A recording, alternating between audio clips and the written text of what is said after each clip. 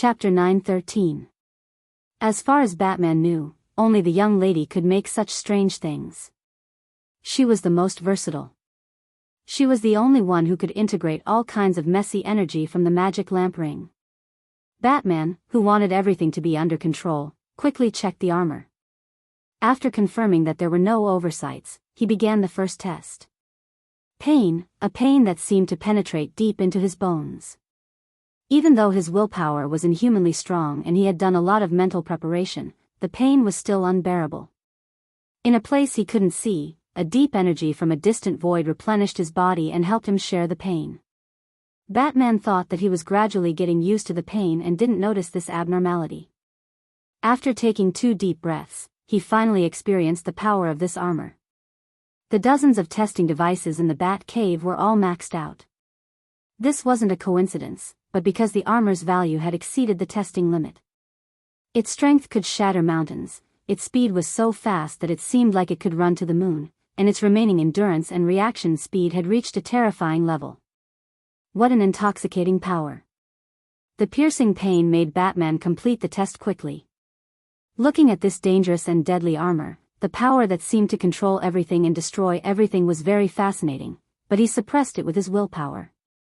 Damian didn't know his father's worries about happiness. He left the Bat Cave and found his good friend, little Jonathan Kent. I don't think he likes it very much. When his friend asked about his birthday present, Damian said with uncertainty. How can that be? I gave my dad a fountain pen last year. He was so happy that he jumped. No, he flew. Little Jonathan looked like he was very experienced. Then, he suddenly realized something. What did you give him? Damian's eyes widened, and his face fell. A fountain pen? That thing can be a present? The materials of my present alone are worth $1 billion, not to mention the cost. It's the kind that money can't buy. Your dad was so happy that he jumped up. Actually, my dad almost jumped up too, but he was in pain. The 2 half-grown children studied it for a long time, scratching their heads in confusion. They could only say that they didn't understand the world of adults.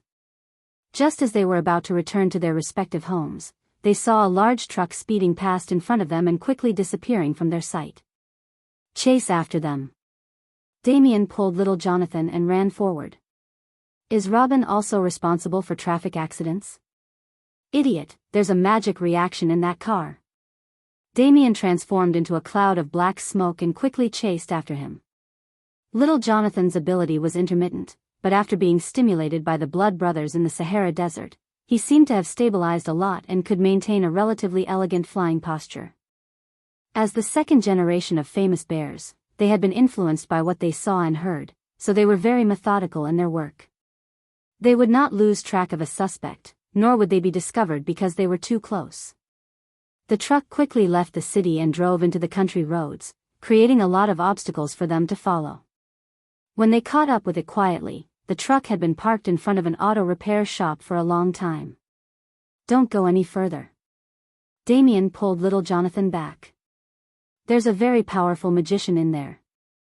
Other than Sister Sia, I've never seen such a powerful magician. The 2 brats stopped in their tracks. Little Jonathan wanted to use his supervision to investigate, but Damian stopped him. This won't work, that won't work. Do you have a solution or not? Little Jonathan was a little dissatisfied. Calm down, we need more information. Why should I listen to you? I'm older than you. So you have to listen to me. I'm tall. You should listen to me. The 2 lowered their voices and bared their teeth as if they were going to eat each other. They quickly quarreled. Damian finally decided not to use supernatural powers and use technological means to investigate. In terms of atomization technology, Thea's methods had long been surpassed by the Atom Men, but Damian had gotten a lot of nanomachines from Thea, so it was not a problem for him to do some investigation. The image was quickly transmitted back. A man as strong as a lion was half sitting and half lying on the side. He seemed to be injured and was now barely able to sit up to prevent himself from falling. Opposite the man stood a very seductive woman. There were 7 or 8 strong-looking men, some in suits, some with tattoos all over their bodies. They were obviously ordinary people, but at this time, they were all lying in a pool of blood with their heads cut off. The murder weapon was a serrated sword in the lion's hand. How dare they kill people? Little Jonathan's voice was very angry. After returning to his parents' side, he had gained a lot of understanding of this world. Unlike the wasteland world, anyone who casually killed in this world was a bad guy. This was the idea that Superman and Louise had instilled in him. Don't get so worked up. Those people are already dead. Let's see what they're going to do. Damien's worldview was relatively intact. He was born in the League of Assassins. After that, neither Thea nor Raven were saints. Even though he respected his father, he did not think that killing people was a terrible thing. How long will it take for your injuries to recover? The woman asked a little impatiently. If it's just ordinary people of this level, then it will take more than 10 million lives to replenish my divine power. The lion man seemed to be very tired and spoke a little slowly, which was completely incompatible with his big body. The woman laughed sarcastically. Kalibak, you don't think the two goddesses will let you kill 10 million people in their home without doing anything, do you? She did not mention their names, but the lion man still felt his heart palpitate. You don't have to test me. One of them is in the new creation planet, and the other just returned to the underworld. I have my sources of information. Don't play around with your little charm in front of me, Circe. If you still want to join the new gods, then you must continue to find sacrifices for me. My injuries can only be healed by massacring. Circe shook her head with a playful expression. Those who don't know would think that you're the god of massacre. Hee, you're actually the god of torture. How impressive. If you don't want to go back to the underworld and wag your tail to beg for mercy, either find a large number of lives for me to kill, or send me an old god. This is your mission. Go, I still need to sleep. Kalibak hung up the call after saying that. The figure of the car repair factory turned into pieces and disappeared in midair. What's there to be impressive about? It's just that you have a father. Circe was so angry that her face turned pale. She waved her hand and several flames flew out. The broken bodies on the ground were all burned into charcoal. Only then did she take a step forward and leave the scene. It was not until the surroundings fell into silence that the two young heroes came out after a long while. They did not know who Kalibak was, nor did they know Circe. However, they checked the scene carefully. Chapter 9:14. The corpses were burned to ashes, but as the son of a famous detective, Damien could always find some clues. The truck driver from before was also one of the dead. However, without exception, they were all tortured to death. There were no signs of resistance on the ground either. It was as though they were tortured to death without any resistance. This is just a temporary noodle restaurant. Everything is normal, except for these corpses. Little Jonathan used his supervision to observe the surroundings. Seduction spell, a very powerful seduction spell. The targets chosen are all strong men. They have different occupations, such as drivers, lawyers, and gang members. It seems that the man was seriously injured, so he's going through some kind of ritual to recover. Damien also made his own deductions. Damien analyzed with a straight face. He was too far away from the level of the old gods and new gods. Thea naturally wouldn't be so free as to tell him this. Based on the current situation, it wasn't too far from the truth. He didn't know how long Kalibak would have to worry about meeting Circe every time. Thea had just come into contact with the divine power of death that day, so she didn't use much strength. Kalibak's life force was stronger, so he was on the verge of death. As Darkseid's son, and the eldest son at that, Kalibak was saved even though his father looked at him with hostility. However, that was the extent of the relationship between father and son. How much he could recover in the future was entirely up to him. As for the 10 million lives, it was just a bluff to Circe. If the quality wasn't good enough, it didn't matter how many there were. Kalibak wasn't stupid. After regaining consciousness, he immediately sent his subordinates to search for the old gods in the multiverse. As the eldest son of Darkseid, even though his father looked down on him, there were still many who were willing to run errands for him. Circe, who had escaped from the underworld, entered his line of sight. Knowing that Thea had entered the underworld, neither her backer, Hecate, nor her mother, the queen of the underworld, who had made Hades a cuckold, could protect her. Circe was decisive and ran back to Earth without a second thought.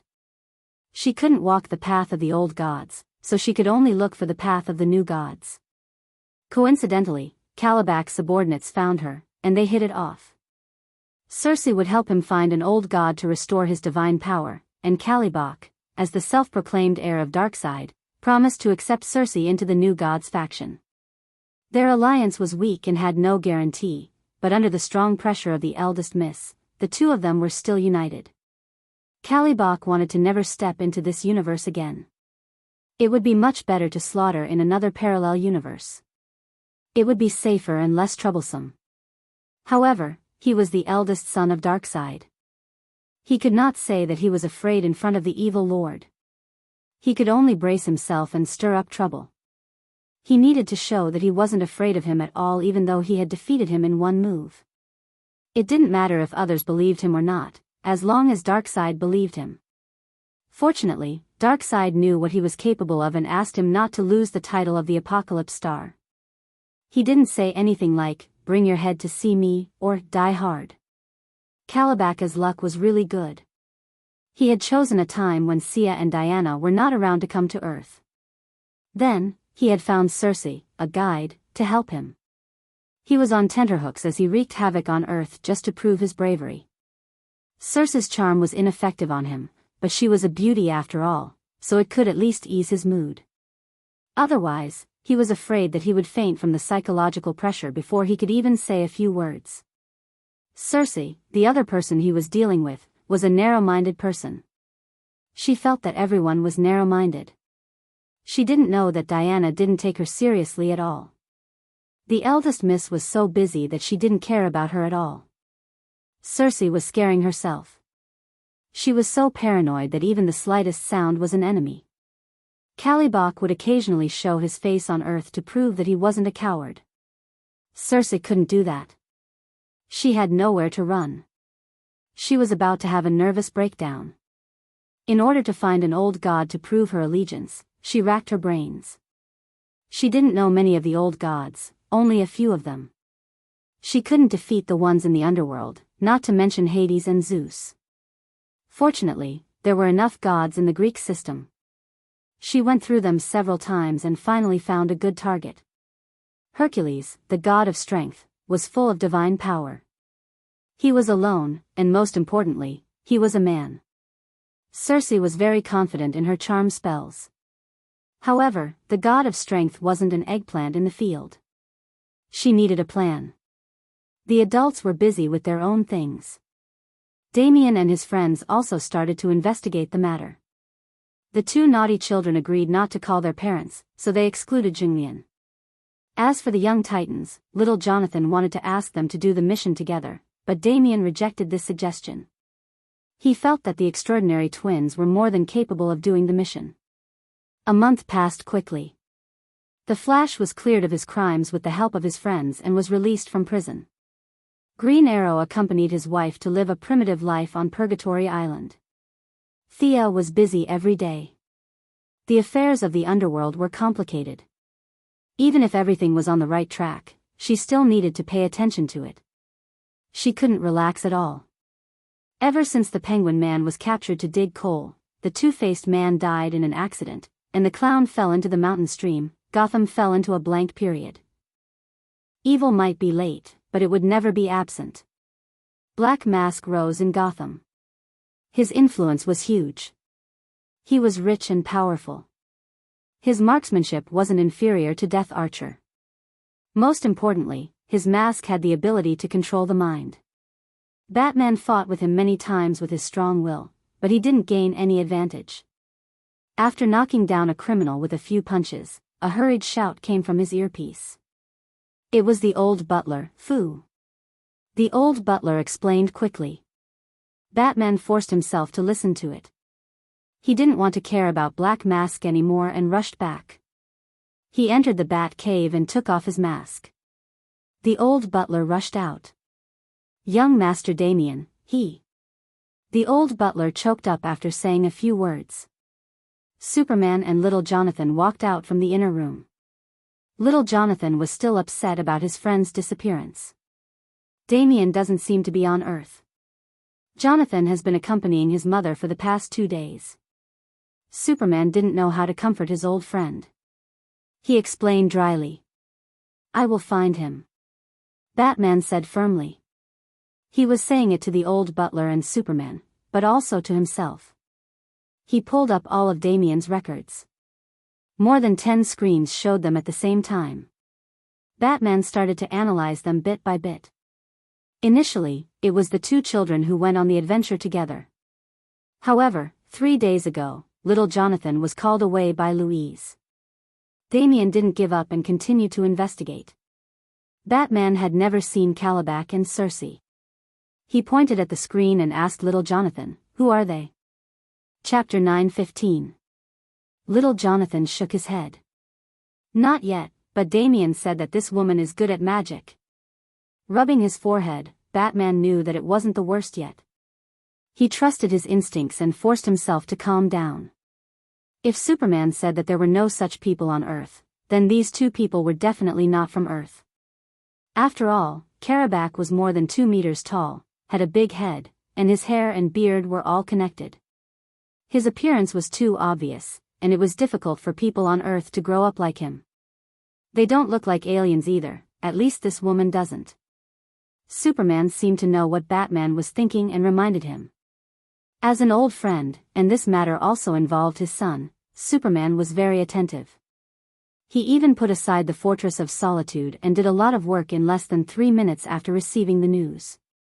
Seeing that Batman was listening carefully, he continued to add.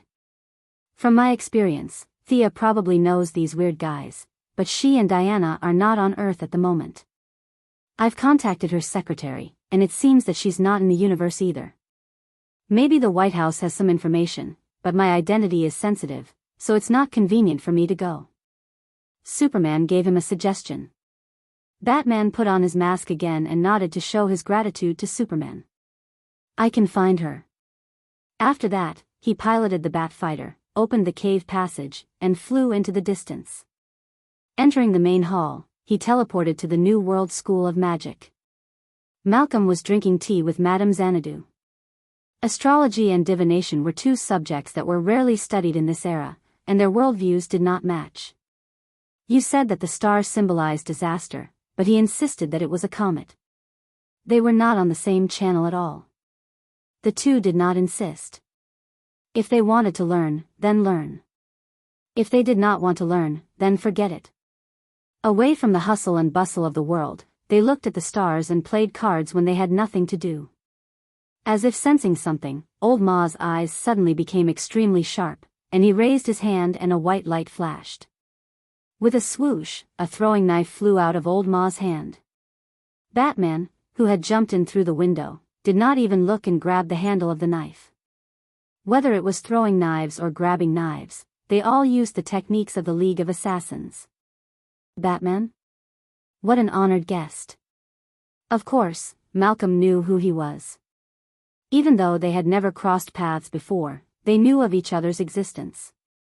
However, Malcolm was a little puzzled. What was this guy doing here? Where's Thea? I have something urgent to talk to her about, Batman said stiffly. Thea? The daughter of the president? She's from the Righteous Alliance, right? You asked the wrong person, hero. Old Ma showed an appropriately surprised expression, as if Batman had said something very strange. Batman was silent for a moment. I know about your relationship with her. I've investigated a lot of things. Malcolm put on a fake smile.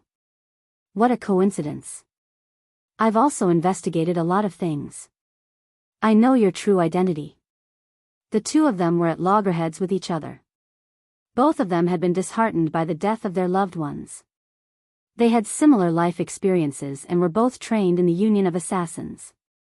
However, their lives after that were completely different. At this moment, before they could even finish speaking, a fight was about to break out. Fortunately, Madame Xanadu was more rational. Perhaps she had expected this, or perhaps she had divined it. She asked calmly, "Batman, why are you looking for Thea?" "I'm asking about their whereabouts." "I'll say it again. I don't know any Thea." "You've got the wrong person. She's your daughter." "I don't believe that you don't have a way to contact her," Batman said coldly. Malcolm's voice was even colder. "Mr. Wayne, you've crossed the line." Madame Xanadu, who had always been quiet and good-tempered, covered her face. Were these two born to be at odds with each other? Why were they so angry? She hurriedly stepped in to smooth things over. Only then did the two men stop. Batman was usually not so impatient, but today, he was so worried about his son that he was about to explode. Deep down, Old Ma was still the evil big boss. He felt uncomfortable all over when he thought of the ninja master's expectations of Batman. It was already a show of restraint that the two did not take out their swords to fight. Knowing that Batman was looking for his son, Madame Xanadu also tried to persuade him. Malcolm finally snorted, took out a water basin, filled it with water, and began to recite the spell over and over again. It was extremely difficult to connect the earth to the underworld. Madame Xanadu was not good at magic, but she was still much better than Old Ma. The two of them worked together to increase the output of their magic, but the channel still did not open. In desperation, they could only call Constantine, Midnight, Zatanna, and Mr. E over. The six of them worked together as if they were summoning a big boss. Finally, they opened a channel to the underworld. "You opened such a big channel to find me?" "Huh? Why is Batman here too?" Thea was very puzzled. She had only left the channel for Old Ma to transmit her voice in an emergency. Who knew that these people would forcibly expand it, and the original phone channel would be expanded to a video connection? What was the other side? It was gloomy and cold. Constantine had been to heaven and hell, but he had never been to the underworld. Out of curiosity, he wanted to take a closer look at the environment on the other side. Batman pushed Constantine to the side, brought up the image, pointed at Calabac and Circe, and asked, "Do you know these two?"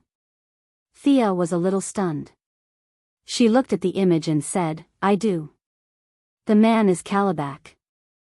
I have not seen the woman before, but Diana has seen her before. Judging from her outfit, she should be Circe." Batman heaved a sigh of relief. It was much easier to find them with a name. He quickly asked, "Where are they?" Thea answered truthfully, "Calabac is on the Apocalypse Star. He is the eldest son of Darkseid. As for Circe, Wait a moment, I will ask." The population of the underworld was now under the control of the two-faced man. As a former district attorney and later a gang leader, he was able to do well in both the underworld and the underworld.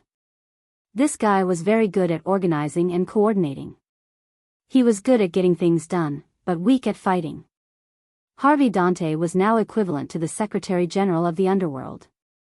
Thea wanted to call the two-faced man over for questioning, but she remembered that Batman knew him. It would be very troublesome to explain why this person was on her side, so she quickly changed her mind. In less than 3 seconds, she reappeared. "Circe is on the Apocalypse Star now." "What happened?" Batman pursed his lips and did not speak. Old Ma pretended not to know and drank his tea. Madame Xanadu was kind enough to tell them everything. Damien's disappearance. "You suspect that the Apocalypse Star is behind it?" Thea thought that her butterfly wings were big enough that some things would not happen again. She did not expect this to happen. Then, the next step would be Batman killing his way to the Apocalypse Star. As expected, Batman rejected her help and said that he would find his son. "I really can't leave now. Hell is attacking me. It's not appropriate for my clone to appear on the Apocalypse Star. My grudge with them runs too deep." Chapter 9:16. Sia didn't refuse. The trade with the underworld had touched the nerves of some of the great demons of hell. The 3 stupid sons of the 3 palace demons were now attacking the underworld with a bunch of demons. She wasn't afraid of these 3 idiots, but she didn't want to fight with the 3 palace demons over such a small matter.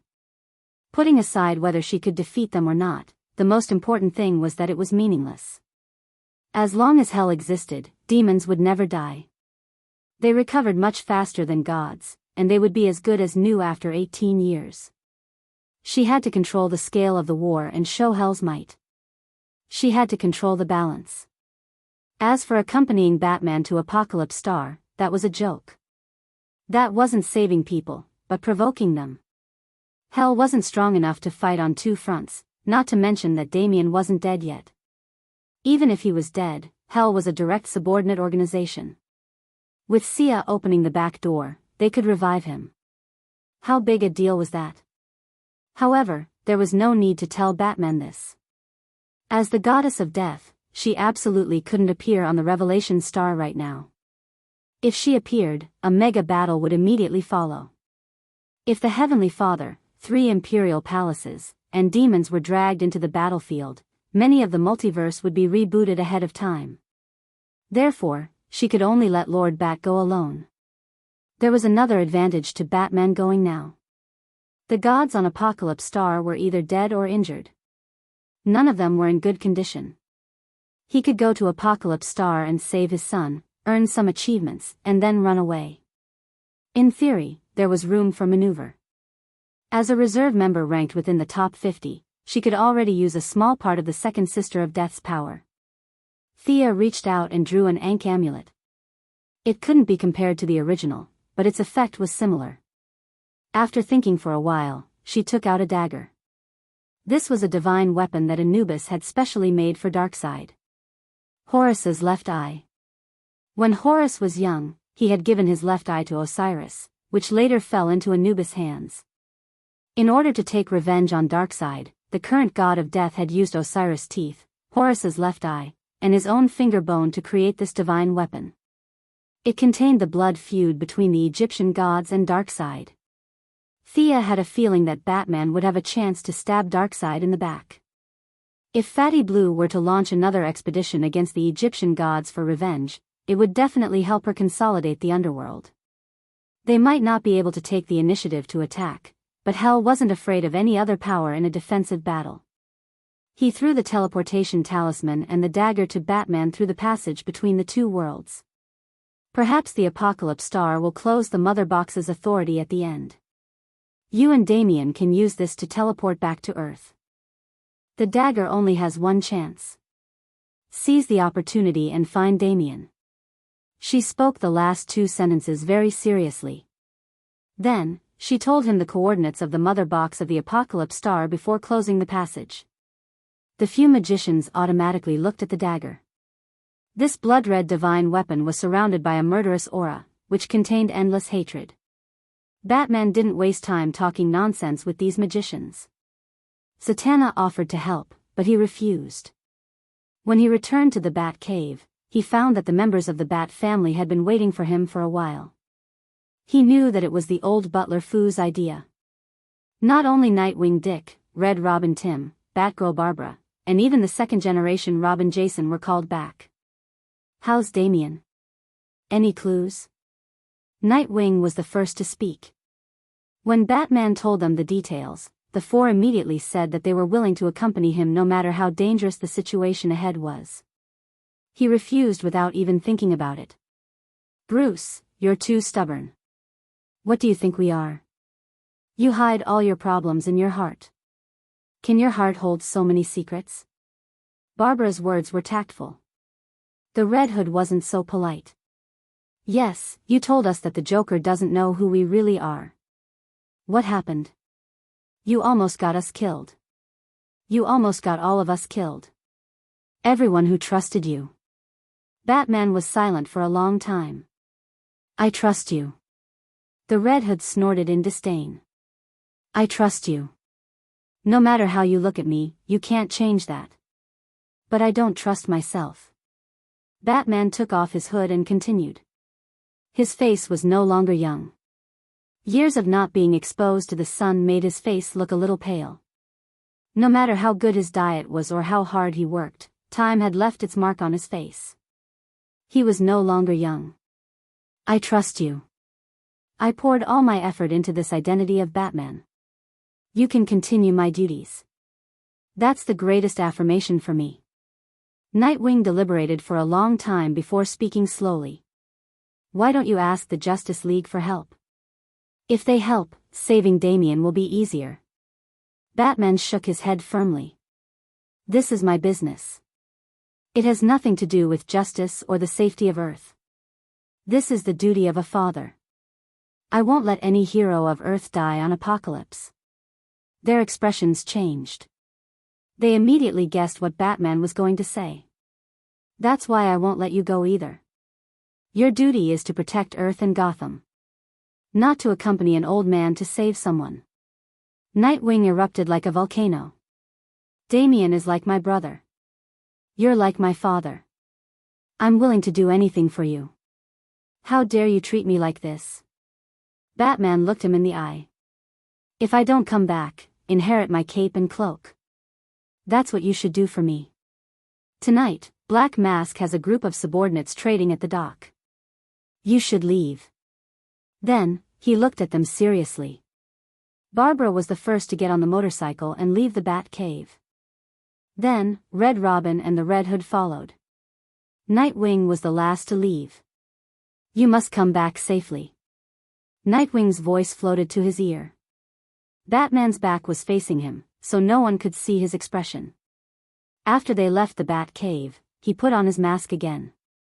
He walked to the depths of the cave and entered a complicated password in front of a heavy metal door. After a few rounds of fingerprint and pupil checks, he finally took out his trump card. Hellbat armor. He didn't expect this armor to be put to use so soon. Energy Operations System, Life Support System, Propulsion System, Photoelectric Stealth System, Weapon System, and more than 10 other systems came online.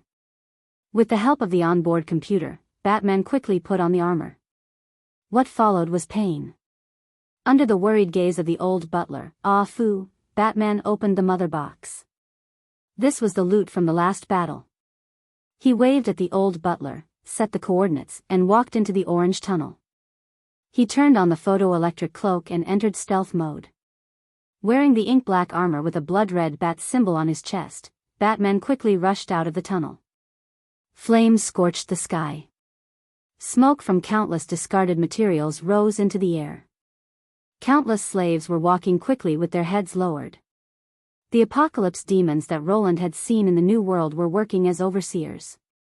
Blood, sweat, curses, and screams mixed together. This was a terrible environment to be in. Chapter 9:17. Batman did not know how his son could survive in such an environment. There was almost no oxygen here. Anxiously, he turned on the detection device and was overjoyed. Damian's life force was still there, and he did not look like he was severely injured. He secretly ordered the armor to extract his life force and activate flight mode. A pair of 5-meter-wide bat wings spread out behind him.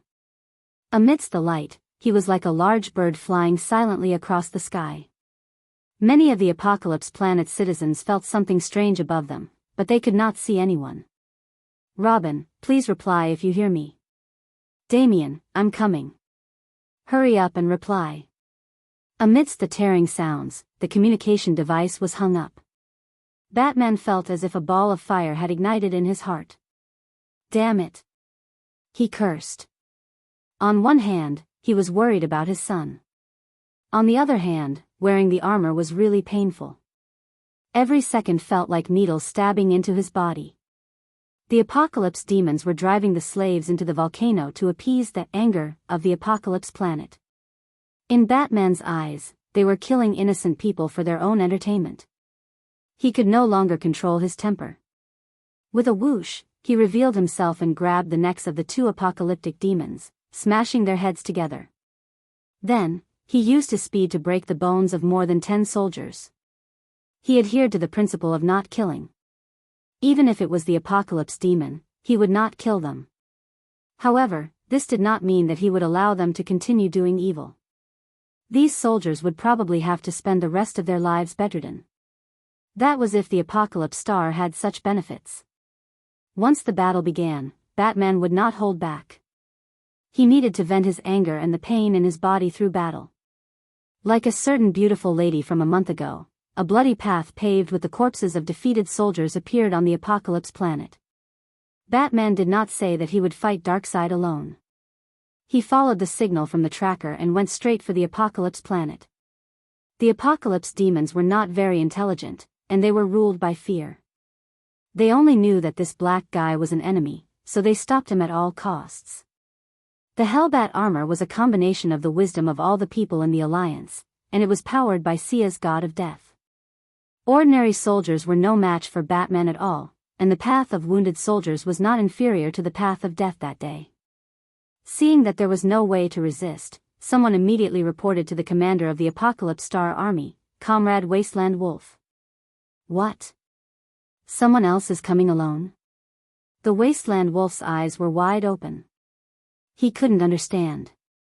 Our Heaven Enlightenment planet isn't some holy land of revolution. Is there a need for all of you to come and visit us? Are you sure it's a person? He asked the messenger. The small soldier swore that it was just a big black man, and the other party was unstoppable. He was like a demon that had crawled out from hell, and even the elite Apocalypse demons were no match for him. With Thea's example, the Great Plains Wolf didn't dare to hide anything this time. He hurriedly got up to report to his boss. He took a step forward with his left foot, but after a moment of hesitation, he took a step back. The Wasteland Wolf wanted to look at the scene before making a decision. What he saw almost made him spit out a mouthful of blood. He slapped the reporting soldier and shouted, "This is just an ordinary person. He doesn't have a trace of divine power on him." He almost broke out in a cold sweat. If he had called his boss and found out that it was just a normal person, the Great Plains Wolf would have had a very tragic end. Even though this normal person looked very powerful, the Great Plains Wolf's eyes were very sharp. He saw through the truth at a glance. The armor was indeed powerful, but the person inside was definitely a normal person. The Great Plains Wolf was very cautious, afraid that the other party was pretending to be weak. He observed for another 5 minutes. In the end, he confirmed that Batman was undoubtedly a normal person. He wasn't even a demigod, let alone a new god. However, when he saw the Hellbat armor, he fell silent. He didn't know how this armor was made, and he couldn't figure out the source of power inside. The Great Plains Wolf could see that the armor was a threat to him. After all, he wasn't in his best condition. He was Khan Yojia's younger brother and Darkseid's uncle. It was understandable that he was beaten up so badly by Thea. It wasn't strange that the goddess of death couldn't defeat her.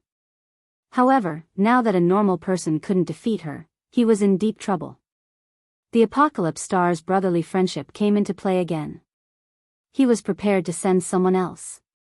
However, when he looked at the combat strength of his side, he wanted to cry but had no tears to shed.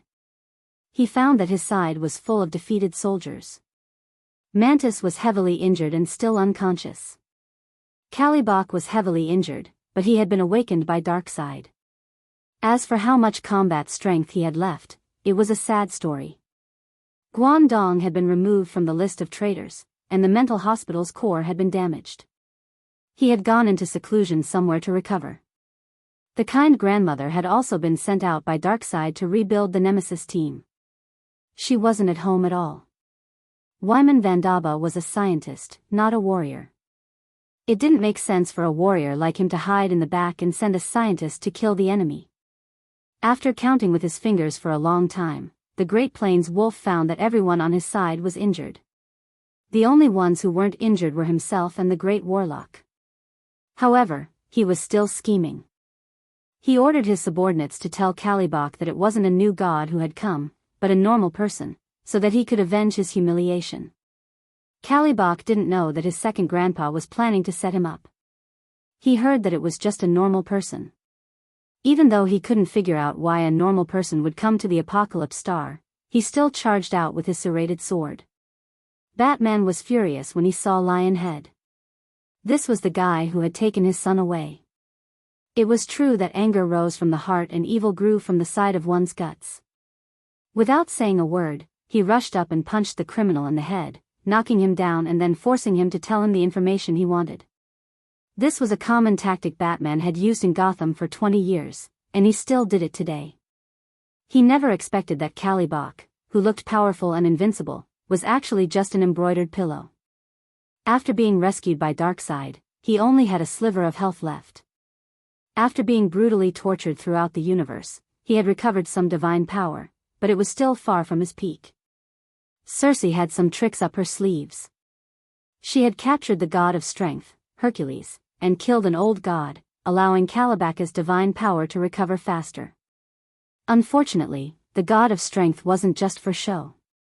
He took advantage of the gap and escaped with serious injuries. Callibok pieced together his divine power and barely recovered more than 10%, less than 20%. Facing Batman's all-out attack with the Hellbat armor, he didn't have time to think. He used the attack he was most familiar with, which was to meet force with force. With a loud boom, sand and stones flew everywhere, and the shockwave blew away countless soldiers. Batman was speechless. This guy with lion head was sent flying more than 10 meters. He spat out blood as he lay on the ground, his whole body twitching. It was visible to the naked eye that his skin and bones were trembling. His bones and blood vessels were ruptured, and it looked like he was about to die. Chapter 9:18. It was too strange that Callibok was heavily injured. How could a paranoid person like Batman believe it? He grabbed a soldier, curled him into a ball, and threw him at Callibok. Pfft, like a small fountain, Lionhead vomited another mouthful of blood. His eyes had been filled with unyielding hatred when he looked at Batman earlier, but there was nothing now, because he was in a trance and was about to die. Am I that powerful? Batman looked at his fist, then turned back to look at the injured soldiers behind him. This didn't make sense. These soldiers were only heavily injured, but this guy who looked like their leader was beaten to such a state by him? Was he here to extort money? Even with Batman's level 9 intelligence, he couldn't figure out the real reason behind this. He didn't know that his armor was powered by the god of death, and that Callibok still had a large amount of the god of death in his body. Darkseid's father-son relationship wasn't enough to help him neutralize the god of death's power. Now that the god of death was working together, Batman's punch directly triggered his old injury. Callibok might have been able to withstand it if he was in perfect condition, but now he could only lie on the ground and wait for treatment. Batman wanted to interrogate him about his son's whereabouts, but he could only give up when he saw Calibaka's state. He was afraid that he would kill him with another punch. Fortunately, the tracker was still there. Saving Damien was the most important thing. He didn't dwell on it and continued flying forward. Behind him, the desolate wolf's head was filled with question marks. Callibok had lost too quickly. You should at least exchange a few moves. Even the desolate wolf, who had a good temper, wanted to strangle him to death. What a shame. He was also his relative, but he was beaten down by an ordinary person like a punching bag. Even he felt embarrassed. He had no choice but to fight personally. Wasteland Wolf? Batman defeated the pursuers with a few punches and looked at the hatchet-wielding man. Needless to say, he knew him. Who are you? You have a faint aura of death on you. The Wasteland Wolf was right. He was very familiar with the god of death. He couldn't see it through the screen, but he couldn't be wrong.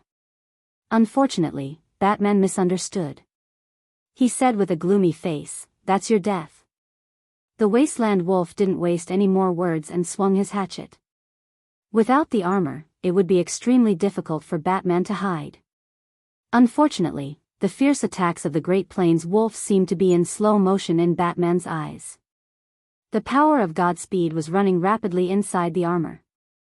Although he couldn't run at that kind of speed, with the help of various technological products, Batman's current reaction speed wasn't much worse than that of an extreme speed. Seeing the momentum of the axe, he grabbed the handle of the axe and sent a flying kick towards the Wasteland Wolf's jaw. The Wasteland Wolf tilted its head and dodged the attack, as if it was shocked by the enemy's quick reaction. At the same time, it took out a newly forged greatsword and slashed at Batman's arm. This attack was fast and ruthless, and extremely tricky. Even if he was not in his best condition, he was still the wasteland wolf that had ambushed Earth's second Wonder Woman. Batman could only let go of his sword and retreat. At the same time, he threw out 3 bat darts. The bat darts seemed to have a life of their own. They broke down and regrouped in the air, quickly turning from 3 to 300 to 3,000 until they filled the entire sky. They were densely packed like a group of black bats as they flew about in all directions. All sorts of random movements covered the Great Plains wolf's line of sight. They were accompanied by strange sound waves, attempting to confuse his judgment. Camouflage? With his rich battle experience, the Great Plains wolf instantly understood his opponent's intentions, or perhaps he thought he understood. He put away the long sword and swung the axe with all his might. Like a hurricane, it swept through the swarm of bats. Among them were the truly lethal bat darts, and there were also shadows cast by optical technology. There were even some green lights, but the surroundings were pitch black.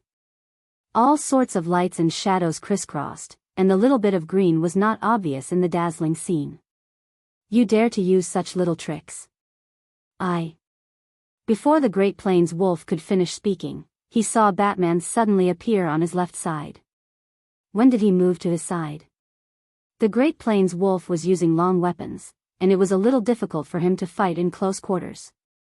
Just as he swung the axe halfway, he saw Batman raise his left arm. The blades on his arm were forged by Superman on a star. They were as strong and sharp as any metal in the world. The 3 blades pierced into the Great Plains wolf's left rib. Batman knew that the new god had the healing characteristic of divine power, so he did not pull the blades out immediately after they entered his body. Instead, he stirred them, and then with a sudden burst of speed, he used the momentum of his forward charge to cut a huge wound under the Great Plains wolf's rib. Golden blood flowed out instantly, and the Great Plains wolf hurriedly used his divine power to heal his body. Unfortunately, half of his body slowly went numb.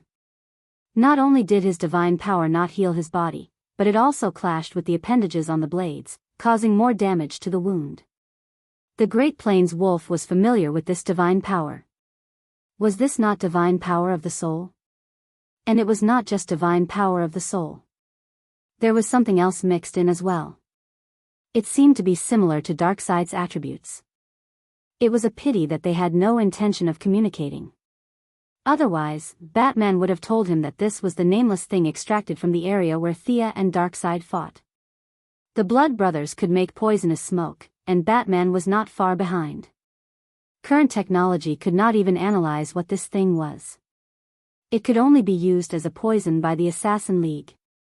They could smear some on their weapons to achieve excellent results. The Great Plains wolf could not speak of the mixed divine power. After all, there were only a few of them. Given some time, he would definitely be able to dispel them. However, Batman was very experienced. He did not give the Great Plains wolf a chance to recover. He attacked with all his might. The two exchanged another 7 or 8 blows.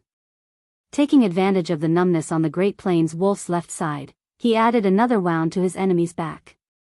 Just as he was about to follow up with another attack, a black ball of light hit his shoulder. Batman was sent flying more than 10 feet away. It was a great warlock who had arrived late.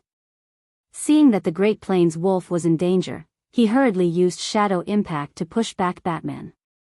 Even with Diana's enchantment, the Hellbat armor was not 100% immune to magic. His mastery of magic was not as good as Thea's, but the Great Warlock was still one of the best among the magic gods.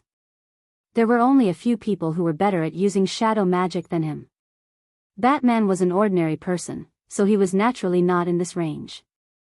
However, Superman's armor was made on a star, so it naturally countered shadow magic. Coupled with Olympus's enchantment and Batman's high willpower, shadow magic did not do much damage to him other than causing him a slight impact.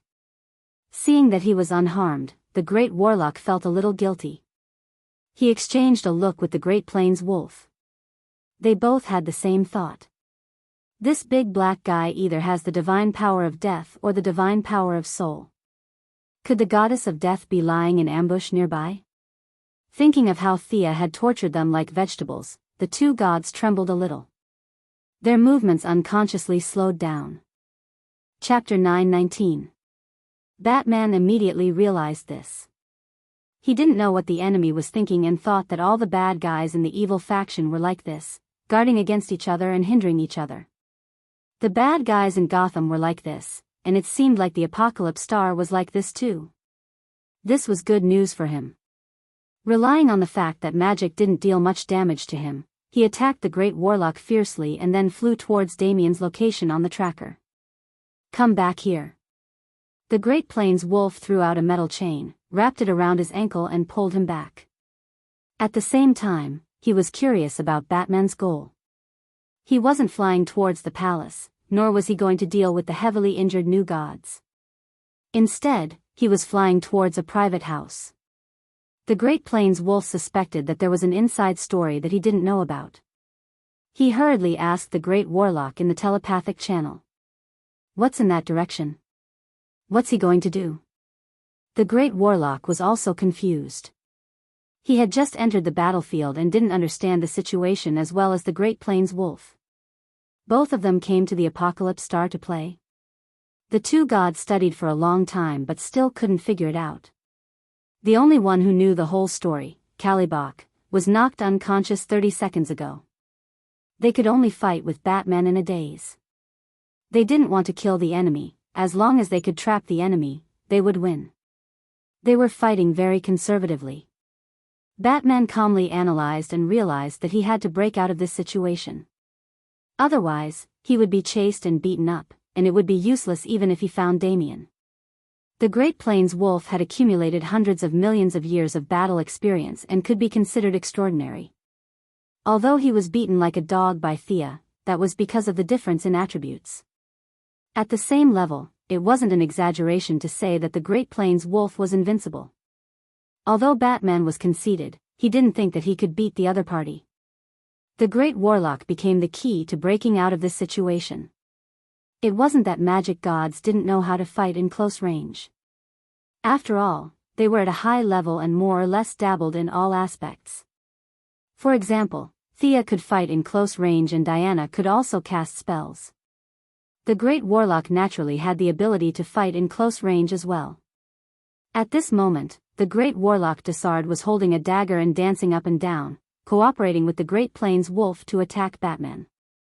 In the Great Warlock's mind, Batman's armor was powerful, but he was essentially immortal. He really wasn't worthy of the two new gods joining hands. Unconsciously, the battle became a little perfunctory. His armor must have a time limit. This level of energy is not something an ordinary person can handle. This reasoning process was not complicated. He shared his thoughts with the Wasteland Wolf through the telepathic channel, and the Wasteland Wolf deeply agreed. If an ordinary person wearing a suit of armor could fight with them for hundreds of rounds, then the new god would be too worthless. Wasting time and letting the other party suffer the consequences of his own actions, they could almost see the scene of Batman wailing endlessly, lying on the ground and turning into a pile of bones. The Great Warlock's bursting fireball smashed into the armor. Unexpectedly, the fireball seemed to have smashed into empty air and flew far away. Batman, who was originally in front of him, was like a mirror, drifting and distorting before directly disappearing into the air. A mirror image? The Great Warlock had also learned a lot of scientific knowledge. He could see that this method wasn't magic, but rather a very ingenious optical technology. Knowing that he had been targeted by the enemy, he softly uttered a word. A dark flame ignited and enveloped him in the middle. Before he had time to rejoice, he saw a huge fist rapidly approaching from the left side of his vision. The Great Warlock had fought with the Martian Hunter in the New World, and Batman had seen the video of their battle dozens of times. There was definitely no secret to dealing with a magic-type god. However, Batman only slept for an hour every day, so he managed to figure out a trick. From an apprentice who knew some tricks to a wizard, a great wizard, and even a wizard god like Thea. Batman used a supercomputer to simulate their battle scenes and made various deductions and calculations. He didn't understand anything about magic casting and spell modeling, but that didn't stop him from observing from the side. Every wizard had a fixed rhythm. Once it was disrupted, they needed time to readjust. As for the rhythm of the Great Warlock, Batman analyzed it the most. For this, Batman had made several preparations. Seeing that the Great Warlock had taken the bait, he ignored the flame and punched Disrad's left face. Disarco was sent flying dizzily. Before he could regain his composure, Batman spread his wings and caught up to him with the power of speed and the power of death. He punched Disarco's open abdomen again. Punching left and right, Batman attacked wildly. The Great Warlock tried to teleport, but was interrupted by the supersonic wave. The strong backlash and internal injuries made him spit out a mouthful of golden blood. The Great Wasteland Wolf chased after him desperately. Unfortunately, he was good at martial arts and had plenty of combat experience, but he was never good at speed. This was also the main reason why he could tolerate extreme speed on Earth too. Now that Batman's speed was no less than extreme speed, he couldn't catch up even if he used all his strength. Listening to his old friend Disrad's continuous screams, he really didn't have any good ideas. Crack. Continuous attacks. Batman felt that this guy's body structure was similar to that of a human body. He broke the Great Warlock's spine with a knee strike, then hit the back of his head twice. Seeing that the Great Warlock had fainted, he didn't even look at the Great Wasteland Wolf and flew to the other side at high speed. A round of fierce attacks knocked down an enemy, but the price was that a large part of the armor was burned. The corrosive energy was seeping into the armor every second. The armor's power was increased from 50% to 65%, and the extra part was used to resist the invasion of magic. The Great Wasteland Wolf didn't dare to underestimate this mortal anymore. This guy was ruthless, not only to his enemies, but also to himself. He ordered his subordinates to take care of the Great Warlock while he chased after him, but his speed was simply too slow. Damien. Seeing that his son was right in front of him, Batman kicked open the door. He saw two people, one big and one small, looking at him in a daze. Damien's son was holding a book and flipping through it. The woman called Circe's hands were moving, her fingers were moving, and a black line was stretched out and connected out of thin air, as if she was drawing some kind of pattern. Even if he didn't have any experience, he could see that they seemed to be carrying out some kind of teaching activity. Batman didn't think that he would be wrong about this. "You're courting death." Circe saw a big black guy rushing in through the door. She thought that the Apocalypse Star wanted to show her who was the boss, so she threw out a shadow arrow without thinking. This spell could instantly kill an ordinary Batman, but he was now a super Batman. He could even withstand the Great Warlock's pain spell. Circe's two moves were simply a breeze. The trajectory of the shadow arrow seemed to be in slow motion in his eyes. The armor calculated that the energy of this black fog was not as good as the spells of the Great Warlock, so he chose to disperse it with a punch. It was the first time Damien saw the power of the Hell Bat armor. He didn't think that his birthday gift would be so powerful. He was stunned for a moment. Circe saw that her spell was easily broken by Batman. She raised her eyebrows, raised her left hand, and a colorful ball was thrown out. Chapter 920. Don't, he's mine. Damien had been with Circe for a while. He recognized that this was Circe's signature spell, Greater Transfiguration. Circe's spell was extremely overbearing. Similar to Diana's lasso of truth, it was related to the rules. To resist the spell, one had to be at a higher level than her, like the new gods. Or even women. Damien proved with his actions that boys could do the same. However, there was no doubt that men could be transfigured by spells. Batman's son was already old enough, so he was naturally a man. He was also an ordinary man. Logically speaking, there was a 100% chance that he would be affected. However, something that shocked Circe happened. The spell that she was so proud of disappeared. It seemed to have hit Batman, but in fact, it had flown to some unknown plane. The dark multiverse was still brewing. Even the Heavenly Father did not know what was going on inside, let alone Circe. She could only vaguely feel that something behind this big black man seemed to be sucking away her spell. "Who are you?" Batman did not say anything. Damien used his actions to tell her who this person was. "You, why are you here? I'm here to save you. Come with me." Batman felt that his son's situation was completely different from what he had expected. Not only was he not abused, but he was also alive and kicking. There was nothing wrong with him. He looked at his son from head to toe. "How are you breathing normally here?" Damien's reaction was lightning fast. He quickly connected the dots. "Sister Circe taught me the spell. She's not a bad person. I'm afraid there's a misunderstanding." Batman did not have time to think. He activated the sonic channel and was about to run. He could talk about it when he got home.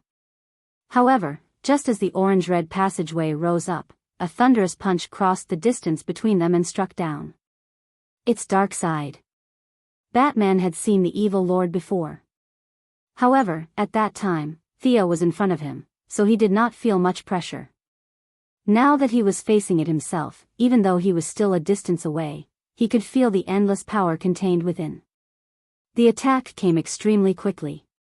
The mother box that Batman had obtained from the Apocalypse Demon minions wasn't some high-grade item. The passage had just risen, and it was estimated that it would take another second for it to stabilize. He didn't have time to explain in detail. He pulled Damien and spread his wings to dodge to the other side. Circe's reaction wasn't slow either. This punch also enveloped her, and she could only run out with Batman. As soon as they got out of the attack range, Darkseid's iron fist landed on the ground like a giant bomb. The entire Revelation planet shook for a few seconds, and the already harsh environment became even worse. Volcanoes erupted and earthquakes erupted. It was as if Darkseid had planned this beforehand, and they all attacked at the same time. The number of civilians who died on the Heaven Enlightenment planet instantly broke into the 5 digits, and this number continued to increase as the disasters increased. Thea would never do such a thing as making a hole in her own home. That would be too stupid. But Darkseid didn't care. He was about to explode with anger. It had only been a month, and yet another person had come to the Revelation planet alone. Thea wasn't a big deal. After all, they were on the same level, and they couldn't defeat each other in a fair fight. Now that Darkseid had suddenly obtained the deity of death and wanted to challenge him, the Lord of Evil expressed that he could understand. Where did Batman come from? Darkseid didn't even know him. A normal person wearing a suit of armor dared to come to the Revelation planet? Did they think he was dead? Batman ignored him, and so did Damien and the other children. Darkseid automatically looked at Circe. This woman looks quite strong. Her actual combat ability is similar to Kalibaka's, but that's not what you're relying on to kill your way to the Revelation planet. Circe almost vomited blood when she saw Darkseid glaring at her with his fiery eyes. She really wanted to say, "Boss, I'm not your enemy. I'm here to join you. I didn't even see this big black guy 2 seconds ago. Where's Kalibak? Isn't that your son? He brought me here. You can ask him." Circe did not know that Kalibak had fainted once again. At this point, no one on the Apocalypse Star could prove her true identity. She wanted to explain, but when she saw Darkseid's gaze, she gave up. She knew that if she tried to explain, Darkseid would not hesitate to hit her. A leader wouldn't admit that they were wrong, and Darkseid's temper was even worse. Even if he trusted her, there was a 99% chance that he would beat Circe to a pulp. You could reason with a righteous person, but how could you reason with an evil person? The fist was the law. Darkseid wasn't in his best condition at the moment. He was injured, and his main body was injured. Osiris was one of the 9 pillar gods of Egypt, and the father of Anubis and Horus. Even though Darkseid was much stronger than him, he couldn't completely withstand his final attack. The skin on the Lord of Evil's left hand from his elbow to his palm had turned into sand. Even Darkseid didn't have a good way of dispelling a dying god's curse. He could only slowly whittle away at it. Thea's day trip to the Revelation planet had made him realize that his subordinates were hiding information. He had planted many spies in the dark, and he was the first to notice the battle between Batman and the Great Plains Wolf. He didn't care at first. If he had to deal with such an enemy personally, what was the point of having so many subordinates? But when he saw that Batman was about to run, he couldn't sit still anymore. He immediately attacked, wanting to kill the three of them in an instant. He didn't expect Batman to be so fast. He even managed to escape from his attack range while carrying a child. Darkseid's expression was terrible, and it got worse when Batman charged at him instead of running away. Neither of them said anything. Talking would only waste time. Batman needed to activate the talisman Thea had given him to leave the Revelation planet, and Darkseid didn't want to waste time talking to an ordinary person. It didn't matter where he came from, he would kill him first. The two of them were like Mars colliding with Earth, and Batman wanted to test how strong this evil tyrant Sia was talking about was. The result was gratifying. He was so strong that he had no friends. Batman's attack, which he thought could shatter mountains and break rivers, was easily blocked. Darkseid grabbed Batman's left wrist, and the armor alarm quickly lit up. However, this was just the beginning. Immediately after, Darkseid clenched his other hand into a fist and punched the armor's chest. Forged from a star, quenched in the deep sea, the toughest metal in the world could not resist the supreme power of the god of strength. Countless web-like cracks appeared on the bright black armor, and this hellbat armor seemed like it would only last for a short time. Tremble before the name of Darkseid, Ant. It's your honor to die by my hands. Batman's toughness was beyond Darkseid's expectations. Darkseid had thought that an ordinary person would die from this blow, but he did not expect the armor to be intact, and Batman was still alive. Batman was the only mortal who could withstand his blow, so Darkseid had to say a few more words. Chapter 921. Don't try to escape. You're not going anywhere today. Saying that, he crushed the mother box in Batman's hand like an ant. The enemy's only escape route was destroyed.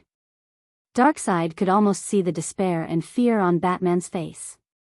He laughed menacingly as he ordered the Great Plains wolf to back off. What a joke. Why would he need his subordinates to deal with an ordinary person?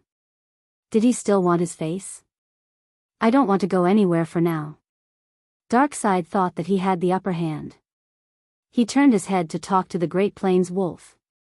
This was not a big flaw, but Batman still took advantage of it. He twisted his waist, raised his elbow, and used all his strength to punch Darkseid in the face. The Lord of Evil was caught off guard and staggered.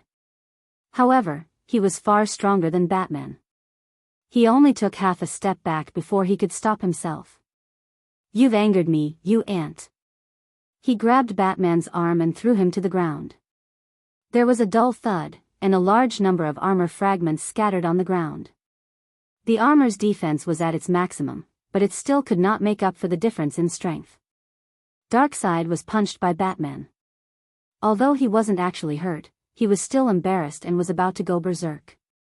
He grabbed Batman's arm and smashed it repeatedly. He wanted to shock this ordinary person to death.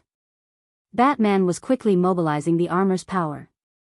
He did not care whether his metabolism was harmful or not. He only needed power to defeat Darkseid, even if it was only temporarily. The armor's damage was getting worse, and its power soon exceeded 80%. It was approaching 100%, or even 200%. The pain numbed his body. He even gave up most of the armor's defense in exchange for enough attack power. He only had one chance. Don't you dare hurt my father. Damian saw Darkseid raising his fist again.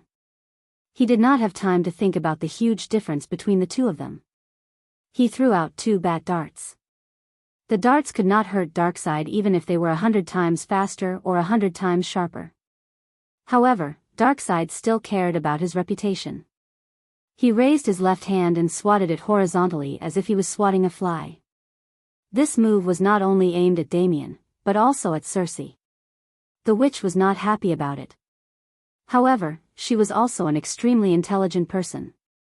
Now that she was in the same boat as the father and son, in order to have a way out, she had no choice but to flash away with Damian and hide. Armor shattered at 75%, life safety system overloaded, power assist system overload. The armor will disintegrate in 5 seconds. Seeing that Darkseid's attention had been diverted, Batman thought to himself, this is a good opportunity. He didn't give up on this hard-won opportunity. Ignoring the various statistics in his armor, he pushed himself up with his left hand, twisted his waist, and kicked Darkseid's face from the bottom up. Darkseid's heavy body was kicked off the ground, but before he could retaliate, he saw the blood-red bat mark on Batman's chest glowing with a bright red light. As the energy gathered, it posed a threat to him. The blood-red energy was comparable to the full power of the main cannon of a level 9 civilization battleship. Even Darkseid could not defend against it. The quality was not high enough, but there was enough of it. The Hellbat armor had used a self-destructive method to squeeze out all of its energy and fire a shot at him. Darkseid was sent flying for 1,000 meters. The powerful energy wave destroyed all the buildings along the way. He lay sprawled in the middle of the street. The blood-red energy was still burning around him. From afar, he looked like a bat with its wings spread. What hit him? Darkseid felt that he was very slow. It was as if he had two minds. One was telling him to kill someone, and the other was dizzy. He tried for a long time, but he could not get up from the ground. He did not see that Batman had stabbed another dagger in his chest during the explosion of energy. That was the Egyptian god's revenge. It had only one effect: chaos. Even though he was a new god, he could not resist the erosion of time. The Egyptian gods, who played with sand every day, were very knowledgeable about time. He did not know how many side effects this dagger would have, but he could easily be confused for 3 days. Why are you so strong, mortal? What's your name? Realizing that he had lost, Darkseid asked loudly while lying on the ground. Because I'm Batman. Batman was in a terrible state, but he still shouted this sentence. His voice came out of his facial armor, and it was very distorted. After 2 seconds of attack, the Hellbat armor was on the verge of collapse. Everything below the mask was exposed, and the armor on his chest and arms were falling off. His breathing device was completely destroyed. He could barely open his wings. He forced the Great Plains wolf to retreat with a fierce glare. Batman spent another second to find Damian. He then crushed the talisman, turned into a white light, and teleported back to Earth. Circe was dumbfounded when she saw Darkseid being defeated. Even if Calabac was here to testify for her, she did not dare to stay on Apocalypse Planet. She could imagine Darkseid's revenge. It was now or never. She had to run. At the critical moment, she grabbed Damian's arm, and the three of them disappeared from Apocalypse Planet. Wah! As soon as they returned to Earth, Batman spat out a mouthful of blood before he could even see where he was. His armor had completely disintegrated. Even with the dark multiverse helping him take some of the damage, Batman was still heavily injured and on the verge of death. Thankfully, Damian had healing gems on him. He picked the one with the highest quality and the strongest spell and applied it on his father's body. Streams of gentle blue light swirled around Batman's body, repairing it and removing the dead cells. The treatment lasted for 3 minutes. Damian kept a close eye on Circe. It was hard to tell what was in a person's heart. Who knew if she would suddenly attack someone? You've killed me. Circe gritted her teeth and said to Damian angrily. She was overwhelmed with helplessness. She did not know what expression to make. She had betrayed Hercules in Greece. It seemed like she could not go back. Apocalypse Planet. Apocalypse Planet was an even more tragic story. Due to a freak combination of factors, the new god's reputation had turned into hatred. The world was so big that Circe did not know where she could go. She was a powerful sorcerer with earth-shattering magic power, but now she had nowhere to go. She was speechless. You're Circe. Thea naturally sensed that Batman had used a teleportation talisman. She followed the traces of the teleportation and returned to Earth. Looking at this goddess who was not inferior to Darkseid, Circe felt bitter. She lowered her head and bowed. Your Majesty. Why did you leave Hell? Sia was really puzzled. She had forcefully entered the underworld. Not only did they not eat to welcome the Imperial Army, but they also ran away. If it weren't for the two-faced man's investigation, she wouldn't have known that there were deserters. Now that she saw them, she had to ask them clearly. Were they dissatisfied with their new boss, or were they dissatisfied with him, or were they dissatisfied? Chapter 922. Huh? Her question stunned Cersei. You don't know why I left the underworld? Don't you have any idea? I offended your wife and you don't want to take revenge on me? Cersei's mind was in a mess. She suddenly realized that she had made things too complicated. I was bewitched by Callibok. She was trying to salvage some of her losses. Unfortunately, she could not hide her thoughts from Thea. Thea laughed out loud. Callibok? That guy is a famous fool in the New God tribe. How could he bewitch you? All right, stop acting.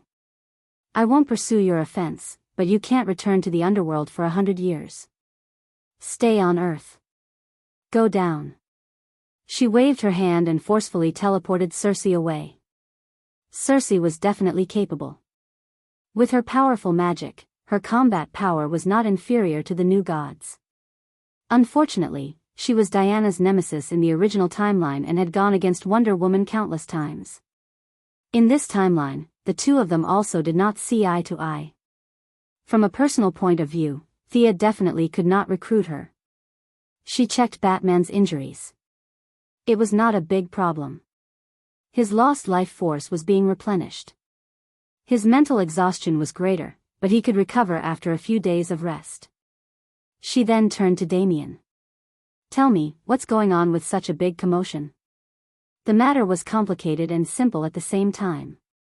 Damien was investigating the clues alone and happened to see Callibok torturing Hercules. He had been by Batman's side for many years and had a chivalrous heart. Damien immediately pulled out his sword to save Hercules. Callibok was just a projection projected from the Apocalypse Star to Earth. He did not have much combat power. The two sides of the battle naturally became Cersei and Damien. In the original timeline, he could beat Diana to a pulp. Against Cersei, the brat was no match for her even if he used all his means. Seeing that she was no match for her, Cersei asked, "Who is your master?" Damien never called Thea master. Thea was also afraid of being called old, so the two never talked about masters. Now that he heard Cersei's question, he replied, I don't have a master. Even though Thea was lazy, she would teach her when she wanted to and self-study when she couldn't. Damien was smart and hard-working, and with some guidance from Raven, Damien had a deep understanding of magic, even though he had learned a lot of different things. After exchanging a few blows, Cersei was shocked. Damien's foundation was too good.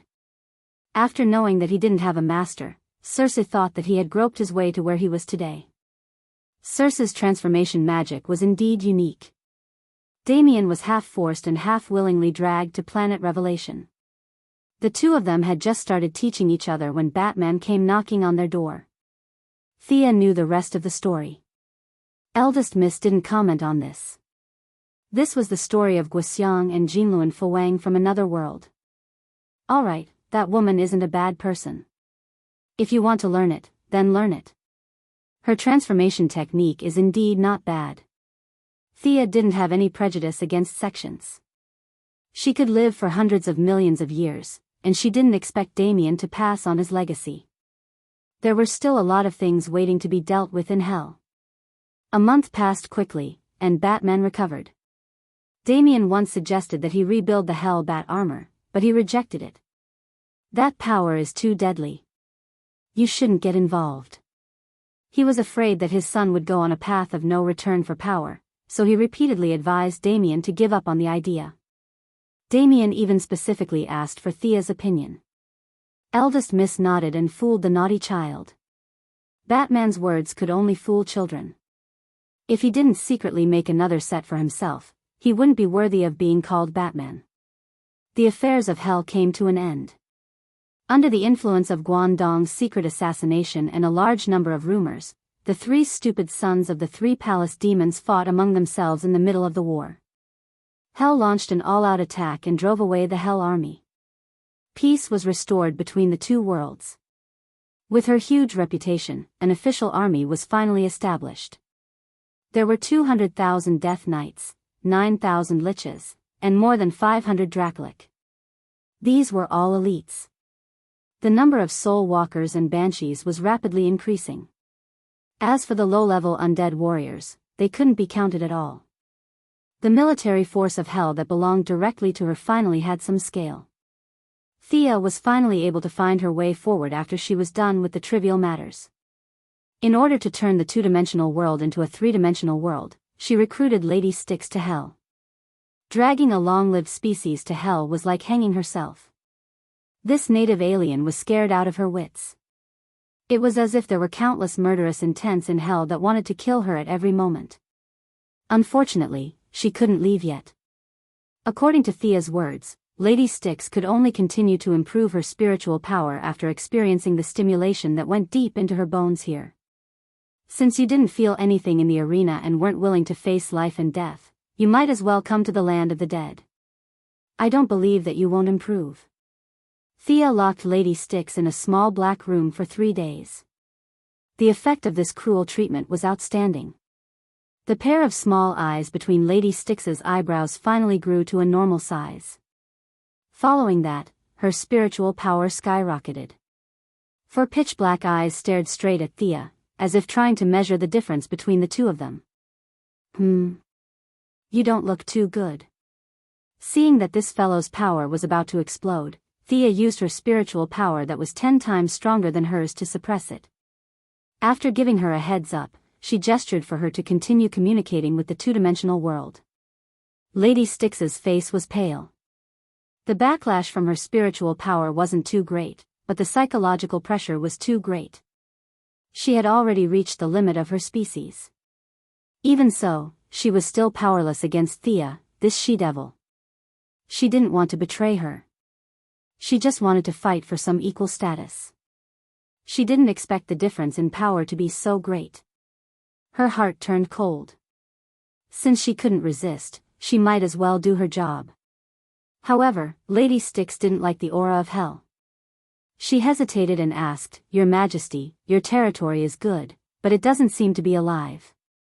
Why don't we go back and experiment?" Thea said with a half-smile, "Do you know where this is?" "No." Lady Styx immediately shook her head. "Do you know why I'm trying to give birth to life here?" "No." Lady Styx shook her head with a bitter smile. Thea sighed. "It's not that I don't want to explain it to you. It's just that in here," she was also scratching her head. "The two-dimensional world couldn't give birth to life for a long time. It would greatly affect their future path. Without the experience of others to refer to, she could only try all kinds of methods. She couldn't explain to an alien like Lady Styx about the Oldine giving birth to the young, the search for life in the midst of death, and the Tai Chi theory. Besides, she didn't know if she was right. She was just feeling her way around. If she said something wrong, it would greatly affect her reputation. Chapter 923. She could only put on an expression as if there was a lot involved and she couldn't say too much. Miss Styx didn't care whether there was an inside story or not. When she knew that this was the underworld, all the living had to come here, and the boss she was half forced to recognize was the master of the underworld, her joy instantly overwhelmed her fear. In other words, as long as she didn't court death, her future would be very secure. She wasn't immortal. She had a lifespan of tens or hundreds of years. When her lifespan came to an end, it would be useless even if the underworld opened a back door. She, Ms. Styx, was a long-lived species. In theory, she could live for hundreds of millions of years. In order to live longer, she bowed her head. This time, she bowed willingly and swore to never betray the underworld. Thea didn't take these vows seriously. After that, she asked her to continue to communicate with the two-dimensional world. She must create something out of nothing and create a life. "Your Majesty." There seems to be a reaction. In order to prove her worth, Ms. Styx really used all her strength. Her 4 eyes allowed her spiritual power to cross the boundaries of time and space. Relying on her powerful earth ability, she forcefully squeezed out a small gap in the world that was as stiff as stone. "Lead my spiritual power in." Before, the two-dimensional world was a pool of stagnant water. Thea's spiritual power was 100 times stronger than before. Now, relying on Miss Styx's ability, she finally opened a gap. As the vanguard and part-time guide, Miss Styx spent a lot of effort to lead Thea into the two-dimensional world. It was crowded and narrow. Even if it was just a trace of Thea's spiritual power, it was like a living person running into concrete. She couldn't turn over, raise her head, or lower her head. She couldn't do anything. The world was rejecting her as an outsider. This feeling was like passing through a group of whale bones. Even breathing became an extremely difficult thing. However, Thea was very happy. Everything was difficult at the beginning. As long as she could get in, she had a way. Very good, Miss Styx. Thank you very much for your help. This talisman can resurrect the holder. I will ask Guangdong to send you back. Thea called Miss Styx's old friend, Guangdong, and gave her a talisman. This talisman was not a teleportation talisman, but a resurrection mark. When Lady Styx and Guangdong met, both of them felt a little awkward. More than a month ago, they were still fighting to the death. Now, they were reunited in the underworld. Fate was really strange. The ascension of the two-dimensional world was very important to Thea. She threw it into the untainted land, which was the foundation of her Taoism. The effect was similar to the 24 Dinghai pearls of Taoist Randang. It had to be her own imprint from inside to outside. How could she allow outsiders to touch it? She did not care even if she was said to be getting rid of the donkey after it had outlived its usefulness. Seeing that Guangdong had sent Styx away, she then turned her attention back to the two-dimensional world. If the world will in the real world was like a titan, then the world will on Earth too was like a baby at most. In the two-dimensional world, the world will was not even a single cell. Even though her divine might had been weakened thousands of times, it took her less than 10 minutes to subdue the will of the two-dimensional world. The reason why this thing could resist for so long was related to Rao's death. However, Rao was dead in the end. The remnants of his chaotic will were no match for her. He quickly made a miniature person and put on a white lamp to try to bestow life to it. As expected, the miniature person couldn't withstand the white light at all and exploded into pieces. The first experiment was a failure. Milady was not discouraged. The human structure was too complicated. She would start with a single-cell organism. As a medical giant who had done many evil experiments that made people's hair stand on end, there were not many who could surpass her in the field of cell genetics. Thea also added a lot of Kryptonian genetic knowledge. She had considered a lot from the future development to her own suitability. After spending a lot of effort, she finally made a single-cell organism that met the requirements in several aspects. Unfortunately, the cell was more fragile. It turned into a small puddle of thick water before it could be bestowed with the white light. The second experiment also failed. Then the third, the fourth, the 161st, it was too complicated. It was too simple.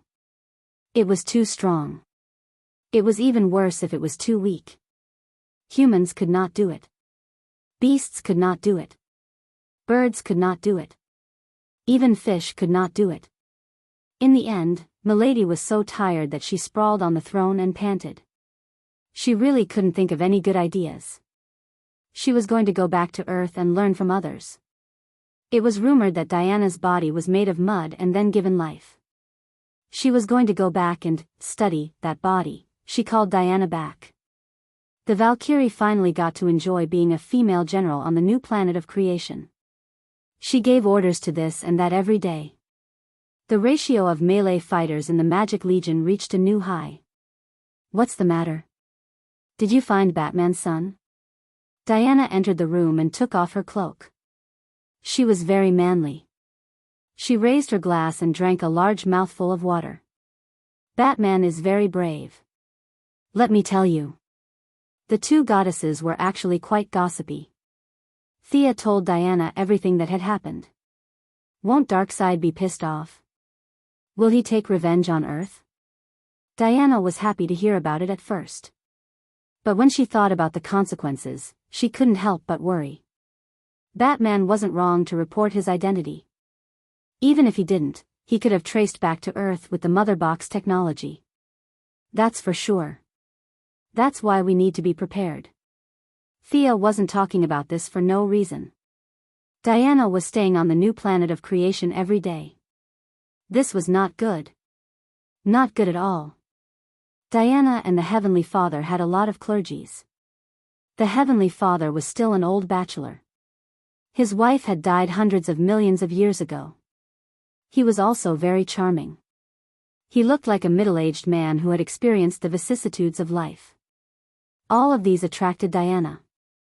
Moreover, Thea was no match for the Heavenly Father when it came to justice and sunshine. To prevent a war from breaking out in the multiverse, she didn't want Darkseid and the three palace demons to laugh at her. Diana should stay away from the new planet of creation. However, she couldn't say this out loud. Fortunately, Batman had done something big and attracted Diana's attention back to Earth. Diana was indeed as decisive as she had estimated. Even though she liked to lead the army to war everywhere, she still firmly remembered her mission to protect the Earth. Protect the Earth. You're right. We should prepare in advance. Fortunately, the new world is in front of us. The Justice League needs to be prepared for battle. Seeing that she was about to call a meeting with the Justice League, Thea quickly stopped her. Darkseid was knocked out by Batman. I'm afraid he'll need some time to recover. Besides, Batman also needs some time to recover. Speaking of which, it was quite funny. Darkseid had indeed been beaten silly by Batman, and the information he gathered from his old haunts in Kanto proved this point. The Hellbat armor's self-destructive energy had broken through the Lord of Evil's protective shield. After that, he barely managed to ask a question before the dagger from the Egyptian god sent Darkseid into a state of confusion. Chapter 924. Darkseid's injury was neither serious nor light. Something was wrong with him. In the past, even though Darkseid was temperamental, he still had some discipline. The great wasteland wolf, who had served him for hundreds of millions of years, had a lot of experience. However, things were different now. Darkseid began to kill as he pleased. He would kill whoever he saw. If he didn't like someone during the day, he would kill. If he was sleeping well at night, he would jump up and kill. The few mage-type gods could not dispel this curse at all. They could only wait for their boss to heal himself with his divine power. When Guangdong asked around, he found that the great wasteland wolf was so worried that his hair was turning white. Diana also knew that Darkseid was injured, but the Heavenly Father lacked the courage to verify the authenticity of the news. The new creator's star had missed the best opportunity. I tried to persuade him to send out his troops, even if it was just a probing attack. Guess what he said? Diana complained. He said that I was young and should be careful of Darkseid's tricks. The Heavenly Father was right. There was no lack of good and evil in the multiverse. It was impossible for one side to completely destroy the other. When the battle reached a critical moment, there would definitely be higher-level gods who would step in to stop the battle. Moreover, it was not difficult to wake Darkseid up. At most, he would lose some of his divine power. At least, Thea knew a few ways. Besides, as the younger brother of Yuga Khan and a new god who had lived as long as the Heavenly Father, the great wasteland wolf also had his own trump cards. He did not want to show his hand, probably because he wanted to hide his strength. However, there was no need to explain. Thea agreed with Diana, but she did not mean what she said. She was trying to portray the Heavenly Father as a coward. At the same time, she made up her mind to use Hell's knowledge to bribe Mithrin so that he would speak ill of Diana in front of the Heavenly Father. It would be strange if they could still see eye to eye with both sides stirring up trouble. Her thought process was extremely fast. She rolled her eyes and came up with another brilliant plan. Since you're the leader of the Magic Legion, you can wear my robe, Thea said casually. He took out the god's punishment robe. This silver-white robe could be said to be the top-tier god's equipment for God of Magic. He then put on the hood. It was mysterious, tranquil, and exuded a sense of unapproachable aura. Diana hesitated for a moment, but still accepted it happily. She thought to herself that Thea was right. It was indeed inappropriate for her, the leader of the Magic Legion, to hold a shield and a sword. Come and try it. The eldest miss took off Diana's clothes without hesitation. They were so familiar with each other that it didn't matter if they changed clothes in front of each other. Soon, Diana changed into her robe. Now you look more like a wizard. Your previous outfit was really... Thea looked at the war goddess from head to toe and was very satisfied. A wizard's robe needed to store magic books and various spellcasting materials. It had always been a synonym for loose-fitting. Once she put on this robe, Diana's curvy figure was instantly covered. If she put on the hood, only her hair could be seen, and her face could not be seen. This was very good. The Heavenly Father was a warrior god. His wife, who was killed by the Great Plains wolf, was also a warrior god. Diana's curvy figure, which resembled a western horse, suited his taste very well. Thea was prepared to nip this idea in the bud. Very good, very good. Thea clapped her hands and cheered. This is inconvenient for battle. Diana's beautiful eyebrows furrowed, and she made a kicking motion. Her movements, which were usually as agile as a cheetah, were obviously slower today. Thea had plenty of reasons. She acted as if she was talking facts and reasoning. Look, you are now the god of courage, protection, and perseverance. Do you know how much damage you can cause to Earth with a full power attack? Diana was surprised. This was not a complicated question. She immediately realized that her power had far exceeded the limits of what Earth could bear. Thea continued to reason. Look at Ranjan, the Martian hunter. He can fly as fast as 7,000 kilometers per hour in the atmosphere. Of course, he can go even faster. Unfortunately, Earth can't bear it. The same goes for Superman. Our power must be suppressed to a certain extent. Otherwise, Earth will explode without Darkseid. This robe can limit your power. Wear it properly. Thea made Diana accept the robe logically. The war goddess was a little depressed. She had been working hard for a long time, but her power had exceeded the limit. She sat on the sofa in a daze, not knowing what to do. In order to distract her, Thea sighed. You are already much better than me. I don't even dare to do anything in the universe now. I can easily destroy half a star system. Diana narrowed her eyes and looked at her. Little girl, you are very proud of yourself. Thea scratched her face. Proud of myself? Why do I feel like your tone is full of praise for yourself? Thea denied. Of course not. Suddenly, she remembered her purpose. Damn it, didn't she ask Diana to come back and study her background? Why did she stray to this extent? She forced herself to change the topic. How were you born? Didn't Hippolyte tell you? Diana did not know why she asked this, but the two goddesses had asked each other more embarrassing questions. This was nothing. She thought for a while and said, Mother said that I was born with the blessing of Zeus' soil, but Antiope said that I was born in a tree hole, and Angeles said that I came to this world with a flash of lightning in the temple, and that person, blah, blah, blah, blah. She gave 4 or 5 different answers. The war goddess looked at Thea from the corner of her eyes, as if she was asking her which one was the most reliable. Thea felt that the old ladies on Paradise Island were all unreliable. They must be happy to fool Diana, who was still a child. Definitely. She would use her own method to examine Thea. Diana was still wearing the wizard robe, and there were only 2 undergarments inside. Thea decided to examine her body now. The power of death was attached to her finger like a swimming fish. It was cold and smooth, and it went from Diana's lips to her neck, chest, lower abdomen, and other indescribable parts. There was life in death. Thea's power made Diana feel a bit intoxicated. The cold power accompanied with the hot body, and the examination scene was extremely erotic. The examination required attention and concentration. In short, it was very exhausting. In the end, she was also very hot. In order to make the examination result accurate, she had to take off her clothes. She had no choice, it was too hot. She unlocked 2 more positions, front, back, left, right, up, and down.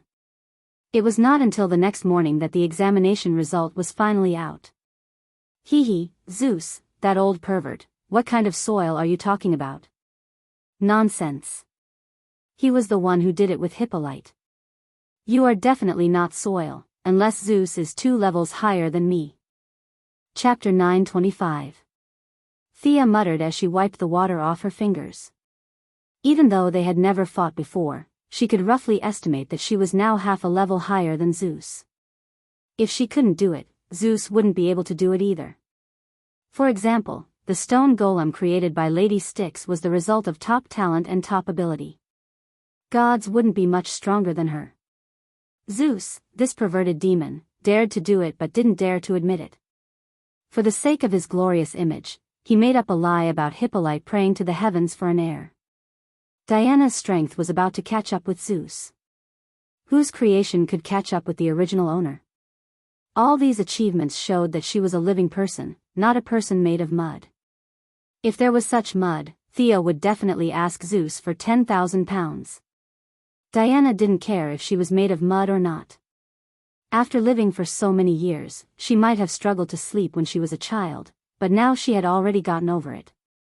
Looking at her lover's wet hands, even the experienced Diana's face turned slightly red.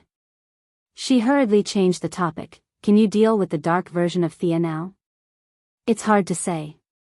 If it's the original version, she definitely won't be my opponent. But if that powerful existence controls her body, then I won't be able to beat her. Thea lay back on the bed and hugged the Valkyrie with uncertainty. The dark version of Thea had always been her main focus. When the underworld just got on the right track, she sent Guangdong to search the multiverse. The number 1 assassin had connections in many parallel universes and a large number of shadow assassins under her command. Unfortunately, she still couldn't find any direct clues. All kinds of rumors, both true and false, she collected a lot of information. However, Thea gathered all the information and found some clues. The probability of that person being Thea wasn't high. The one who occupied the main body and controlled the body was most likely Tian Shi, the vengeful spirit of God's predecessor. Now the gap between them was narrowed, but Milady estimated that she still couldn't beat the ghost. If she couldn't beat the ghost, then she naturally couldn't beat his predecessor. The only good news was that she wouldn't be killed easily. The two sides wouldn't be able to determine the winner without fighting for half a day. The two goddesses hugged each other and went back to sleep. They only woke up when it was close to noon. Not knowing what to do at the moment, the two goddesses were a little lazy. The mage's hand turned on the television, ready to kill some time. Randomly choosing a channel, Thea watched the TV casually. In fact, she was still thinking about the two-dimensional world. It was not until the TV mentioned Diana's name that she turned her attention back to the bedroom.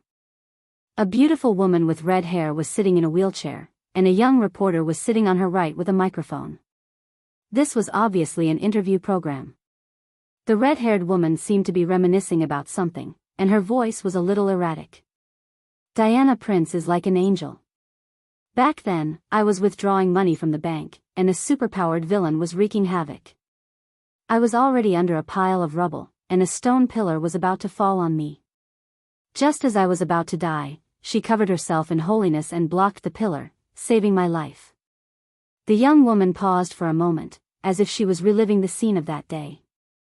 Do you know this woman? Thea asked Diana. Yes, a few years ago. Her name is Vanessa Capitelis, a very strong girl. Diana was different from Thea. She was a superhero through and through. She would go out to help the weak when she had nothing to do. On the other hand, Thea would rather sleep at home than do such things. I remember that she likes ballet. We don't know much about it. Diana had saved too many people, and she was not inferior to Superman. She recalled and said with uncertainty. However, the woman on the TV held her chest and said with a fanatical emotion, Diana is my best friend. She encouraged and supported me when I was injured. She told me about Greek mythology. As a mixed Greek and American, I knew too little about the Greek gods. This made me very ashamed. I taught her how to play cards and taught her the names of each step in ballet. Thea looked at Diana strangely. From the woman's words, it didn't seem like they didn't know much about each other. The young woman seemed to have made up her mind. She looked at the camera and said affectionately, "She's my best friend. I love her. I can't live a day without her." Ugh, Thea swallowed a mouthful of blood. She looked at Diana with a playful expression. At the same time, she was thinking that she should hurry up and bring the 18 levels of hell online. Diana's charm was too great. She was attractive to both men and women. If she didn't make a few examples, it wouldn't be enough to deter the rascals. "No, I'm really not close to her." The Valkyrie waved her hands and hurriedly explained. Thea believed that. However, it was an indisputable fact that Diana's charm was too great. The young mistress had such a high reputation. If there were people who boldly expressed their love for her, how much pressure would Steve Trevor be under in the original spacetime? After this small episode, the two goddesses were no longer in the mood to watch TV. They were ready to go out for a walk and visit Batman. Although this person had a lot of problems, he was still a comrade. After combing their hair and changing into their coats, they first went to the mall and bought a bunch of shoes, bags, and clothes. After sending the shopping results back to Diana's villa, the two goddesses drove to Gotham. When they walked into the Bat Cave, they heard a series of bang bang sounds. They saw that Batman wasn't wearing that outfit today. He was bare-chested and didn't wear a mask. He was smashing the tires with a hammer for fun. Thea had done similar exercises before. She couldn't figure out whether this was training or venting. However, this method of reducing stress was also a specialty of the ninja masters. She clapped her hands. "Not bad. Looks like you're recovering well." Damien waved at her from not far away. The naughty kid was holding a thick book with a black cover and reading it hard. It was The Secret of Circe's Transformation. One of them wanted to teach while the other wanted to learn. Thea didn't stop them at all. This didn't mean that her spells were inferior to Circe's, but the focus was different. Thea's spells were like her godhood. Souls, death. Its lethality was extremely high. A single spell could kill thousands of people. This was really contrary to Batman's principle of not killing. Even if Damien didn't care about killing people, he didn't want to go against his father's wishes. The transformation spell was very suitable for superheroes. The target could turn into a sheep or a pig with a finger. After that, they could be locked up and removed from the spell. Although it was a little troublesome, Batman felt that it was very good. She casually answered a few of Damien's questions. She didn't dabble in the art of transformation, but she was at a high level. She could understand 70% to 80% of it with just a little thought. "You guys came at the right time. I have something to talk to you about." Batman threw away the sledgehammer, wiped his sweat, and gestured for them to follow him inside. Damien was a little curious and also followed. Chapter 926. In the shabby cave, the first thing that came into view was more than a dozen giant displays that covered the entire wall. Many data cables were connected to the ground. If he was not wrong, it was the supercomputer that Batman used. It might even be an artificial intelligence. Thea did not have any objections. Brainiac sounded powerful, and of course, he was powerful. She had no way of killing a god that existed in the cyber world, but she was not afraid. The artificial intelligence was no match for her. Batman quickly pulled up the screens. Without exception, they were all images of Darkseid. There were blurry images of the battle in the New World, but most of them were images of the battle on Apocalypse Planet. "I hit him. He will definitely come for revenge, right?" Batman asked. "Yes. Darkseid has conquered countless planets and wiped out countless races, but he has rarely failed." "I'm sure of that," Diana answered before Thea could. "You will still protect Earth. Is that right?" "Of course. This is my mission," Diana answered firmly.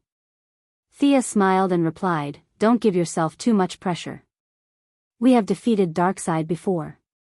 He will invade Earth sooner or later. It has nothing to do with you or Damien. I'm stronger than before. He won't start a war unless he's confident. In order to stop Batman from nervously tapping on the tires, she gave him some reassurance. Batman frowned and looked at her for a long time. Ever since he met Superman and Thea, the world had changed so much that he could not take it all in. He felt powerless, especially after the battle with Darkseid. That invincible power often appeared in his dreams. He had pinned his hopes on others. To be honest, he did not like the feeling of his fate being controlled by others. Are you gods in your current state? Why is it different from what I imagined? Are you like Darkseid too? He asked a question that had been on his mind for a long time. In Batman's eyes, the two goddesses were laughing and scolding each other. They were a little funny. Darkseid was like a mad dog, biting whoever he caught. They did not look like gods at all. Thea asked him, "What do you think the gods are?" Needless to say, ever since he met them, Batman didn't sleep most of the night and read almost all the theological books he could find. This answer came out of his mouth immediately. Omniscient, omnipotent, clearly real, but ordinary people can't see or hear. Before he could finish, he was interrupted by Diana. How is that possible, Bruce? It's impossible for us to reach the level you described, right? She turned to look at Thea with uncertainty. Milady smiled. Indeed. Your standards are too high. Darkseid is just a strong ant in front of the truly omnipotent and omniscient. Possessing eternal life and the ability to create and destroy universes at will. Only when these two conditions are met can one be considered a true god. Batman felt less stressed. What about you guys? Thea counted with her fingers. You have to look at this question from two angles. From the perspective of ordinary people, we are gods. Even Superman is considered a god. Batman nodded expressionlessly and gestured for her to continue. From the perspective of those supreme beings, we are still mortals. The difference between us and ordinary people is that we represent a certain trait. For example, Diana represents courage, and I represent wealth. We are just a representation. We are not exactly the same as those traits. I don't know if you can understand this. Thea chose her words carefully. Some of them were not accurate in English, so she mixed in some Chinese, French, and even some Arabic to describe them. Before he could finish his theology class, he was interrupted by the alarm in the Batcave. The sharp, ear-piercing sound made the two goddesses uncomfortable. Being in such an environment for a long time might cause them to have a nervous breakdown. The father and son were used to it. They quickly operated the machine, called up various satellites, and searched for images. Batman wanted them to leave, but the two goddesses did not. Instead, they found stools and sat down. Unlike Diana, who was not familiar with modern electronic products, Thea could tell that Batman's artificial intelligence was not weak. At least, it was not worse than Gideon's. The father and son only needed to input some basic conditions, and a large amount of search work was completed. Very good artificial intelligence. What's its name? Thea asked casually. Batman's expression was calm. After a few seconds, he answered, Brother One. You're terrible at naming things. Thea could not help but complain. Not far away, Damien covered his mouth and laughed secretly. Be careful of your artificial intelligence betraying you. It's best to add a few more locks, she said. Batman instantly became vigilant. After knowing Sia for so many years, she would never speak without thinking. There must be a reason for her words. He turned around and asked, Why? What will happen? Your artificial intelligence will kill all the superheroes and destroy the world. Do you believe that? If it was an ordinary person, he would have denied it and said that everything was under control. He would have patted his chest and promised that there would be no problem. However, Batman was not an ordinary person. He had his own set of standards to identify danger. He did not even believe in himself, so how could he believe in artificial intelligence, a supervillain that appeared repeatedly in science fiction movies? I believe that there is such a possibility. However, I have prepared several backup plans. The chances of it destroying the world are very small. Damien also heard their conversation. He lowered his little head and observed carefully. It was as if the computer would turn into a robot and start a massacre in the next moment. Things that can go wrong will always go wrong. If you're worried about something happening, then it has a high chance of happening. Murphy's Law. This is a psychological effect. It lacks data to support it.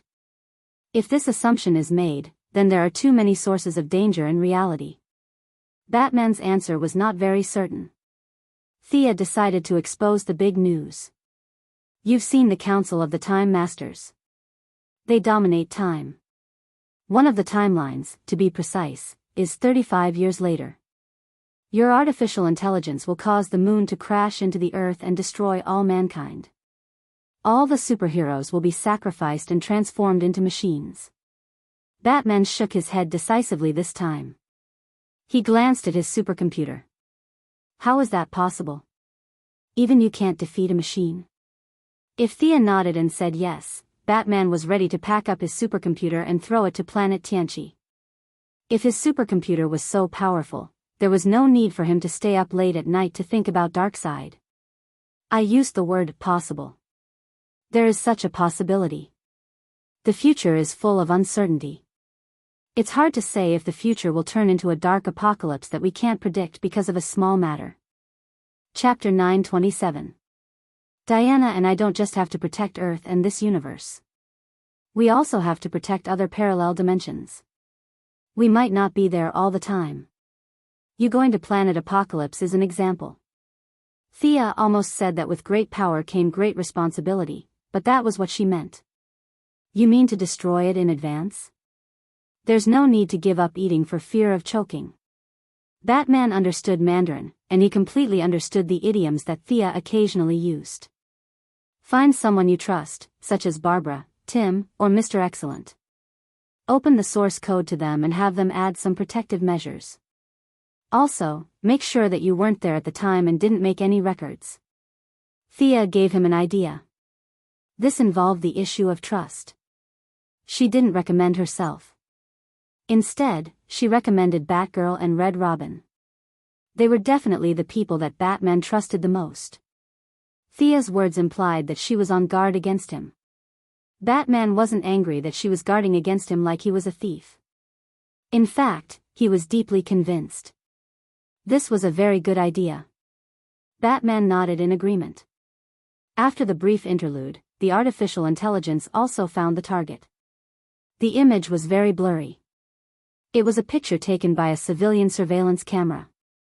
A light blue humanoid muscle monster could be vaguely seen pressing down on a pedestrian on the side of the road. The pedestrian struggled with all his might, but the two hands firmly held onto his head. Then, the pedestrian's skin started to shake violently as if it was melting.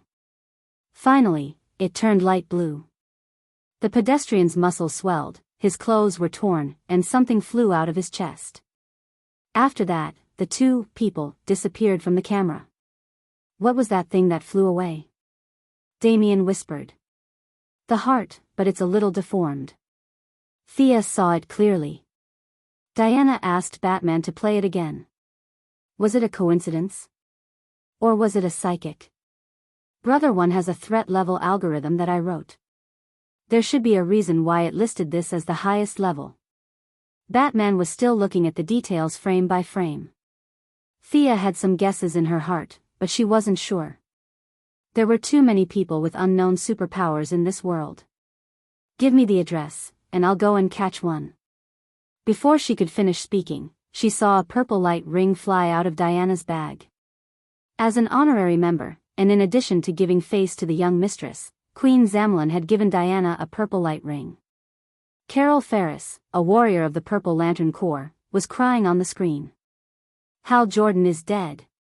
His body has been desecrated, and the purple lamp cannot resurrect him. It was as if a clap of thunder had struck the ground. Even Batman's eyes were filled with shock. If there was anyone who liked to go against Batman, it would be Hal Jordan. Reckless, impulsive, undisciplined, and without using his brain. These were the labels that Batman had given to Hal. But no one objected that Hal was a hero. The Purple Lantern was also a type of emotion that had the ability to resurrect. However, they could only resurrect their loved ones, and they could only resurrect them when they had just died. Once the time limit was exceeded, the ability would lose its effect. How did he die? How did you confirm his death? Batman asked Carol. Carol didn't expect Batman to be there. If it was in the past, she would have definitely observed the famous Bat Cave. But now, she didn't have the mood to do so. The Purple Lantern has a spiritual connection with her loved one. It was suddenly cut off, so, could it be that she entered an unknown space? No space can stop the love of the Purple Lantern. Carol's answer was firm. Even Diana nodded in affirmation. Stop researching. Hal is indeed dead. Not only him, but Sinisto is also dead. The body has been found. Judging from the wounds, if the analysis is correct, it was done by the Black Hand. While they were talking, the Yellow Lantern had contacted her. The Yellow Lantern General, Akiro, had just finished reporting to her. Black Hand? William Hand? Wasn't he locked up by the Green Lanterns? Diana smelled a strong conspiracy. It's most likely that the Guardians have come up with some new tricks. Thea was expressionless. She turned to Carol. Don't worry, Hal will be resurrected. Carol thought that she was going to use the White Lantern and expressed her gratitude. As for the after effects, she couldn't care less. Batman's lips moved slightly as if he wanted to say something. But in the end, he stopped himself. Even if he didn't consider the feelings of the main alliance, Hal should be resurrected based on his achievements. This was fundamentally different from resurrecting the relatives of heroes who had died. Thea didn't think too much about it. With the underworld in hand, it would be difficult to live or die. Unless Hal Jordan believed in those Greek and Egyptian gods, he must be strolling around the underworld. As for whether Sinisto had any extraterrestrial beliefs, she didn't know. However, the resurrection process in the underworld was different from that of the White Lantern. The White Lantern had serious after effects, but it was indeed fast. Once the White Lantern shone, go. As an administrative organization, the underworld had its own set of procedures. Registration, queuing, processing, and keeping records. This set of procedures would take at least a month, and this was under the condition that they opened the back door. If there were no acquaintances, just wait. Thea thought for a moment and said to Batman, gather the main alliance. I'm afraid this is another universal disaster. I'll go back to the White House first. The blue-skinned monster was not a coincidence. The reality was similar to her estimation. Hundreds of people in the United States had seen the blue-skinned monsters. They could fly and were extremely strong. Most importantly, they could assimilate ordinary people. In less than 3 seconds, they could turn an ordinary citizen into one of them. The Pentagon had cancelled all soldiers' leave and raised the alert state to wartime. Not only on Earth, but also in the universe. There were many of them, and they were like a virus that constantly assimilated ordinary intelligent life. The Yellow Lanterns, the Green Lanterns, and the Blue Lanterns were all attacked to varying degrees. This time, it was different from the Black Lanterns. Even the sharp Zerg could be transformed. The Zerg army sent by Queen Kerrigan was trying their best to kill them, but the effect was not great. It had only been half an hour since Thea received the news in the Bat Cave and gathered the information from several parties. However, in just half an hour, the number of the blue-skinned monsters had exceeded 1 billion, and the growth was getting faster and faster. These things ran very fast. When the lanterns went to surround them, they ran away. When the lanterns left, they returned and continued to transform ordinary people. Thea, what the hell are these things?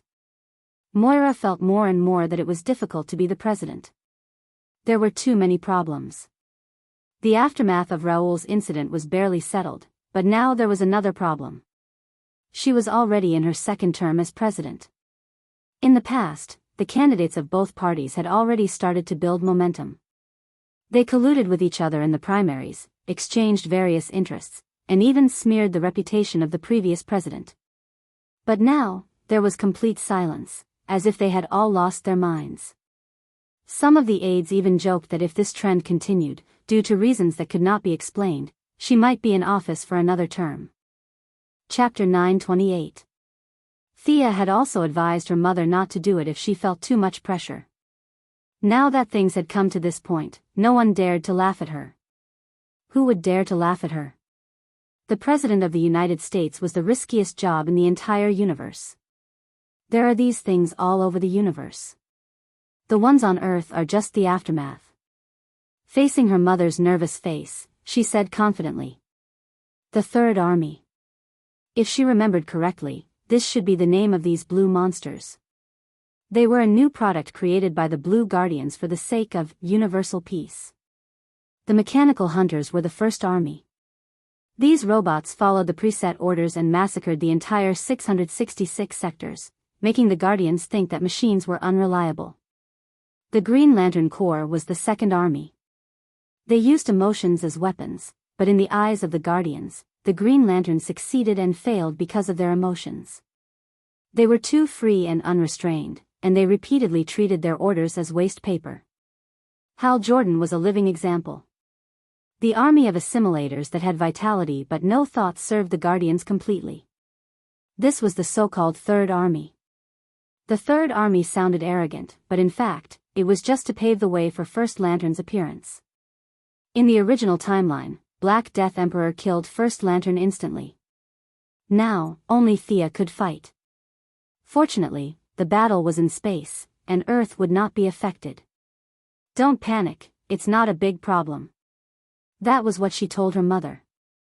The Righteous Alliance could completely solve this small problem on Earth. If the people asked, they could just say that it was a mutant causing trouble. On the surface, her mother had many agents from the Heaven's Eye Society protecting her.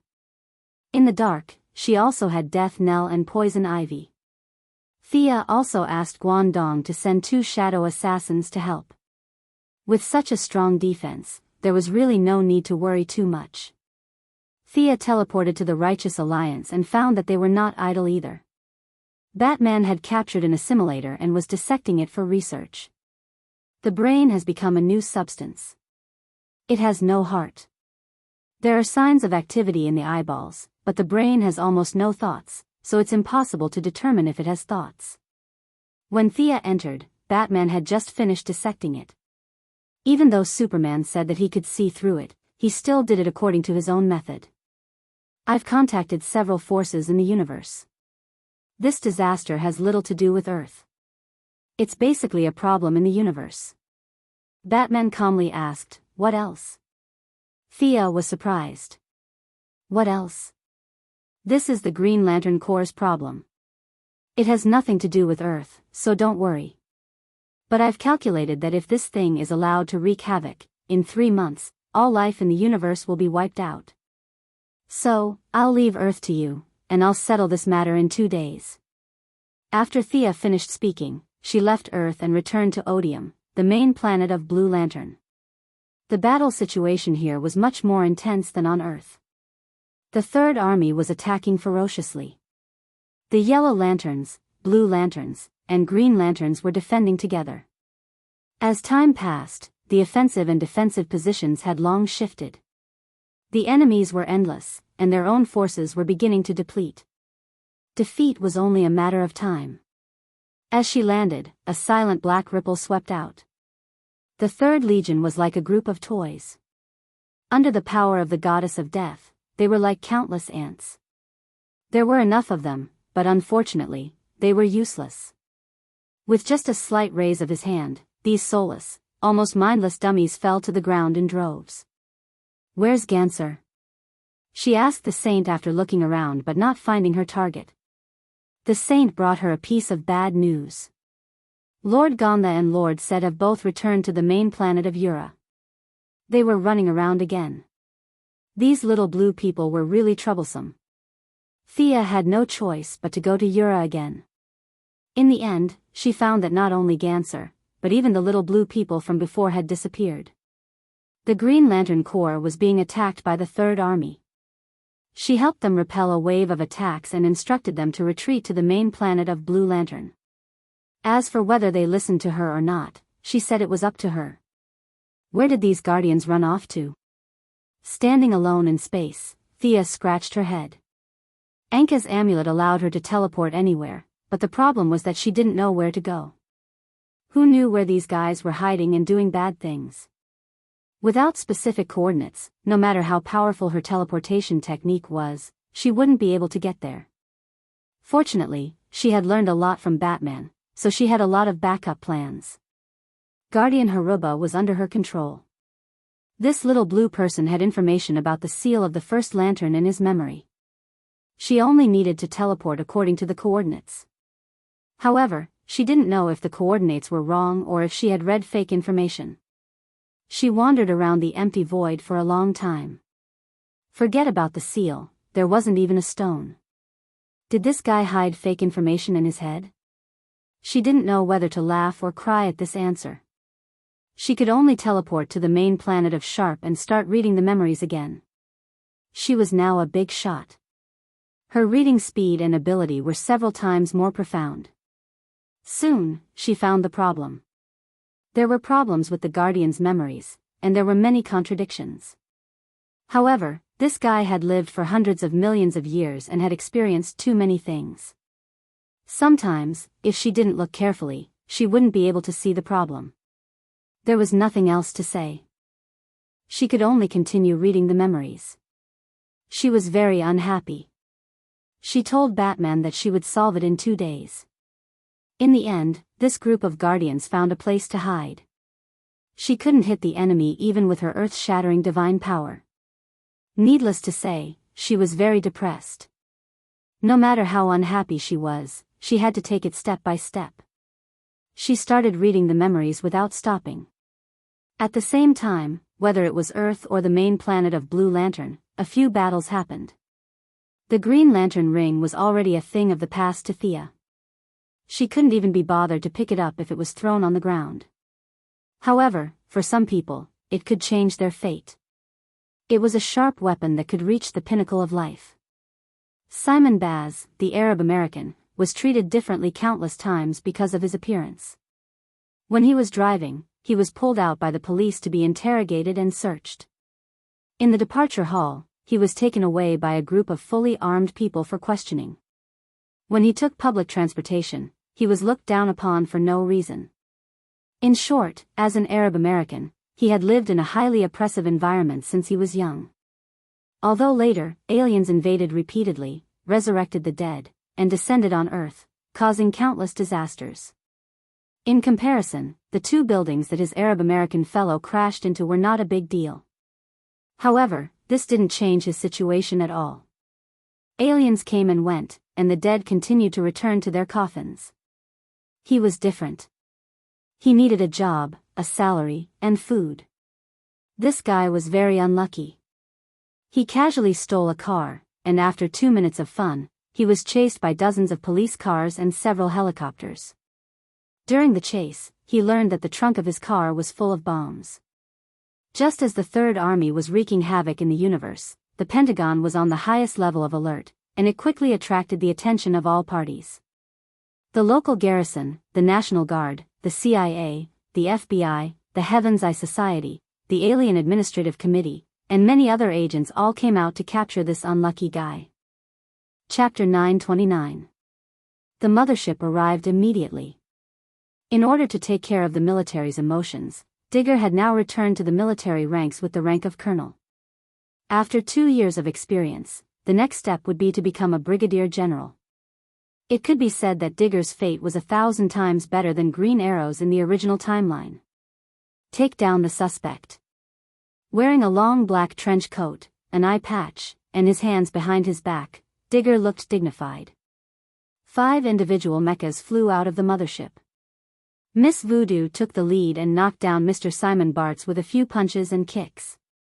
The mastermind behind the scenes saw that things were not going well and detonated the bomb. If not for Miss Voodoo, Mr. Simon would definitely have been blown to ashes.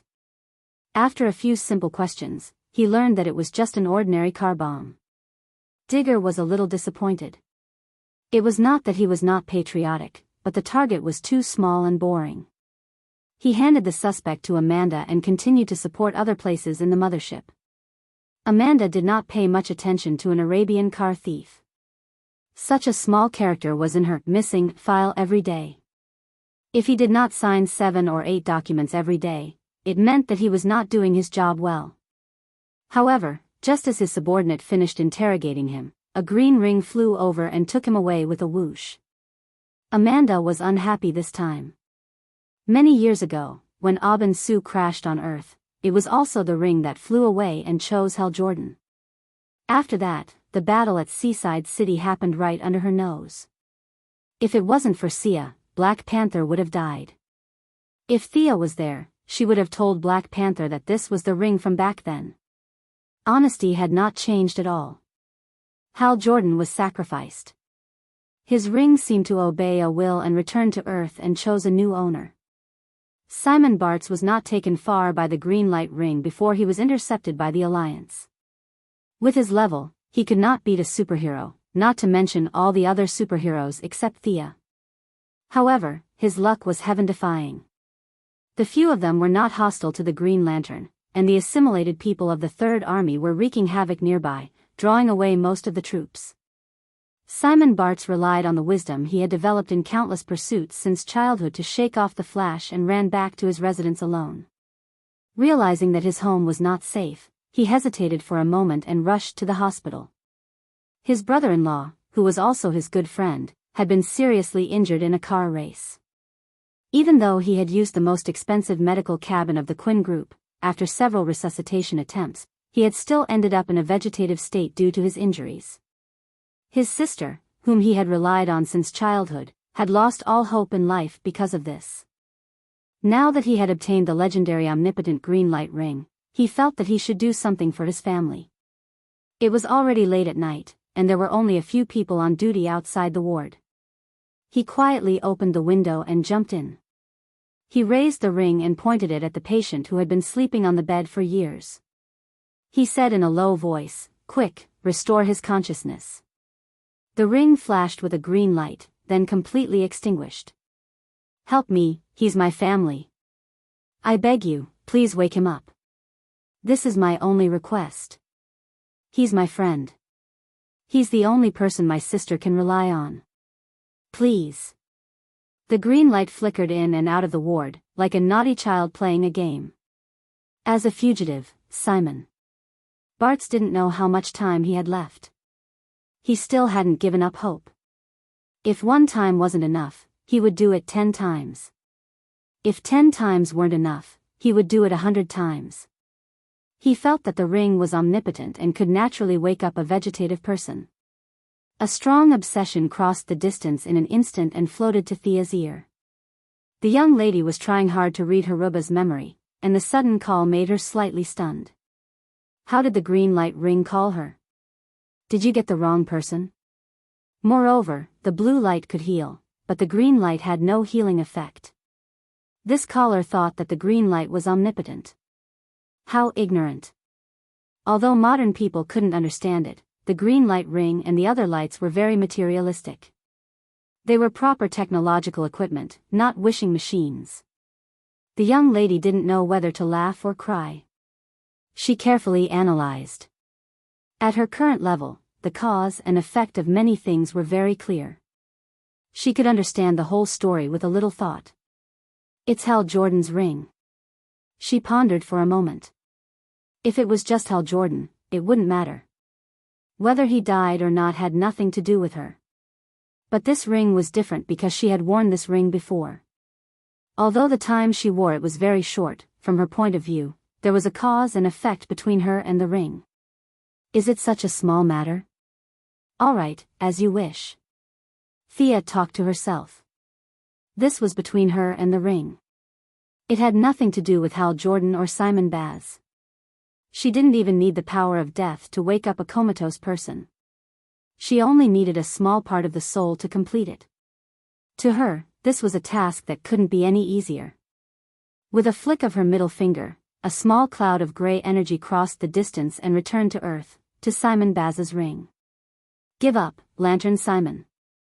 I understand your pain, but many lanterns have experienced all this. The ring isn't omnipotent. Buddy, the big squirrel of Sector 1014, who had been to Earth before and was Hal Jordan's good friend, followed the trail of his friend's ring. Unfortunately, he saw that the ring had a new owner. Green Lanterns had seen many life and death situations. She felt that she had an obligation to guide this new colleague. But when she saw Simon struggling against the bed, she couldn't help but comfort him. I don't believe it. I can definitely do it. I have this feeling. Simon was very stubborn. He firmly believed that he could do it, or rather, the ring could. The big squirrel looked helpless. Maybe the blue light can, but our green light doesn't have this function.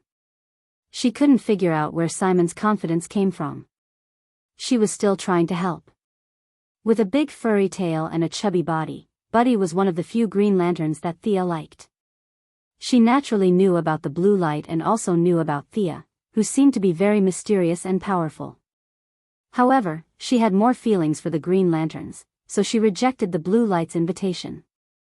At this time, she was wondering if she should go back and ask the saint to help save the man on the bed. Unaware of the big squirrel's kindness, after Simon had called out for the umpteenth time, the ring finally changed. Rays of green light flew out of the ring. They were like a group of returning swallows, shuttling back and forth, relying on each other. They flew into the patient's body and disappeared without a trace. What does this mean? The big squirrel was puzzled.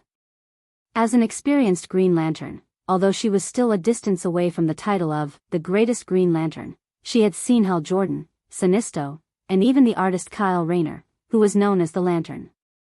In terms of experience, she was not inferior to any lantern. However, she had never seen what Simon had just done. The Green Lantern ring had such a function? Her answer was no, but now it was uncertain. Chapter 930.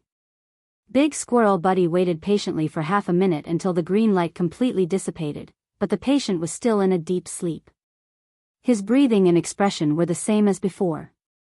Blinking a pair of big watery eyes, Green Lantern Squirrel lowered his head and pondered over what to say. She was afraid of provoking this new colleague, so she wanted to be tactful. Green Lantern was not omnipotent. It was just a tool, not a statue. Big Squirrel was about to ask Simon to give up on this unrealistic idea, but when the words reached his mouth, he forcefully swallowed them back.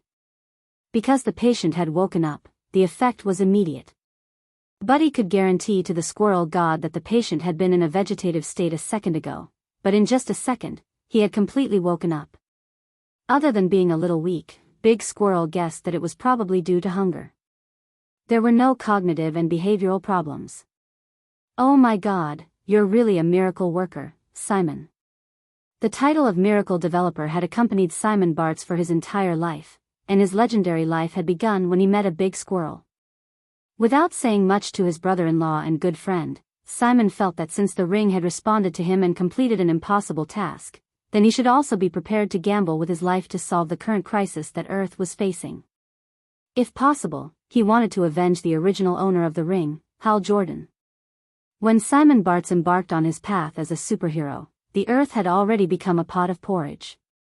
A few speedy superheroes had spread out and destroyed the Third Army with all their might. In Star City, Diana volunteered to come here to help because of some reasons that everyone was aware of. After working together with Green Arrow and Mr. Excellent to take down hundreds of assimilated members of the Third Army, before they could even rest, they saw a silver figure rushing toward them from afar. The other party did not even slow down and just brushed past Green Arrow. Green Arrow was not wearing mechanical armor, but a hooded figure holding a bow and arrow. Green Arrow was caught off guard. Even though Diana pulled him back, the silver light still cut open a bloody wound on his shoulder. Without having time to bandage the wound, he turned around and shot an arrow in the direction of the enemy. At the same time, Mr. Excellent's T-ball released an electric net at the target. The enemy was extremely fast, like a graceful swan. With a nimble turn in the air, she dodged the arrow and electric net. A young woman stood proudly in the air. What was eye-catching was her pair of flawless white wings. Vanessa? Diana carefully discerned that this was completely different from the little girl in her impression who pestered her to listen to Greek stories. What made her change so much? Wonder Woman. Vanessa seemed to be immersed in her own world as she murmured softly. Like I said, you can call me Diana. You're my friend. Hee, your friend? You have too many friends. After all these years, have you ever come to visit me? I've been watching you silently, but have you ever taken me to heart? Her voice was so loud that it was hard not to hear her. Green Arrow clutched her shoulder and seemed to have thought of something. She looked at Diana with a strange expression. As the pinnacle of wisdom among mortals, Mr. Excellent also seemed to have understood something. He glanced sideways at Diana. The Valkyrie was furious. This was simply baseless slander. Speaking so bluntly, was he afraid that others wouldn't understand? Even though she was used to saving face for others, she couldn't be vague about this issue. To me, you're just an ordinary friend. We have nothing to do with each other. I'm just a friend? Then what about Miss Quinn? Is she also an ordinary friend of yours? Seeing that his sister was involved, Oliver instantly drew his bow and prepared to attack. His opponent's attack just now was definitely aimed at killing him. He wouldn't show mercy. Thea Quinn is really a born noble lady. She has everything she wants. She has a lover, a family, and power. Diana, did you know? I was able to stand again because I used the Quinn Corporation's nanomachines, but I don't thank her. I hate her. I hate her to death. I hate you too. Mr. Excellent muttered to himself. Crazy, he muttered. His words seemed to have touched Vanessa's sore spot. She opened her mouth and a wave of ultrasonic waves surged out. Mr. Excellent's abilities were similar to Batman's. If he was prepared, he could kill 80% of his enemies. If he wasn't prepared and didn't have the luck of a main character, then he could only wait for death. Diana hurriedly stood in front of him. Circe could take all of her magic head-on, so this kind of sonic attack wasn't that powerful. Diana blocked all the attacks with one hand. You've changed. You used to be a kind little girl. Haha. Vanessa laughed twice, but it sounded worse than crying. She took out a piece of paper and unfolded it in front of the three. I'm not Vanessa. That fragile girl was pitiful and hateful. She's already dead. I'm now the new Silver Swan. Diana was a new god, and Green Arrow had good eyesight. They could see that there were two people on the paper. Diana was flying in front with a sword and shield on her back, and Vanessa was chasing behind with her wings outstretched. The sky was blue and the clouds were white, and there were people cheering on the ground. The Silver Swan tore the paper to shreds. It's all in the past. I want revenge on the Quinn family. They took everything from me. You're sick. Maybe we can help you. Oliver didn't think it was complicated. It was just a lunatic who loved Diana. This woman's obsession was too deep. She had come up with a bunch of imaginary things in her head. Even her daydreams had convinced him. He was prepared to take down the enemy, find a mental hospital, and throw her in for treatment. Diana had the same idea, but she had good intentions. It wasn't that serious on TV. In fact, it wasn't just her. Even Thea had admirers, but none of them were as crazy as Vanessa. If this matter reached Thea's ears, Vanessa's fate would be indescribable. After knowing her for so many years, she knew the young Miss Personality too well. She would laugh in front of people and say that she didn't mind, but behind people's backs, she would definitely knock them out and throw them into a sack. Now that she had the underworld, she was even more powerful. Vanessa, you need help. Let me help you like back then. Diana said sincerely. A hint of struggle flashed in the Silver Swan's eyes. Unfortunately, the struggle quickly faded and was replaced by scarlet. The Silver Swan's voice was trembling, but her tone was eerie, like an evil spirit that crawled out of hell. You all deserve to die. You took everything from me. I'll tear you apart. Silver wings spread out like a bird. With a thunderous sound, the Silver Swan flew past Diana and circled around to attack the black man, Mr. Miracle. F***CK. You're bullying me because I'm a pushover. Mr. Excellent didn't care about his image at all. He rolled lazily to avoid the attack. Chapter 931. On the other side, Green Arrow had already shot 3 arrows at Silver Swan. Diana hesitated for a moment. She could fight enemies without hesitation, but against a normal person, even a friend, she could not do it.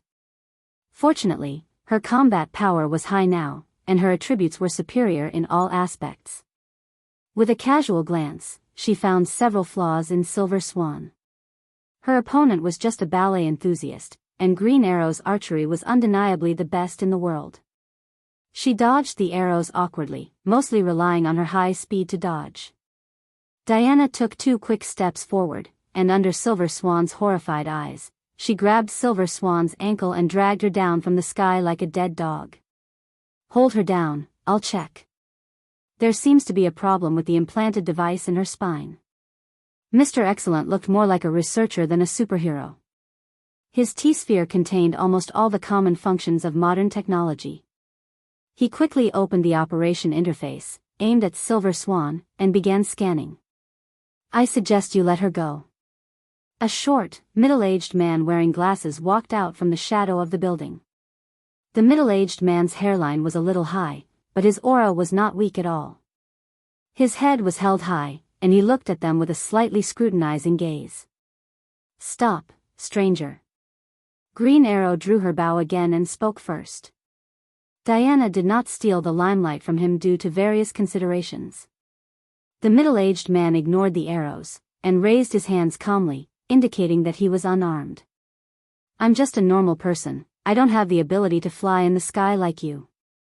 Although he said it casually, the hostility towards superheroes in his tone was very obvious.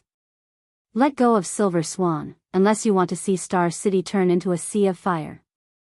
By the way, the remote control is with my companion. If I don't return in a minute. The middle-aged man's tone was relaxed, but his eyes were cold.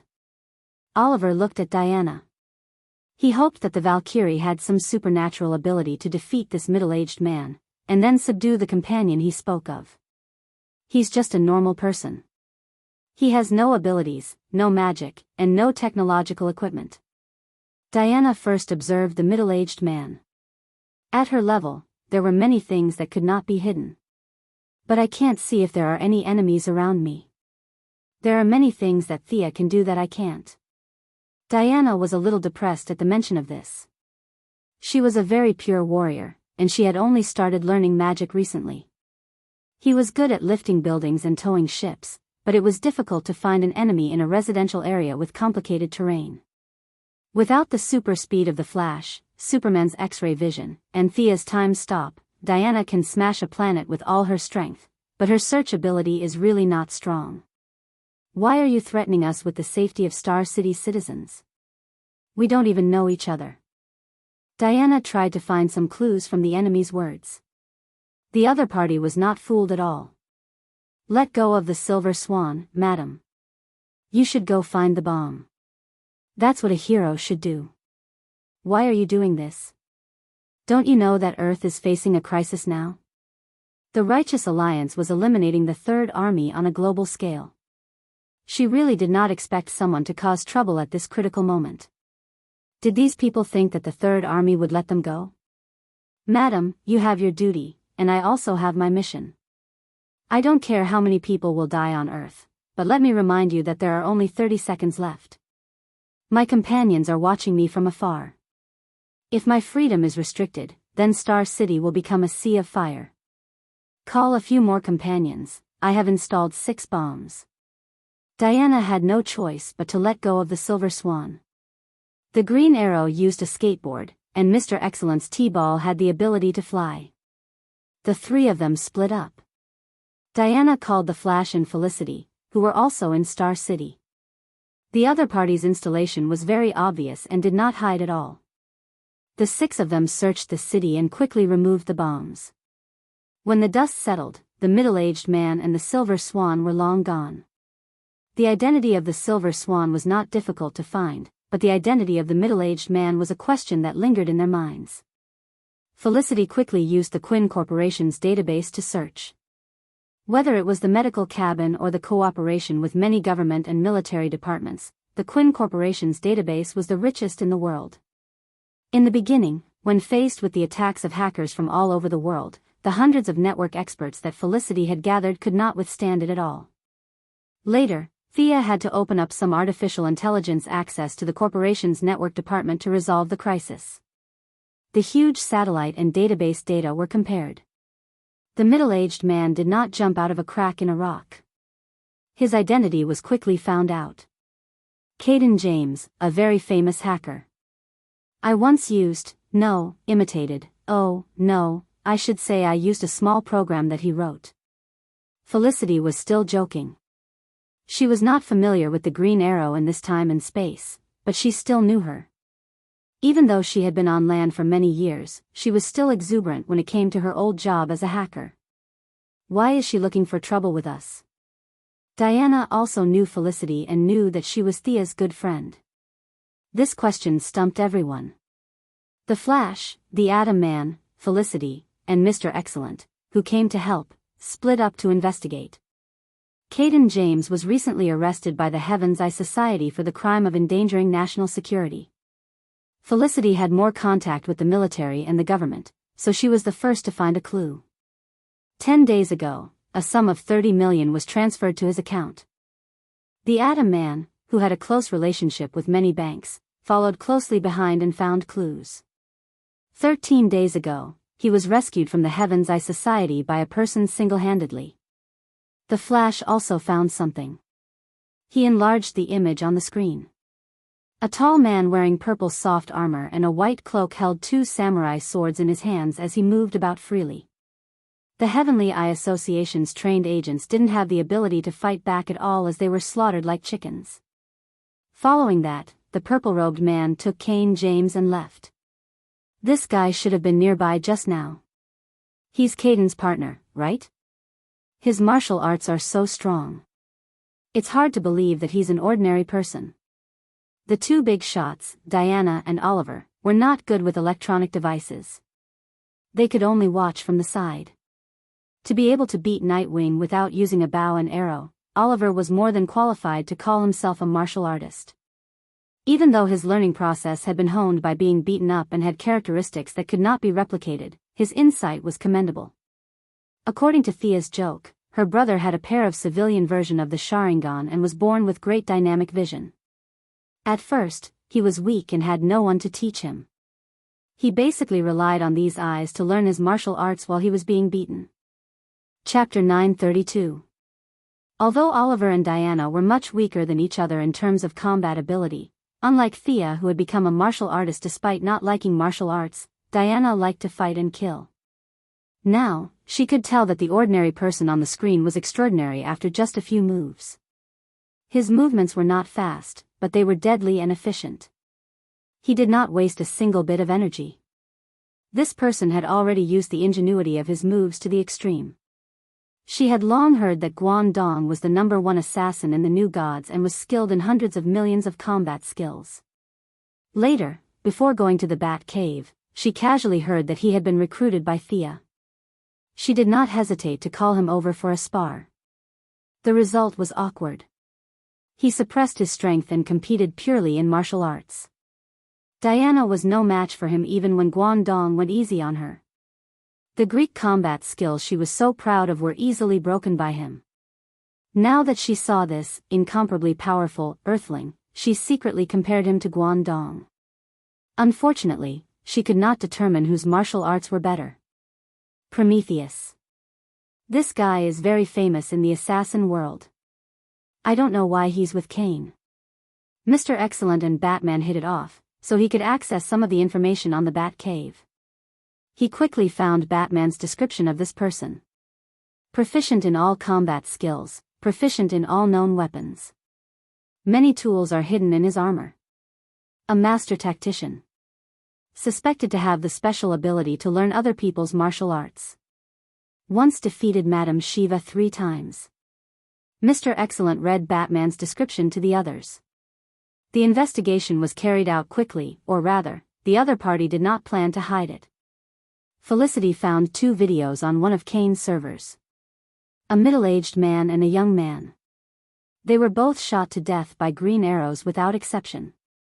How is that possible? I was there when the middle-aged man died, but I didn't kill him. I've never seen this young man before. Oliver cried out, but regardless of whether he was innocent or not, the other party was certain that he was the killer. Prometheus's father was killed, Kane's son was killed, and Kane's son was killed. Together with the Silver Swan, who hated the Quinn family to the core, the 3 of them came together and prepared to fight for revenge. A warrior with extraordinary skills, a super hacker, and a silver-winged killer with great mobility. The combination of the 3 was quite strong. The other party had revealed a lot of clues. If they continued to investigate, they would definitely gain something. Unfortunately, there were too many things to do tonight. The superheroes, including the young Titan, had already launched an all-out attack, but the Third Army was still unable to kill them all. A few heroes with high mobility did not have time to waste. Seeing that Star City was fine, they each went to help. Even Oliver did not stay for long. He also walked onto the streets and wiped out the army of assimilators that were beginning to swell. At the periphery of the multiverse, there was a world of black and white. This was the underworld. The ordinary people who were transformed by the Third Army had already died at that moment. Their bodies continued to act in a certain way, but their souls had already entered hell. Before a large number of souls entered, there were 2 unlucky souls who arrived first. What is this place? Even as a soul, Hal Jordan was still nonchalant. Walking beside him was naturally his good friend Sinisto. The former leader of the Yellow Lanterns had a look of displeasure on his face as he snapped, "How would I know?" To be honest, even if he was not afraid of anything, he was still a little scared at this moment. There were strange rocks all around them, and there were cries coming from the distance in the wind. All of this was telling them that this was not a good place. The 2 of them were not fools either. Their memories were very clear. They were already dead. Could this be the world after death? What is it like after death in your Earth's myths? As they walked, there were figures appearing around them from time to time. Unfortunately, they were all in a daze and there was no possibility of communication. Even if he did not want to talk to Hal Jordan, in this gloomy environment, Sinisto could only try to find some topics to talk about. Hal sneered and asked him about eating, drinking, and having fun. Nightclubs and bars were fine, but myths? Please, let's talk about something else. How would I know? Those are all lies to the ancients. How would an alien like you care about Earth's culture? Hal looked at him as if he was a retard. Sinisto almost punched him. He softly spat out a word, retard. What did you say? I said you're an idiot. Sinisto did not wait for Hal to retort and continued, how can you turn a blind eye to so many strange things on Earth? Isn't it strange that a small Earth has 4 Green Lanterns? Black Death Emperor's target is Earth, and that lady's target is also Earth. Didn't you see that? Although Hal was a little rash, he was not a fool. Instead, he had the temperament of a leader. He did not lack in ability, wisdom, and decisiveness. It was just that he was used to it and did not think in that direction. Looking at the surroundings, he said, what does this have to do with our current situation? We are already dead. Thea will most likely use the White Lanterns to revive me. You will most likely revive you too. Why don't we wait here? To be honest, there were no bodies or Green Lantern rings here. Looking at the figures that appeared from time to time and unconsciously gathered into a huge group and walked forward in a certain pattern without saying a word, it was a very scary thing. Sinisto's principle was to not ask for help, especially when he was still thinking about taking back the Yellow Lantern Corps from Thea. He did not want to owe her a favor. At that moment, he was in a dilemma. Should he flatly refuse her resurrection, or should he accept it with lowered eyebrows? This question troubled him. Get down. Sinisto was a little stunned. Hal hurriedly pushed him down and pointed to the sky. A bone monster flew across the gray sky. It patrolled the area as if it was looking for something. After circling at a low altitude for 2 rounds and finding nothing, it flew into the distance. What kind of monster is that? Sinisto was an alien. He did not recognize the thing that flew by just now. He could only vaguely feel that it was very powerful. If he had a body and a green lantern ring, he would at most be able to tie with it. Having played many games, Hal was quite knowledgeable. He looked at Hal as if he was looking at a country bumpkin and said, "That's a bone dragon." It's what a dragon looks like after it dies. Before he finished, he realized the problem. The bone dragon was obviously a derivative of Earth's culture. It was understandable that he came here after death, but what about Sinisto? His Kaluga was tens of thousands of light years away from Earth. The two of them continued forward in confusion. Not long after, they finally met someone they knew, or rather, someone they knew. A certain Green Lantern had joined their team. Everyone was dead, and there was no fight between the Green and Yellow Lanterns.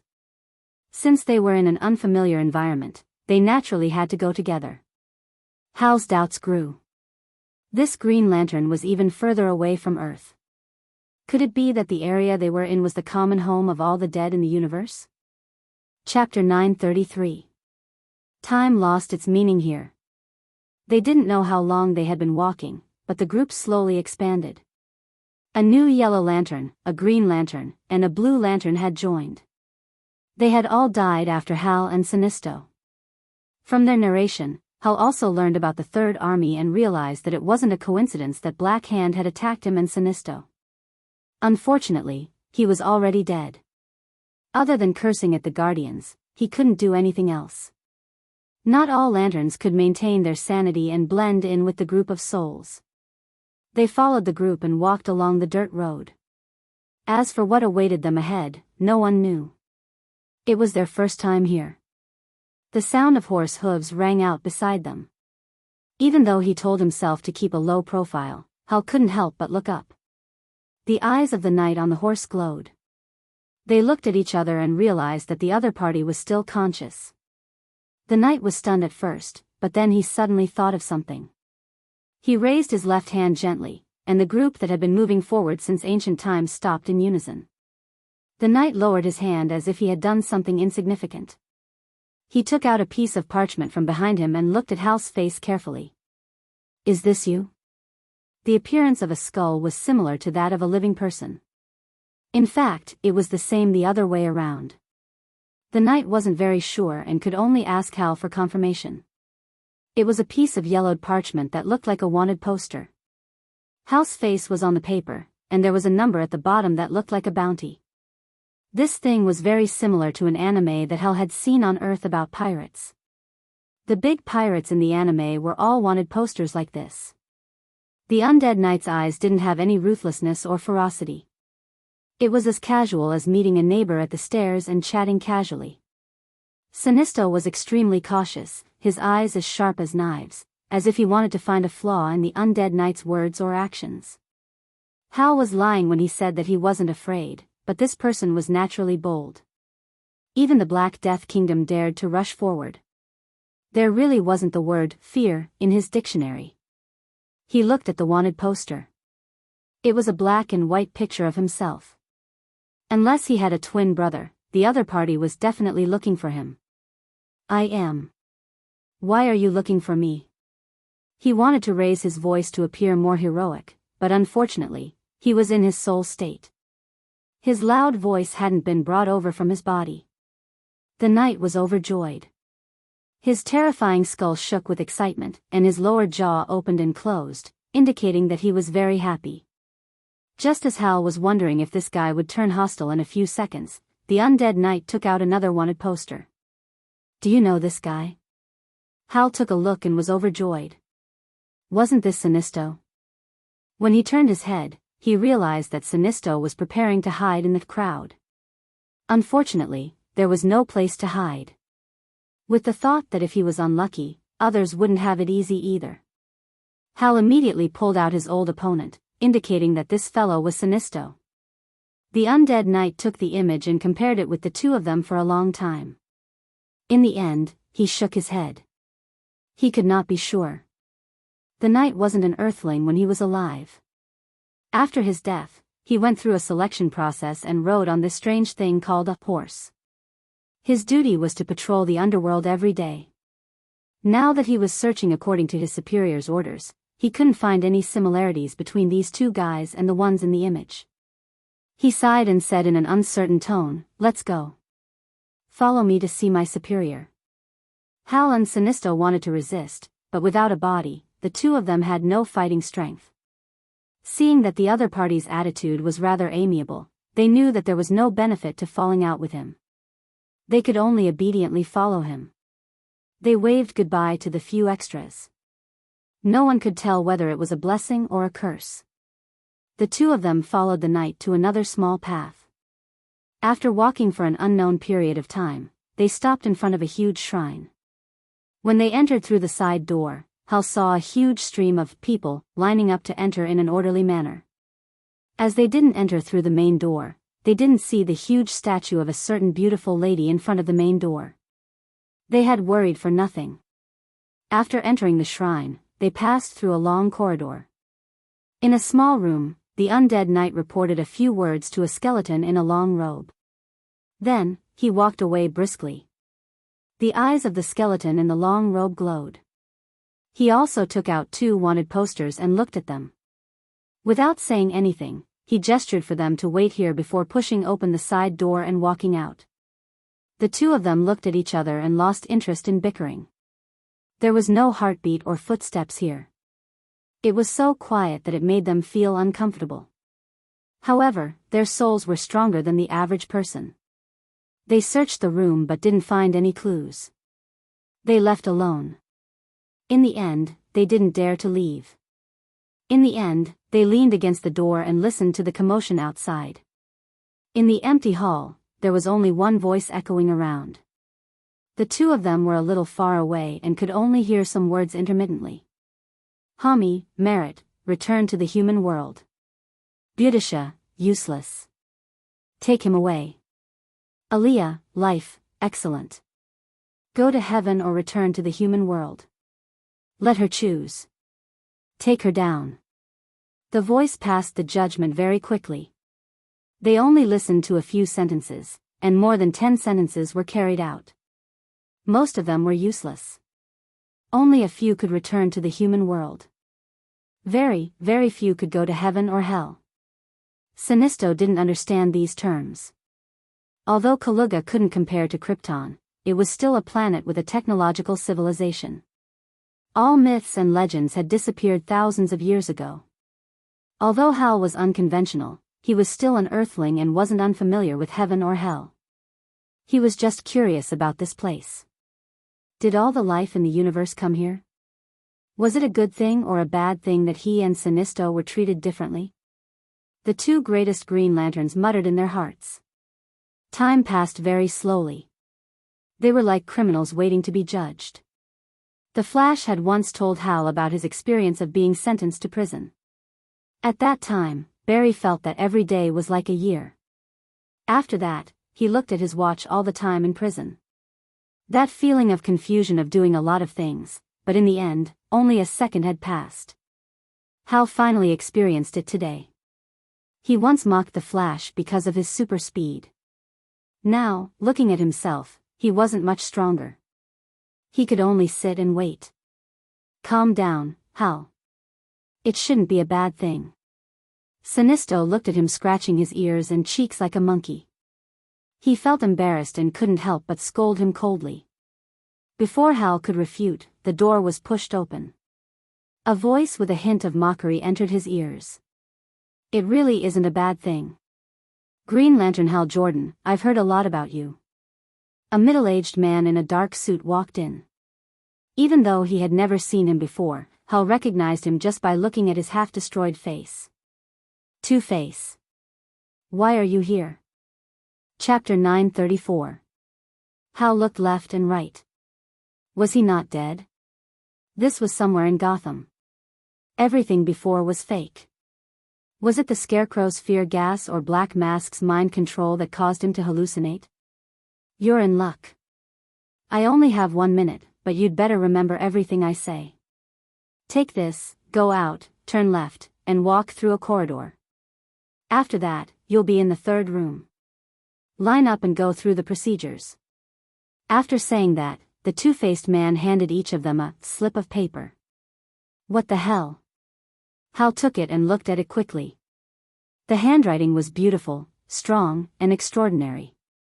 Even if he wrote like a dog, he could tell the good from the bad. However, he could not understand the content at all. It was a font that he did not recognize. While he was in a daze, his soul automatically read the content as if he was breathing or drinking water. The general idea was that he, Hal Jordan, had contributed to the country and shed blood for the commission. Therefore, he was allowed to be resurrected. The signature was even more familiar. The lady's name was written in a flamboyant style. It was hard not to recognize it. When you return to the human world, you will forget everything that happened here. However, I sincerely remind you that even with the care of Her Majesty the Goddess, you should cherish your hard-earned life. The two-faced man finished and prepared to leave. Wait, you mean we're really dead? This piece of paper can resurrect me? Hal questioned loudly. The two-faced man looked at him like he was an idiot. Finally, he nodded helplessly. Then why don't you resurrect? Are you guilty of so many sins that you can only atone for them here? Hal pondered. Why should I be resurrected? This place is 10,000 times better than Gotham. All my old acquaintances will eventually come before me to await my judgment. Life is meaningless to me, but here, I have never proven my worth like this. What inspector? What gang leader? It's all in the past.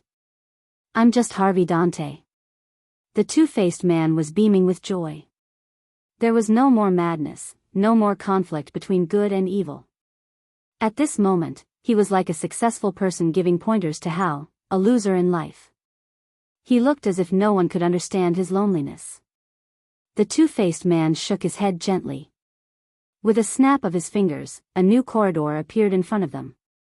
He raised his hand and signaled for them to leave quickly. The two of them had no choice but to walk forward. Who is this fellow? Sinisto whispered to Hal when they were a distance away. Maybe he was an Earthling when he was alive.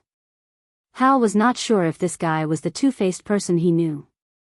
Submit the application, line up, wait for the review, register, and finally get approved. There was a huge process involved. After all, reviving a person was a big deal. The authority of the two-faced man could only be considered as a preliminary judge. Demigod Minos would be the final judge in the end. It was slightly different from Karen's resurrection. Hal had two modes of official resurrection and unofficial resurrection to choose from. People like Hal and the others were considered to be officially resurrected. The process was long, but there were no repercussions. During the long wait, Hal even saw a familiar person, or rather, a familiar ghost. The dead Boston Brand. This guy was currently roaming the realms of the living and the dead. There was no need to mention how comfortable he was. Even though he was the #1 ghost in the underworld, no one cared about him. Hal had a good relationship with the dead man.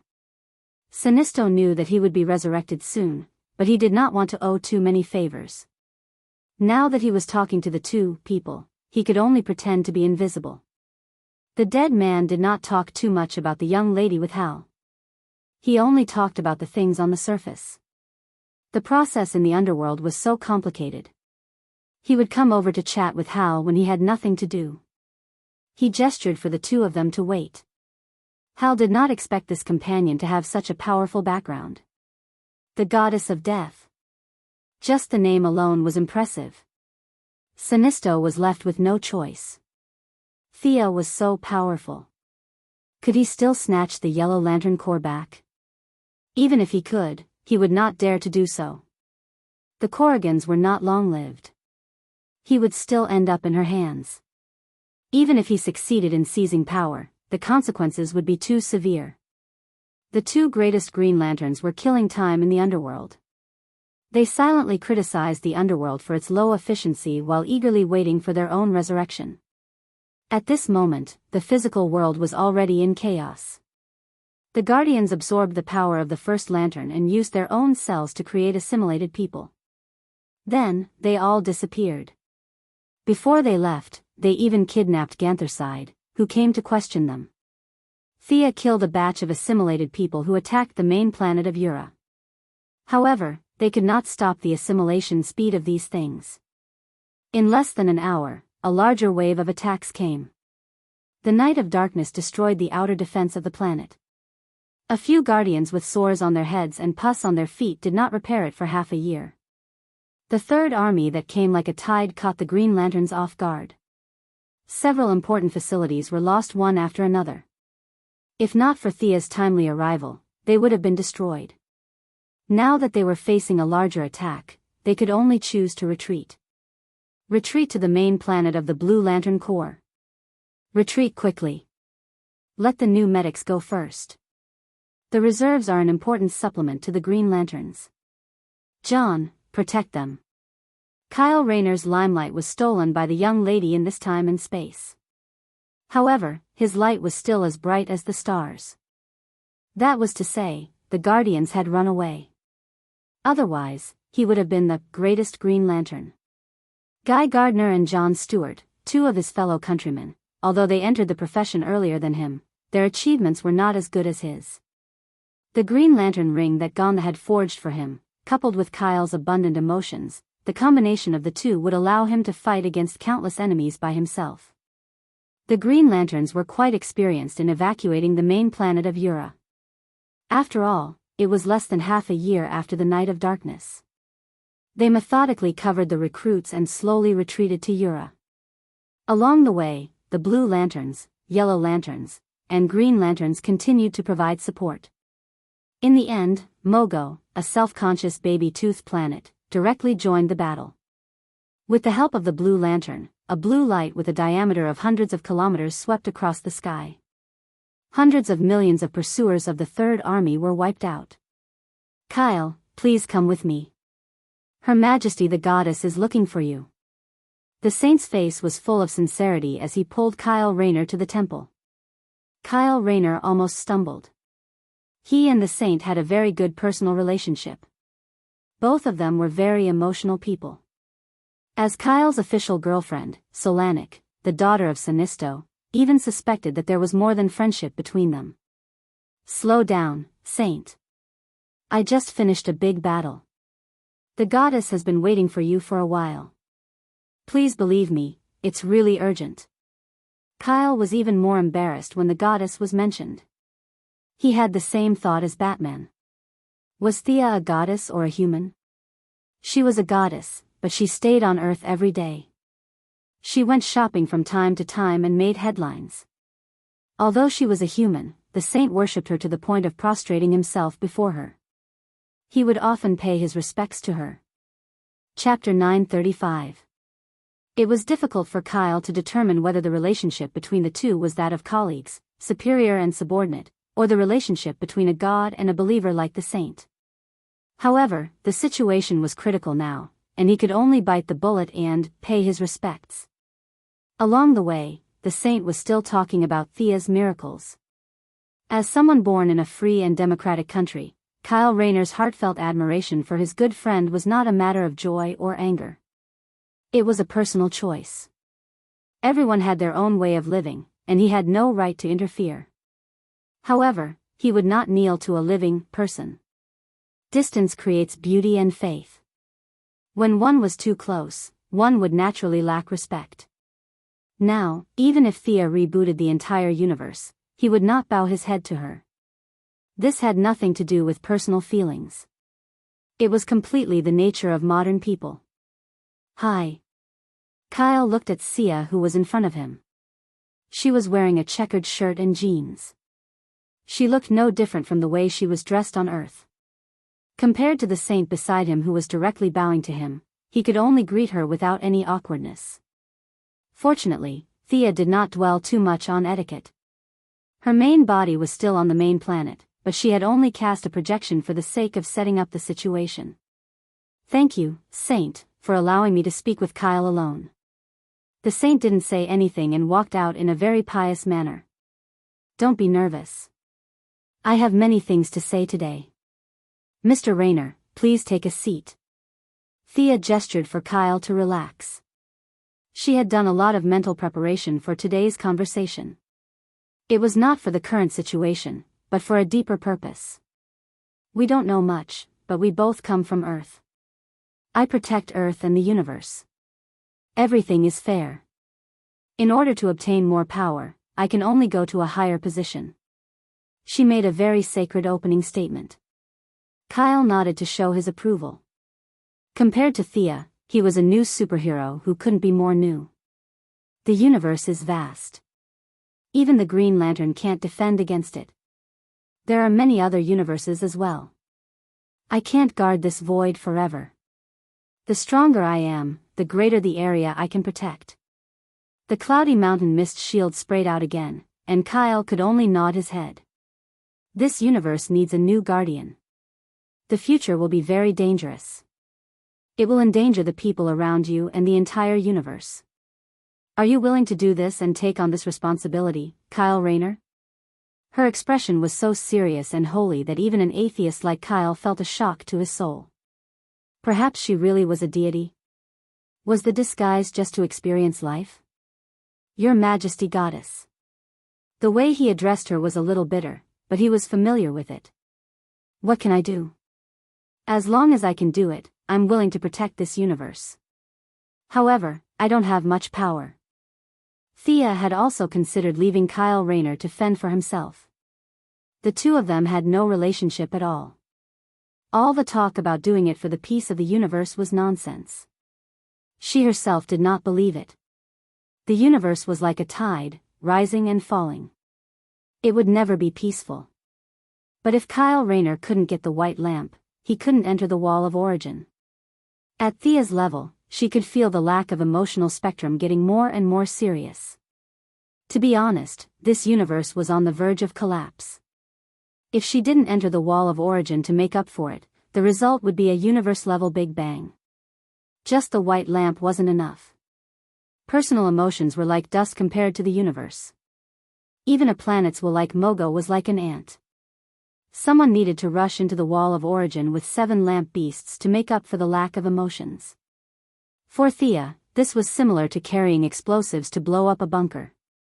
She had the power to do it, but if she didn't do it for various reasons, the world's will would completely abandon her. But she was really afraid. That was the wall of origin that even Kan Yojia could stick to. Were the ring and rush in with her eyes closed? Thea only hesitated for 2 seconds and knew she couldn't do it. There were too many uncertainties. Whether she could go in, whether she could come out, whether she could come out in person, these were all very serious questions. Or if an ordinary person could go in with a white lamp, but a new god couldn't. Was there such a possibility? She didn't dare say no. There was no instruction document on the wall of origin. Who knew if a new god could enter? Once she was stuck to the wall, everything would be over. She didn't have the courage to risk her life, so she felt that she had to throw this responsibility to Kyle Rayner. Leaning on a staff, hunched over, holding a large basin, boiling a bowl of steaming green soup, and then nervously saying, "Drink, so-and-so, this is your destiny." This scene was unjust at first glance. Fortunately, she knew the Heavenly Father. Imitating the Heavenly Father's grandeur, a bunch of nonsense really fooled Kyle. Unknowingly, Thea had transitioned from the role of an adventurer to the role of an old grandfather. Kyle Rayner was a very important chess piece in the future. Saving the universe, injecting the emotional spectrum, and conveniently bringing out the life equation, then causing the Heavenly Father to snatch it. If the Heavenly Father still maintained his original heart, then naturally there was no need to mention it. Thea wouldn't push this matter, but if the Heavenly Father was attracted by the power of the life equation and did something perverse, then it could only be said that he was unlucky. Thea would stand up at the last moment to maintain the overall situation, letting Diana snatch the God of Justice position and enter the new creation star, and she would take the life equation. She had even thought of the reason. Only death could suppress life. This plan was one step after another, but the premise was that there must be a silly boy at the front to charge and break through the enemy lines. What should I do? Kyle asked, puzzled. You have to become a white lamp. You have to take this responsibility from me. The spirit of existence was skipped directly. Kyle didn't need to come into contact with it. In the future, Kyle would walk the path of merging with the 7 light beasts. The revival function and life-sharing function would all be removed. As long as his emotions could withstand the 7 light beasts, it would be enough. Although it was still difficult for ordinary people, it was much easier than Thea, who had to rely on herself to control emotions. Thea was familiar with it. With a light flick of her index finger, 6 duplicate rings flew in front of Kyle. Except for the orange lamp Laflas, who was unwilling to be suppressed by her and took 2 more seconds, the other rings came willingly. The 6 rings were reversed and turned back into emotions. 6 huge light doors appeared in front of Kyle. Go in. Each door represents 1 emotion. When you have grasped all 7 emotions, use your own courage to adjust them. The flow of time between the 2 worlds is different, so there is no need to worry about the outside. If you are ready, then enter the door now. Kyle was quite courageous. He didn't hesitate to choose the yellow lamp of fear as his first stop. After a whole day, Kyle had just entered the 3rd door and mastered fear and hope. At this speed, he would definitely be absent from the next battle. Chapter 936. Kyle Rayner was born with an abundance of emotions. With Thea's help, she would teach him some tricks from time to time. She did not require him to be able to control the emotional energy freely. As long as he had a general impression of the 7 emotions, it would be convenient for him to fuse them later. However, this process was still very difficult. With each additional emotion, the difficulty of obtaining a new emotion would double. However, as an emotional artist, Kyle Rayner's potential was limitless. As long as he rested a little, he would be able to continue. Thea had left behind a projection to help him level up. This guy still needed a long time to master the 7 lights as one. He would not be able to make it in time for the battle of the first lantern. In fact, it would not be of much use even if he did. Her request for Kyle Rayner was to successfully fuse the 7 lantern beasts before the big event of Lights Out. Thea's main body spent more than a day before finally retrieving the correct coordinates from Guardian Haluba's memory. Her figure flickered and disappeared from the main planet. A huge sarcophagus floated in the depths of space. There were many seals densely packed on top of it, isolating time and space. It prevented energy from entering or exiting in any form. This place did not belong to any sector. Even the Green Lantern Corps, which had dominated the universe for countless years, did not mark this place. The Guardians had set up a super-large prison in the middle of the Sea of Stars. There were meteorites everywhere, and countless planetary fragments were wandering around. Even the most advanced detectors could not find this place. However, the sarcophagus had been opened, and 2 groups of people were facing each other.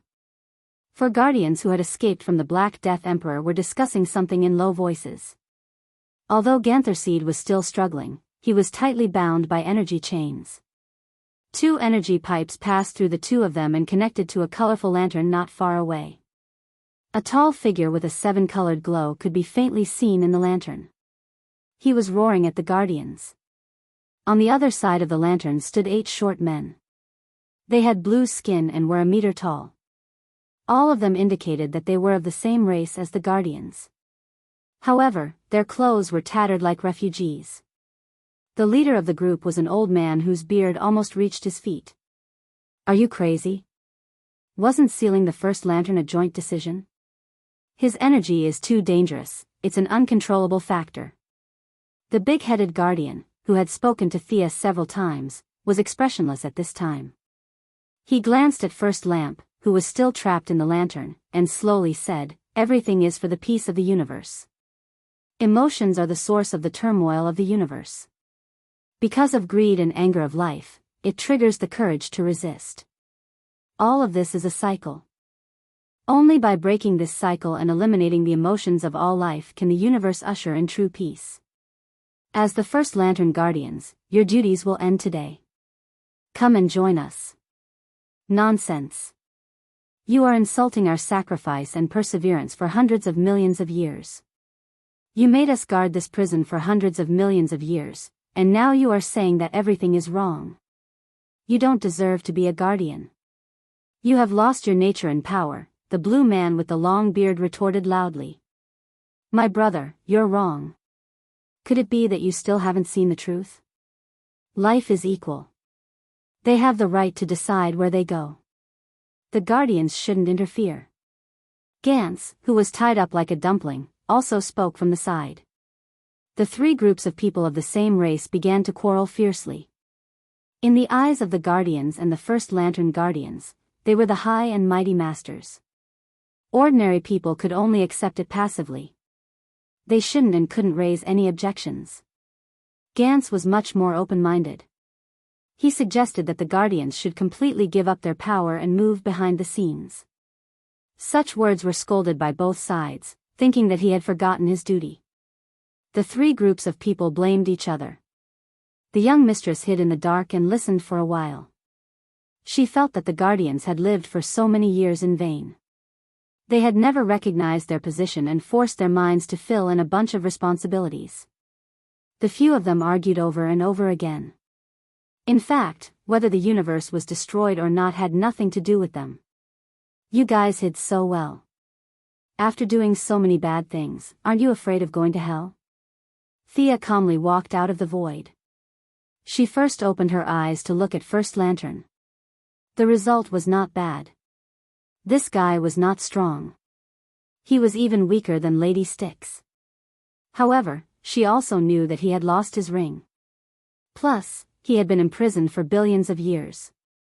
Now, he was used as a battery to power the Third Army scattered all over the universe. It was already very good that he still had such strength after all that. We're doing this for the peace of the universe. This shouldn't go against the new god's mission, said the big-headed guardian whose name Thea didn't know. Purely from the perspective of death, that was indeed the case.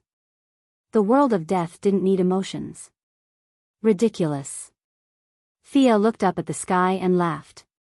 Just when the guardians thought that she was going to say something brilliant, she suddenly did a space jump. Her right hand threw out a wind blade to cut off the energy chain connecting Gans and First Lantern. At the same time, she set up a barrier in front of her. The four little blue men hurriedly attacked, but unfortunately, the barrier did not break at all. Seeing that they couldn't break the barrier in a hurry, the two guardians could only rely on their own energy to connect to First Lantern. Your Majesty Goddess, what you're doing is unwise. You don't understand the danger of prisoners. If you want Gans, then they're yours. Please leave. After being ambushed, a normal person would have been furious. However, the little blue men had no emotions. They were still the same as before. They were like a mechanical program.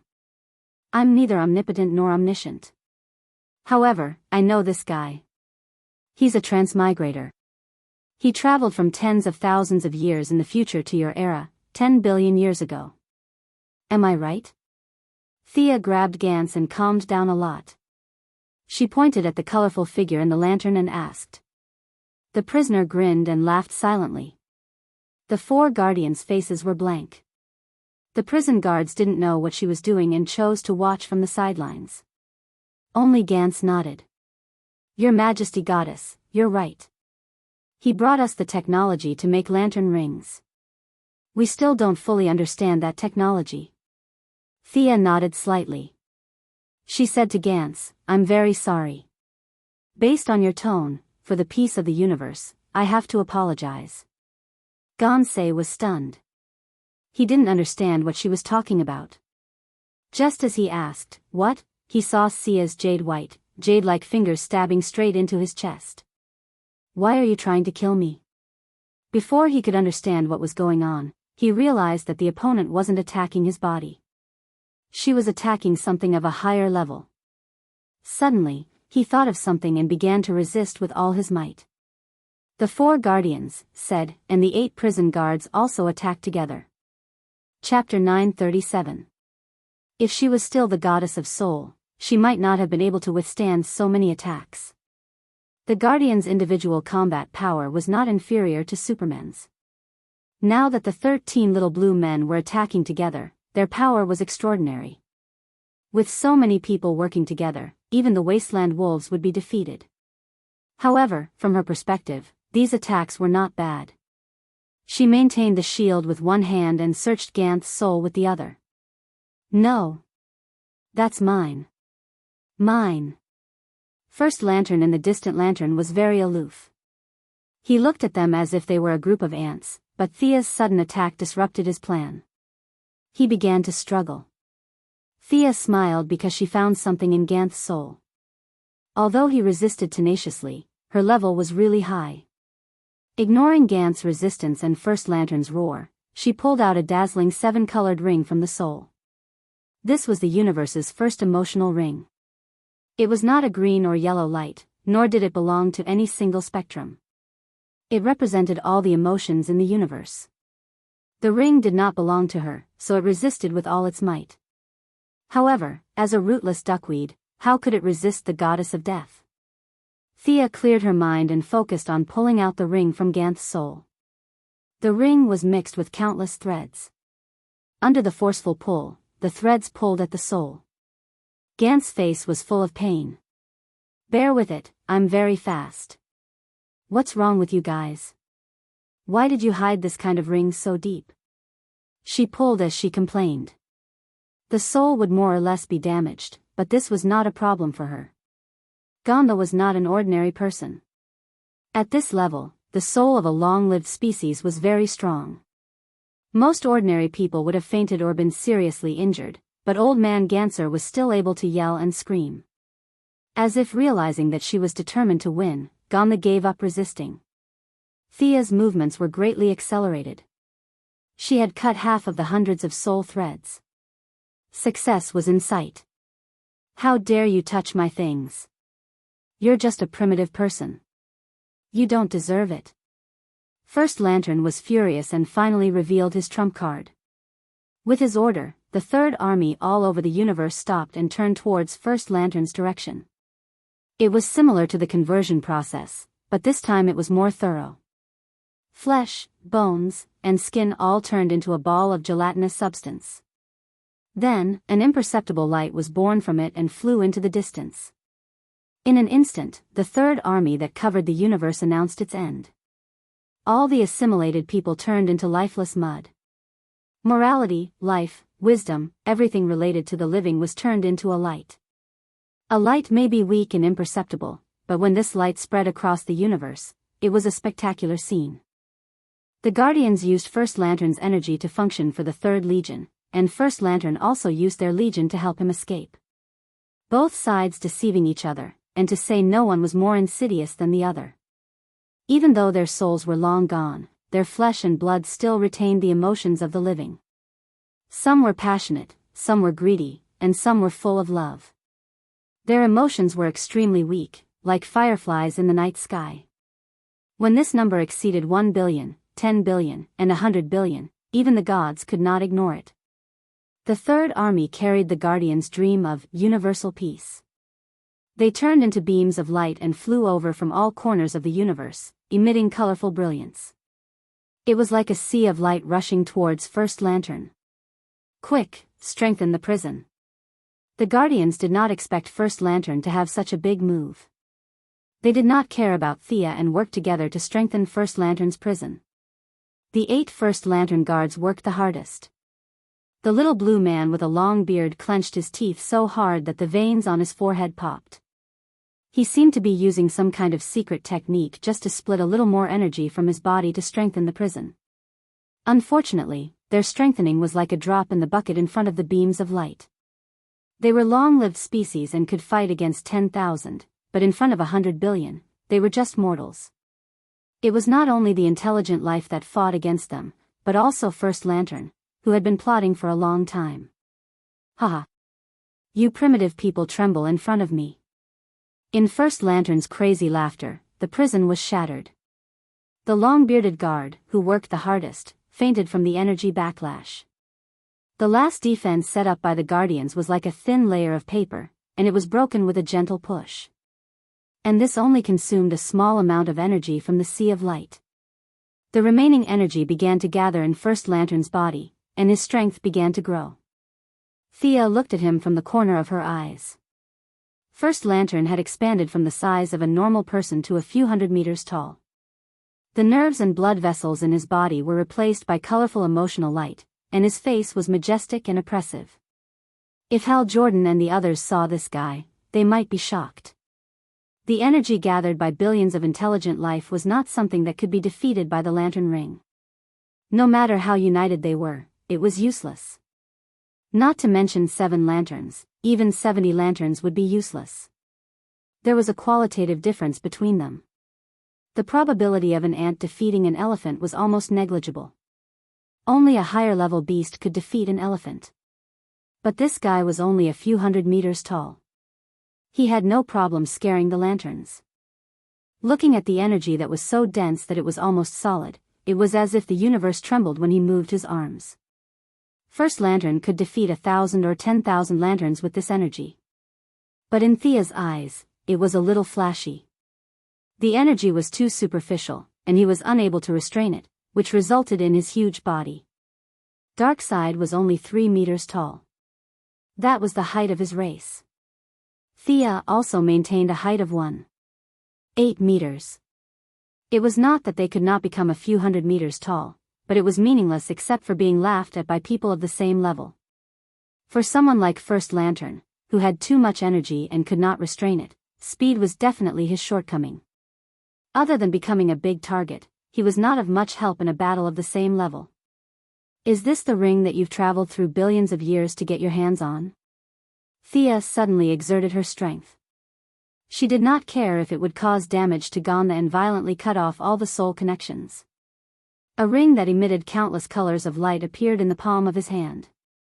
She had noticed it when she first came into contact with it. This ring was also the origin, or rather, the ring was the new god. It represented emotion. Just like Mitron's chair of Mobius, whoever sat on the chair would be the god of knowledge. Rather than saying that Mitron was the god of knowledge, it was more accurate to say that the chair was the god of knowledge. This ring had the same effect. Whoever wore the ring would be the god of emotion. Emotion was not as good as death, but it was similar to good and evil. It was a necessary trait for intelligent life.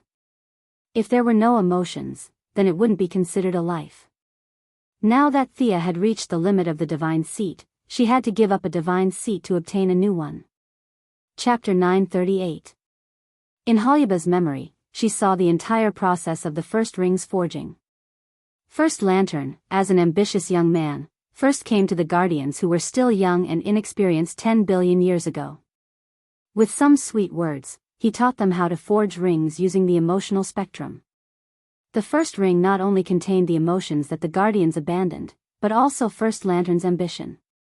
This ring was the entirety of his conspiracy. Unfortunately, his image as a good young man was shattered too early. At that time, the Guardians were no longer in their prime, but they still worked together to seal First Lantern with the ring. After that, the ring was taken away and sealed in Ganth's soul. Thea tried to feel it carefully. The ring was the origin, but the origin was not the ring. If she wore the ring, she would only be borrowing the power of emotions. This thing had nothing to do with her. It would be stupid to give up one's position just to borrow a part of the power. The result was a little disappointing. Emotions were a high-level origin, not as deep as death, but on the same level as justice and evil. If it did not conflict with her, she could absorb it with some effort. But this ring was different. It was too complicated. Not only did it contain the source that represented the deity position of emotions, but it also contained the emotions of the little blue men and the First Lantern. They used their own emotions as bait to capture this source. Billions of years had caused several substances to mix together. Just like the previous death, Sia had to spend a lot of effort to purify the impurities. To use this ring freely was more troublesome than death. She did not have much understanding of emotions. There were too many emotions in intelligent life, and it was not an exaggeration to say that there were 70 or even 700 emotions. In the end, she might waste her original path of death. She really did not want to try. Also, Death had a poor tolerance. The previous trait of wealth had a first come, first served problem. They were the foundation for Thea to bear Death, so they were barely compatible. This god of emotions was completely foreign. Death did not care about it at all. If Thea forcefully fused with it, who knew what would happen? Useless. She sighed. If this thing was in First Lantern's hands, it would definitely increase his power. But in her hands, it would at most be an unsuitable collectible. But the enemy would be much weaker, and she could get the drops in advance. No matter how she looked at it, it was a good thing. Then, under First Lamp's furious gaze, she kept the ring in her bag. Moreover, he revealed a radiant smile to Chu Deng. What kind of man are you if you can only stare at me? If you have the ability, come and hit me. First Lantern was so angry that his teeth were itching. His original plan was to wait until the Third Army had developed to its largest scale. Then, when the Guardians were at their most high-spirited, he would flip the table and enjoy their horrified gazes. Finally, he would use Black Tiger Steel's heart to obtain the ring that had been sealed in Ganth's soul. This way, not only would he be able to slap the face of the enemy, but he would also be able to reach the peak of his life. Not only did he want to destroy his enemies physically, but he also wanted to destroy their minds and wills. This kind of counterattack was very suitable for him. He had been holding back for countless years to achieve this goal, and now he was about to succeed. In order to prevent any unexpected changes, he had imagined many scenarios, but he had always focused on the little blue men. He had never thought that a woman he had never met would jump out. If you want to flip the table, go ahead and flip it. Why did he ruin my plan? Not only did Thea flip his table, she also stole his job. If it were an ordinary person, he would have charged over and split Mount Hua in half, but First Lantern was no ordinary person. He glared at Thea fiercely. In this time and space, everyone in this world was primitive in his eyes. He had no intention of asking for her name. He opened his hands, and light flashed.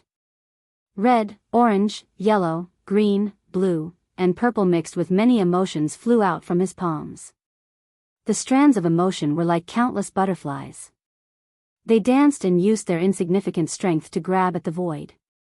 Thousands of strands of light gathered into a beam of light. Relying on this powerful energy, First Lantern tore a crack in the real world. He wanted to change the timeline and return himself to the point before Thea came. Even if he had to flip the table, he had to take back his job. A wise choice. Thea sighed. First Lantern did not come to snatch the ring from her. Instead, he went back to the source. This meant that he had not been blinded by the sudden increase in power. He could still make the best judgment for himself. Above all, war was war. Next, war was war.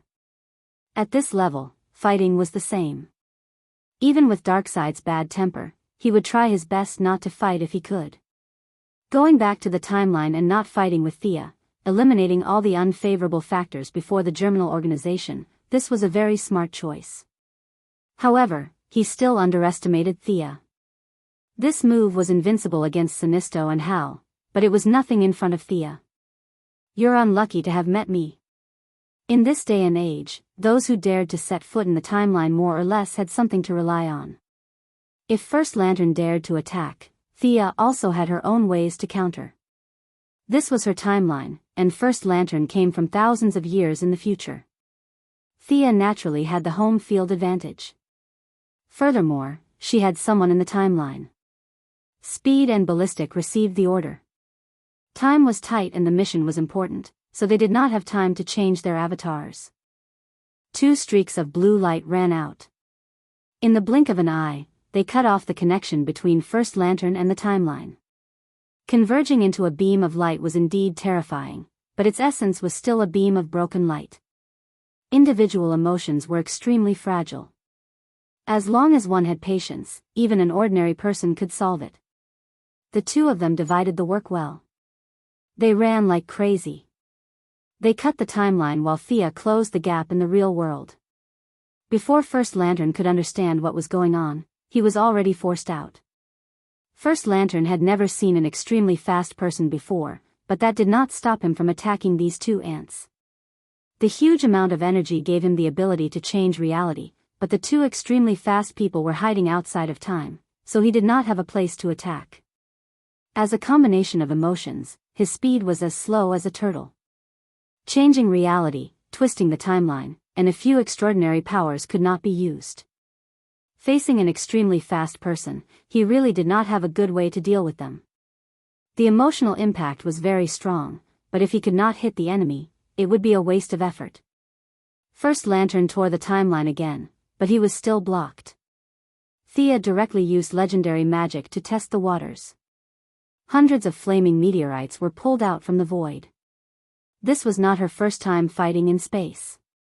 Meteorite magic was extremely powerful on the ground, but there was no gravity in space, so its power was instantly reduced by half. However, First Lantern was a few hundred meters tall, flashing with a rainbow light.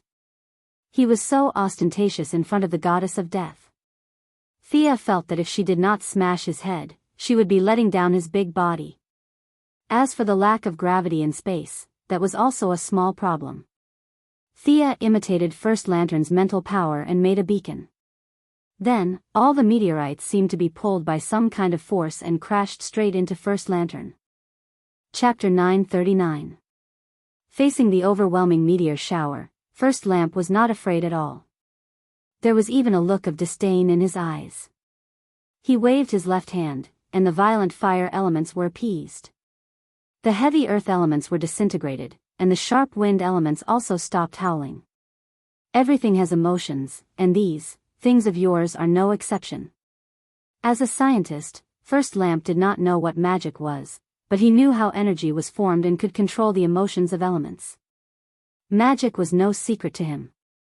When the fire elements were no longer violent, the earth elements lost their weight, and the wind elements lost their speed. This legendary spell naturally could not continue. Thea could not help but sigh. Magic could be said to be successful at the level of mortals, but at the higher levels, it was not very effective. In terms of life essence, this First Lamp was not a god. At most, he was an amalgamation of emotional energy. However, his energy was huge. In terms of magnitude, it was already beyond her or dark side. It was even comparable to the spirit. It was just that he did not know how to use it. This energy was enough, but it did not belong to him at all. As time went by, First Lamp's energy started to show signs of decline. Emotions were not normal. Ordinary people could not always live passionately. It was normal to be indifferent. This showed the value of lanterns. Otherwise, if everyone on the street had courage and willpower, why didn't the green light choose them? Because ordinary people lacked endurance when it came to emotions. After absorbing the emotions of billions of intelligent beings, First Lamp's energy was fluctuating. The general trend was going downhill. As a mortal, he could control so much energy. Without the help of the ring, First Lamp could only do some simple and crude work. Like tearing the timeline, there was no technique to speak of. His method of breaking magic was not very brilliant. He was just taking drastic measures. There were too many intelligent beings in the universe. There might be life forms like the fire and water elements that were later assimilated by the Third Army and turned into the source of First Lamp's emotions. After all, elements were not inanimate objects. It was not too ridiculous to say that they had emotions. First Lamp took Thea's attack effortlessly. This made him even more confident of his strength. He even smiled mockingly at Thea, as if to say, "You are not that great. How dare you look down on my magic? Here's a small gift for you." Thea said it was a small gift, but it wasn't small at all. With the godhood of death, her attainments in magic had long surpassed those of her predecessors, perhaps even far surpassing them. She might still be lacking in details, but her horizons were different. Even if all the great wizards from ancient times were gathered together, they would not be able to see as far and as deep as her. If ordinary people's spells were divided according to the weave's level, they would be ranked from the first to the 9th circle. Spells above the 9th circle could be considered legendary spells, and the weave had almost no effect on such spells. It all depended on the caster's own conditions. All legendary mages could cast level 10 spells, and a small number of them could reach level 11. As for the few people who could leave their names in the history of magic with the highest combat power, they could cast spells up to the 12th circle. Legendary mages often looked down on the gods because some spells could not be cast by them. For example, Ares, Diana. They were too focused on their own power, and even casting time stop took a lot of effort. As for a mage-type deity like Sia, it was easy for her to reach the 11th or 12th circle. Relying on her high realm and solid foundation, she was going to mobilize the divine power of death and the magic power of the universe to cast an unprecedented 13-circle spell. Even though she had made some preparations beforehand, this spell still took some time. Meteorite was an excellent camouflage. While First Lamp was proudly showing off, it bought her 5 seconds. Her hands moved quickly, and countless mysterious runes were quickly drawn. A huge number of magic circles were connected to each other, piling up layer upon layer. The total amount of magic power Thea poured into them was at least equivalent to 10 great wizards of Merlin's level. A grandfather clock hundreds of meters tall was created. The grandfather clock was not affected by the environment, as if it had been suspended in this universe since ancient times. It was thick and heavy, as if it had experienced countless years. The body of the clock was dark black, and the sun, moon, and stars were carved in relief. The dial was golden yellow, which was made from the fragments of time shattered by the anti-watchers. The needle was illusory, sometimes visible, sometimes invisible. It was filled with Thea's understanding of time. The crisp sound of the bell reverberated throughout the entire universe. All intelligent life felt a sense of helplessness fill their hearts. It was as if they had encountered their natural enemy. They were helpless, and in the face of the end of everything, some cried, some laughed. With just a crisp sound, the universe quieted down. This was the sound of the bell of fate. The main body of the grandfather clock was still in the hands of Big Brother Fate. Thea went to the Endless Clan from time to time, and naturally saw this thing. Big Brother Fate did not care. Look at it if you want to, I have no objections even if you want to smash it. Thea was not so daring as to smash the entire Bell of Fate, but that did not stop her from simulating a part of its functions. Even with the support of a huge amount of magic, she had seen it with her own eyes, and after putting in a lot of effort, she could only simulate a tenth of its functions. The body of the grandfather clock was created with magic, but she borrowed the divine power of death to draw the projection of Big Brother Fate's clock over. First Lantern looked at it for a long time, but could not figure out the use of summoning a large clock. In his era, such primitive mechanical creations could only be found in fossils.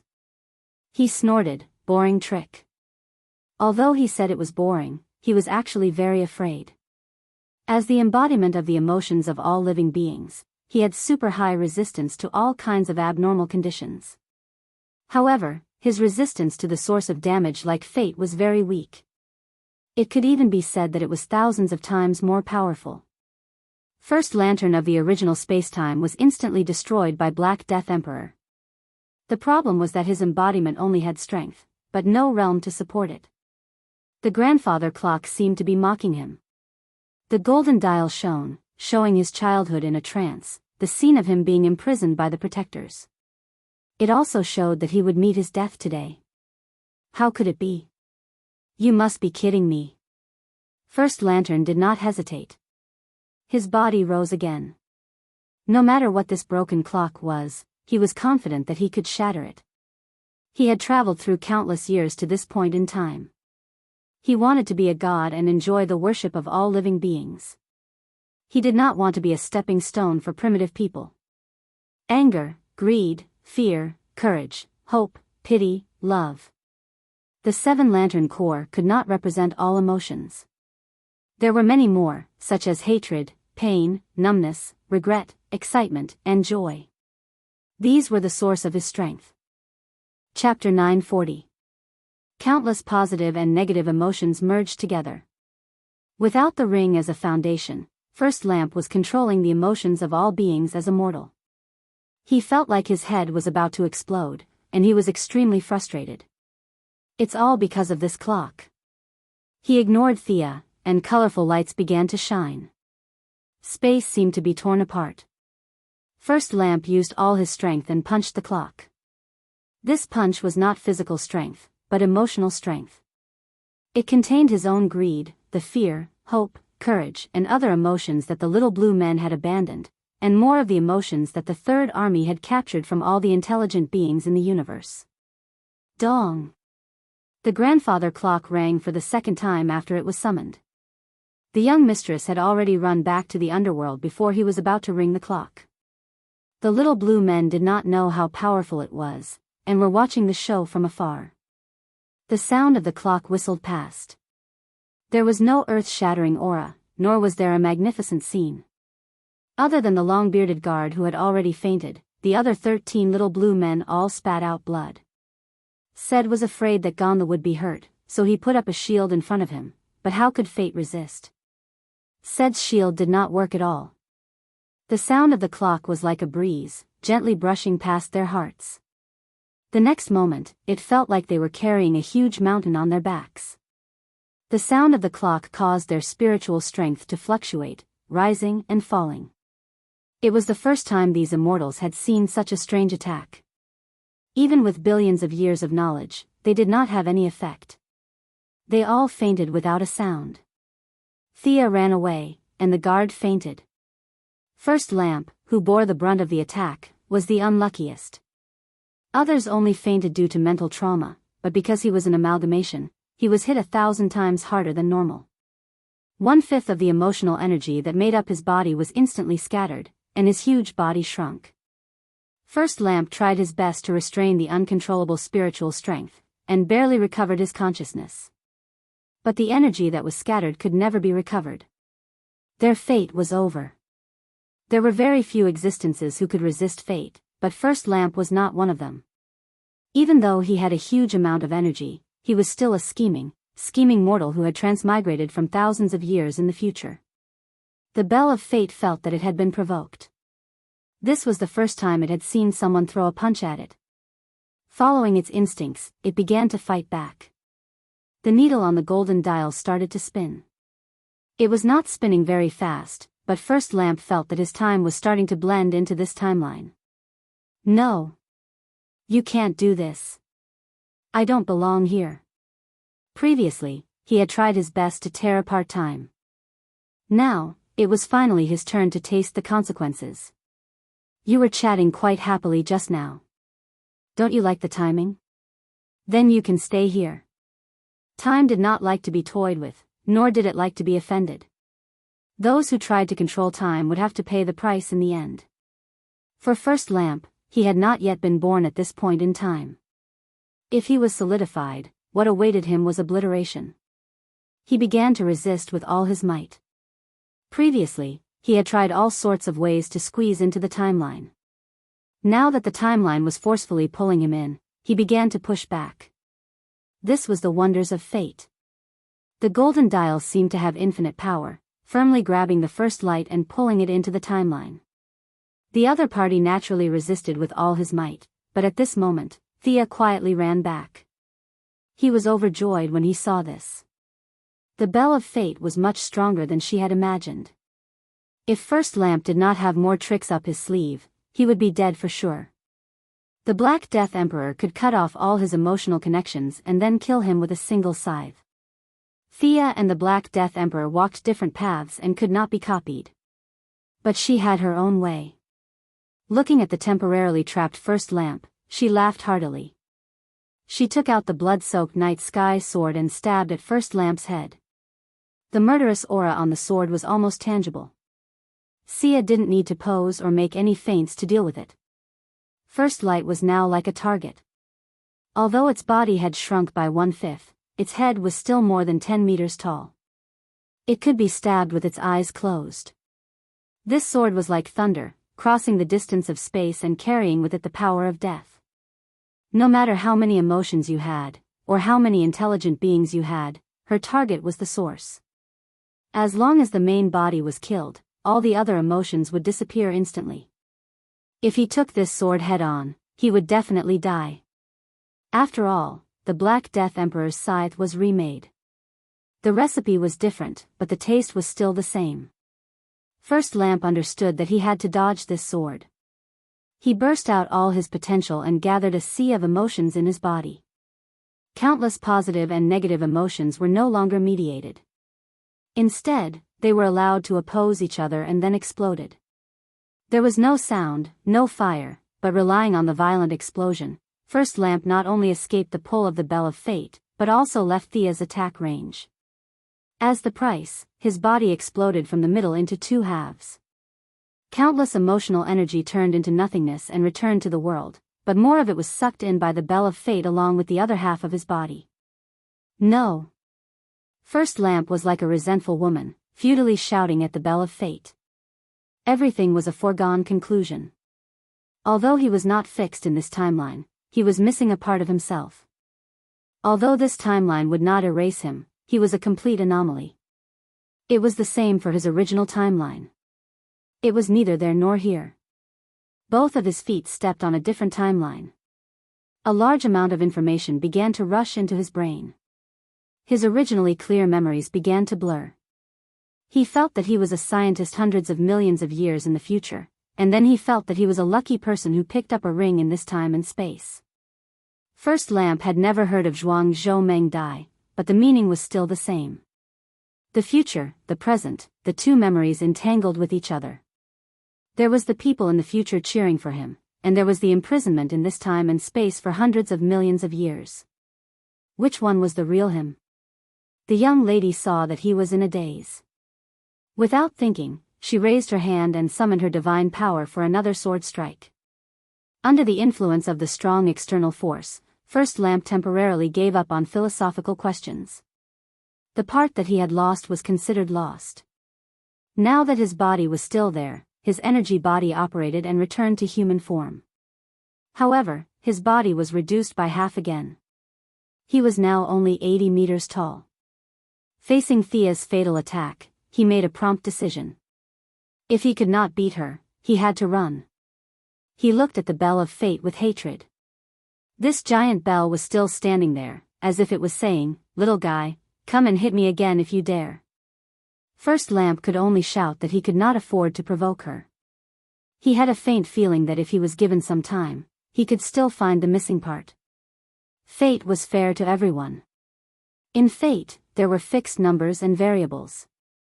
The missing part was fixed, but it was not unchangeable. Unfortunately, he lacked time now. Chapter 941.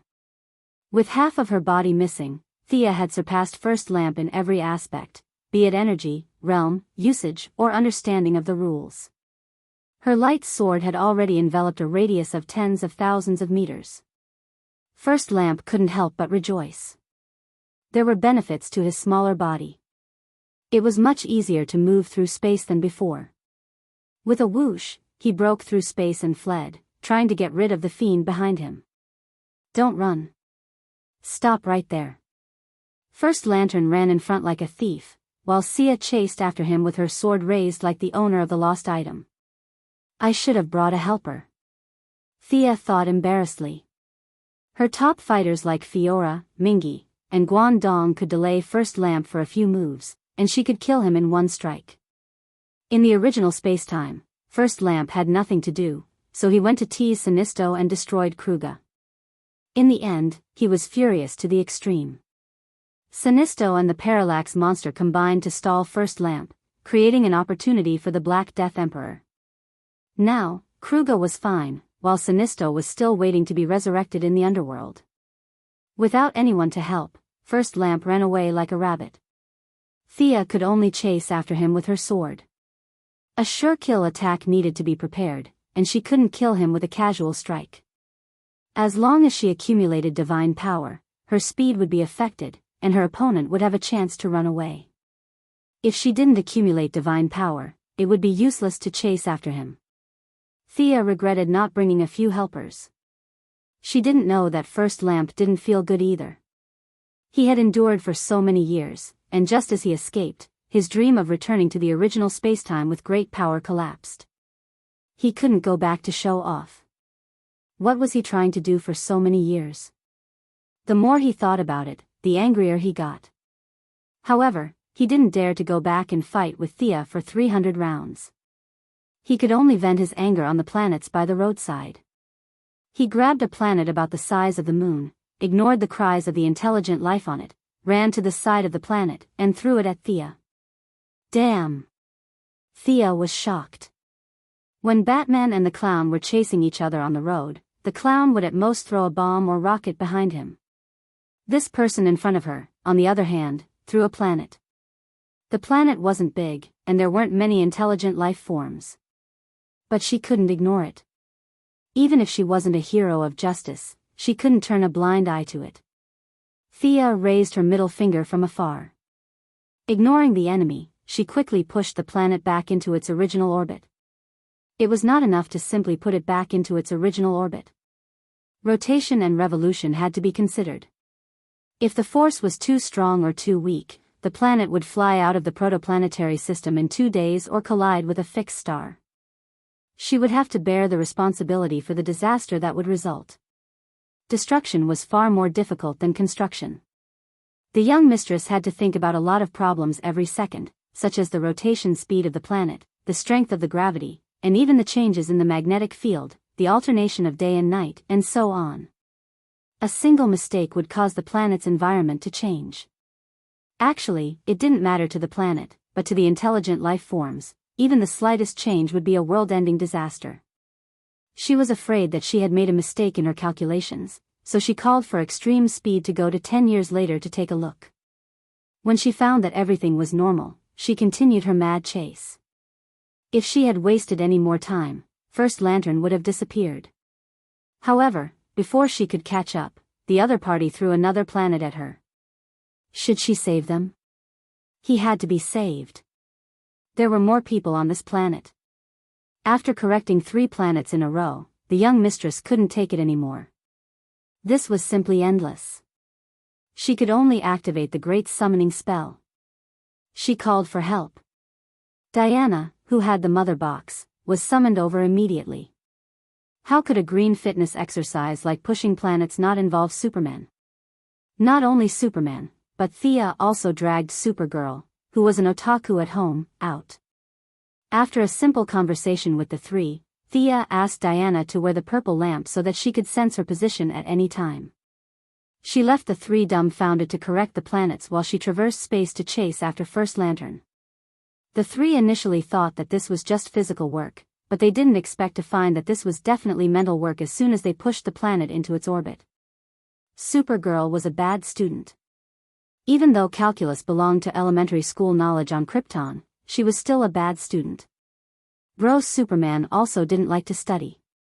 He clearly had a super mind, but he didn't become a scientist after graduation. Instead, he became a reporter.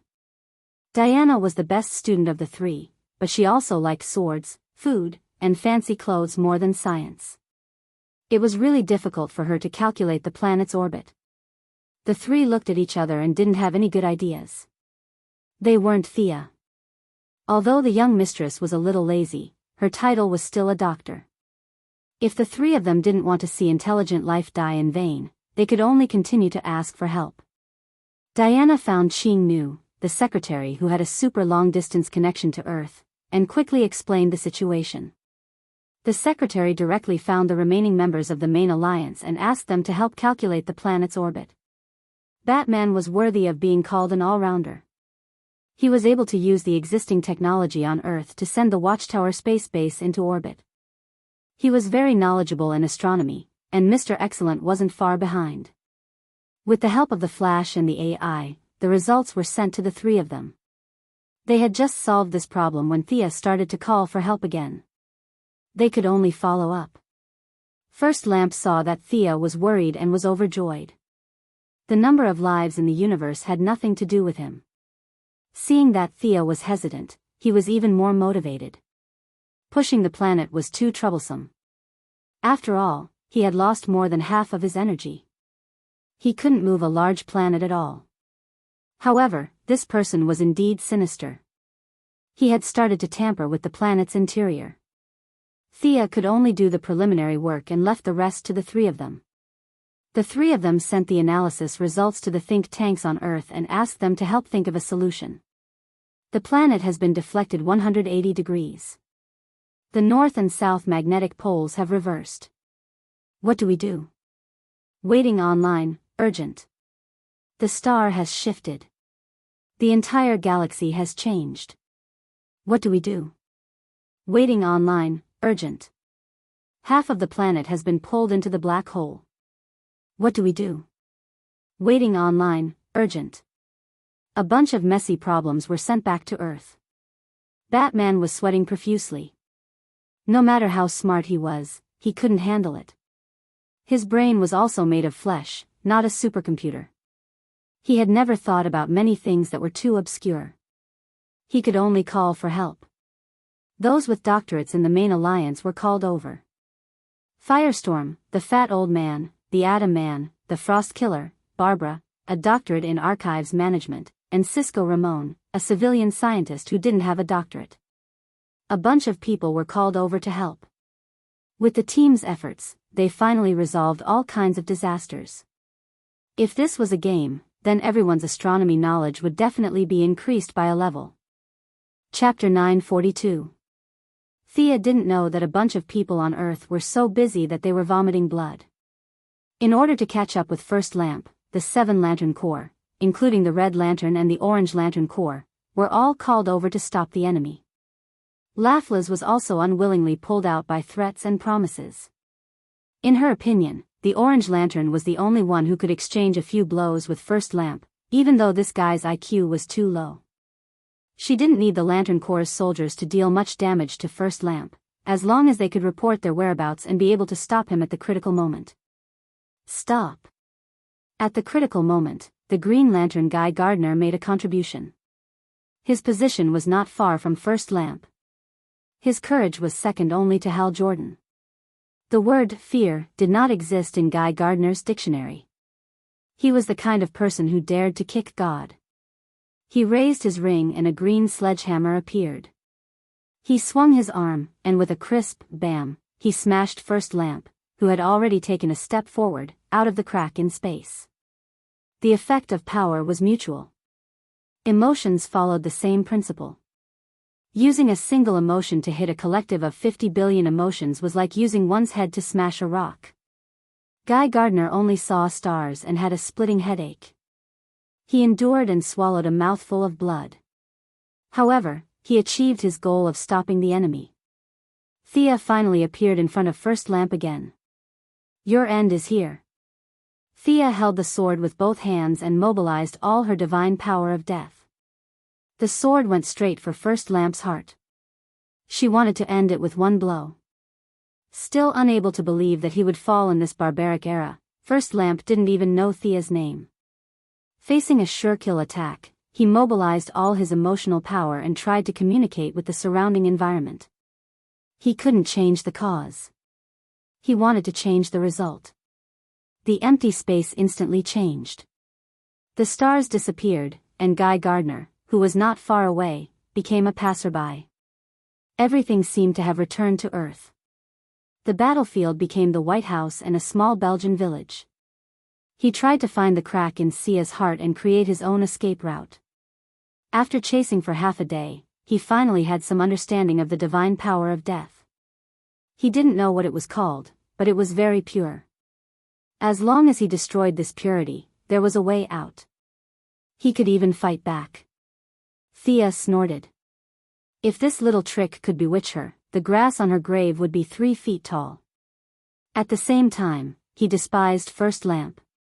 Even when death was at hand, he still did not have the courage to fight. It was no wonder that the little blue man had imprisoned him for 10 billion years. He lacked the magnanimity that a powerhouse should have, and his personality was too poor. Die. There were no impassioned words, nor were there any heroic words. The black longsword in his hand crossed the distance and stabbed into First Lamp's chest. Spare me, I don't know you. First Lamp was still trying to resolve her hostility with words. Unfortunately, the divine power of death passed through the layers of energy and found his true body. Thea's gaze also followed the godly power. She saw that in the deepest part of First Lamp's enormous body, an ordinary-looking young man with slightly curly hair was pleading with her with a face full of fear. This ambitious schemer who had transmigrated from billions of years in the future had never told the Guardian his real name. His eyes were filled with disbelief as her sword pierced through his heart. There was still a trace of doubt on the young man's face. Was he going to die just like that? Was the earth-shattering energy of no use at all? Altering the timeline and distorting reality. This guy was practically the synonym of invincibility in Thea's eyes back then.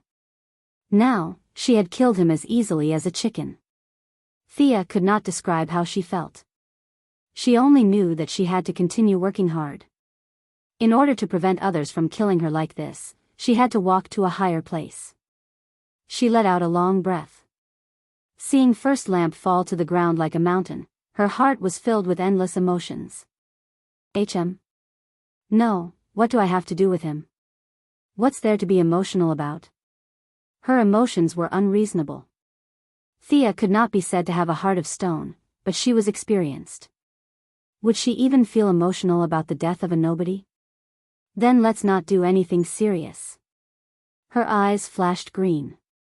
The eye of obliteration was drawn but not released. The scene in front of her shattered like glass. She was still in space. Guy Gardner, who was not far away, seemed to want to come over and help. Only 1 second had passed in her time, and First Lantern did not fall at all. Instead, he looked at her in horror. My sword should have hit you. The god of death does not lie. How are you still alive? Missy was puzzled. She looked at First Lamp from head to toe. She did not expect him to answer her question. After thinking for a while, she said, you used some kind of delaying method, right? You pushed the fatal attack to 200 years later? Heh, that's a good technique. Come and take my sword again if you can. Using energy to delay the fatal attack and using emotions to influence Thea unknowingly. First Lamp did have some tricks up his sleeve. Unfortunately, he was not strong enough. No matter how beautiful these tricks were, they were useless. You're pissing me off. First Lamp was forced into a dead end. He could only reveal his last card. A 5-colored giant that looked exactly like him walked out of his body. The two looked at each other with a paralyzed expression. However, the one that came later was more serious and wooden. There was no spirit in his eyes, like a puppet. This time, Milady was completely surprised. This guy had a lot of tricks up his sleeve. He had delayed the fatal attack and used emotions to confuse Thea. Then, according to the Flash, he had created a time remnant without anyone noticing, creating a self that was parallel to his own timeline. First Lamp was very clever at using emotions. This was not surprising. After all, this was his original plan. However, Thea did not expect him to be so involved in time. Unlike the time remnant created by the extreme speed, First Lamp used his own energy to create one. When he used his ultimate move, Thea was not idle either. She first sealed the space around them to prevent him from escaping. First Lamp's move was useless other than scaring people. He had been imprisoned for billions of years and had zero combat experience. He was a little too confident, thinking that two of him could defeat the enemy. However, that was not the case at all. Could 2 Wasteland Wolves defeat Darkseid? Could 2 Guangdong beat Thea? The higher the level of a battle, the less effective it would be to have more people. However, she did not underestimate her opponent. Her long sword raised a pale gray hurricane, blocking the wooden First Lamp's attack. At the same time, she targeted the original body and attacked. The divine power of death made her the fastest in the world. However, speed was clearly her opponent's weakness. The ink-black night sky sword kept causing wounds on First Lamp's body. Compared to his huge body, the wounds were very small. First Lamp was like a body of pure energy. He did not have blood. What flowed out was a type of energy. After several attacks, he could not hit Thea. Not only did the 2 First Lamps not help, but they were also a mess. Chapter 943. Guy Gardner was ready to help. In order to protect his pride, Thea could only let him be in charge of holding back. However, after 3 moves, he had to retreat helplessly. He couldn't fight and had been dodging the skills. This was not a game, there was no rule that teammates could not be hurt. Whether it was Thea or First Lantern, the attack range was very wide. If he didn't want to go to the underworld to find his old friend Hal Jordan, he had to dodge back and forth at full speed. Instead of risking a few hits, it was better to watch from the side. As Guy Gardner retreated to the side to help, Thea's attacks became fiercer. Although she couldn't play a fatal blow, the divine power of death still had its own uniqueness. Thea went at full speed, slashing at First Lantern, who was as big as a mountain. His opponent's speed was far slower than his, and his body was big, so it was not convenient for him to turn around. The battlefield of the two gradually descended from space to a planet. Thea saw that there were many intelligent beings here, so she naturally thought of their plan. They still wanted to play the same old game. Guy, you go to the battlefield. Carol, Laughlise, you came at the right time. Go help. She just asked Green Lantern to save people. Whether or not he could save them, this gesture had to be made. As soon as she finished speaking, Purple Lantern Carol Ferris and Orange Lantern also arrived. Thea was overjoyed. Why don't you all go together? The battlefield was tens of thousands of kilometers long. She tried to use less large-scale magic. To the intelligent life forms on this planet, it was as if they were sitting at home when disaster came from the sky. They could only see a 5-colored brilliance in the sky for one moment, and then a black curtain that engulfed the world in the next. Praying, hugging and crying together, they couldn't do anything in the face of disaster. I'll ask Santa Claus to send you a gift later. Go help. Thea kicked away Laughlise, who didn't want to move. Orange Lantern happily joined in the rescue. This guy waved his hand and summoned an army. His efficiency was unusually high. You can't kill me with this attack. We have no grievances, so why do you keep chasing me? First Lantern was very passive. He couldn't fight, and he couldn't run. Thea's sword could destroy tens of thousands of his feelings, but what was the use? He still had 50 billion emotions, so the tens or hundreds of thousands that were cut off were nothing. Of course it's useful. Your vision is too narrow and you're neglecting yourself. Thea let out a long sigh. It was actually quite tiring to keep moving at high speed. Being called narrow-minded by a primitive woman, First Lantern was not happy. He moved quickly and took a step forward, ready to launch a surprise attack while Thea was talking. However, he found his own problem, a big problem. His originally colorful body now seemed to be shrouded in a thin layer of gauze. It was gray but very fine. Today is your doomsday. Everything is over. First Lamp's body was a little stiff. The effect of this state was actually not long. It was an application of the dead mixed soul. The two positions were very compatible, but Thea did not understand it well enough. She lacked tens of thousands of years to settle down.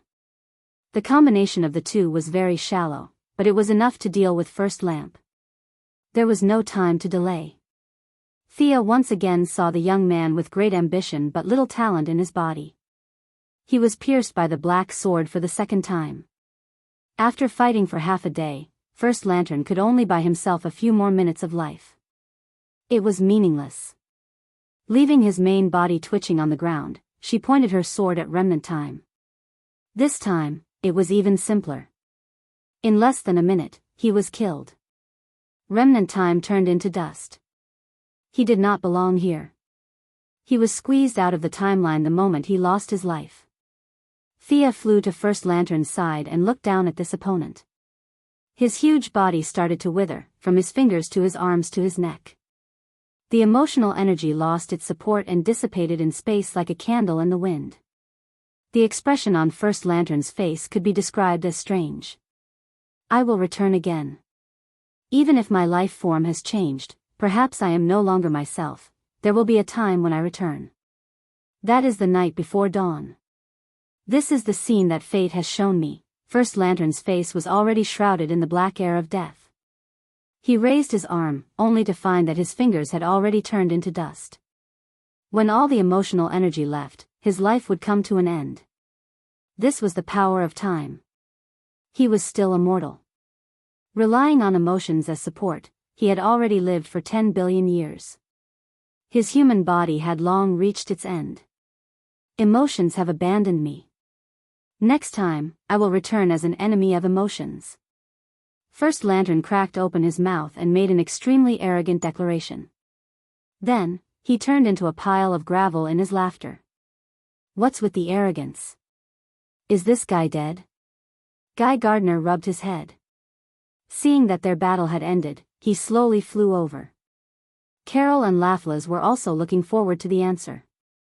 Thea looked at them with a strange expression. He should be considered dead. She had some guesses about the specifics, but could not tell them in detail. First Lantern actually made a vow like a great ambition before he died. Although he was immortal, he had enough energy. As the saying went, the unity of all people, gathering all emotions, could indeed make the impossible possible. This was a variable in fate. He wanted to return on the eve of dawn and destroy all emotions. Fate neither agreed nor disagreed with his bold words. It was extremely neutral. Was it a lights-out event? Thea thought to herself. It did not look like it. Lights out was actually a form of protection for the universe. It prevented the emotional spectrum from drying up and causing the Big Bang. From the perspective of the universe and the gods, it was a good thing. This guy's last few words were full of resentment. No matter how she thought about it, it did not seem like he was here to do good. Could it be the Lantern of Daybreak? An enemy of emotions, full of hatred. This was the only thing that fit the criteria. Would this guy be reborn in the dark multiverse? Carefully sensing, she did not find First Lantern's soul after his death. Thea bade farewell to Guy Gardner and the others and returned to the underworld. She searched twice but did not find First Lantern's soul. Without a doubt, this guy was not dead. Whether he became the grandpa in the ring or was directly reborn in the dark multiverse was unknown. However, she would deal with whatever came her way. She was not afraid now, let alone in the future. Just as she was about to return to Earth, the two-faced man ran over and stopped her. Faced with Thea's behavior of leaving everything to others, the ambitious two-faced man was actually very happy. With power in his hands, everyone, regardless of whether they knew him or not, came before him to await his judgment. This place was 10,000 times better than Gotham. He was so happy that he did not want to go home. Not to mention having to queue up to give him dirty money, he would not even do a free resurrection. He was tired of living. Seeing countless people come before him every day like lambs waiting for his judgment, that kind of comfort could not be experienced in Gotham. Chapter 944. Your Majesty, don't go yet. To be honest, when he first found out that the superhero Thea was his boss, the two-faced man was worried for a long time. He could accept Wei Guangjing's actions before he was disfigured, but now he could not. He never thought that when he started working, he would realize, this was not the kind of environment that he had imagined. It all depended on what kind of people his colleagues were. Demons, death knights, evil gods, assassins, banshees. Compared to these people, the two-faced man was a rare good citizen. At most, he sold detergent in Gotham and collected protection fees. He had to be on tenterhooks every day to prevent Batman from suddenly jumping out of a corner. In terms of evil, he was not on the same level as his new colleagues. After working in the underworld for a while, he finally realized that this female superhero's view of good and evil was frighteningly weak. The new boss was definitely on the neutral side. It was just that he usually pretended to be kind and righteous. What's the matter? Thea frowned as she looked at the two-faced man. This guy knew his position very well. He was a good candidate to be the Secretary General. He was a gang leader in Gotham. At that time, he had combed his hair back and had an extraordinary aura. When he arrived in the underworld, he instantly changed to a 30-70 split. He did not bow and scrape like the lonely old man Sharon. However, his submissive attitude was very upright. At the same time, it did not make people look down on him. There are a few people who I don't know how to be punished. They have contributed a lot, but they have also made a lot of mistakes. Thea made a sound of surprise. She was a little curious that even the workaholic two-faced man could not make a judgment. To be honest, the underworld's punishment rules were very complicated. This was a side effect of the creation rules. All kinds of laws were not set by her, and it was not convenient for her to change them. And there were a lot of them. Books filled the entire library. They were densely packed with all kinds of rules. At first, the Missy pushed the door open out of curiosity. After that, she left in defeat. Anyway, she did not even take a look. Later on, she simply handed it over to the two-faced man, a law doctor, to study. Yes, that's right. This guy could become the Gotham District Attorney. He also had a doctorate title. She followed the two-faced man to the trial hall. When she saw a few people waiting for interrogation, the Missy was instantly happy. Little blue guardians. The four of them stood straight and looked straight, as if they were still on their own Eurasian main planet. However, they didn't have a body here, so they couldn't float in the air.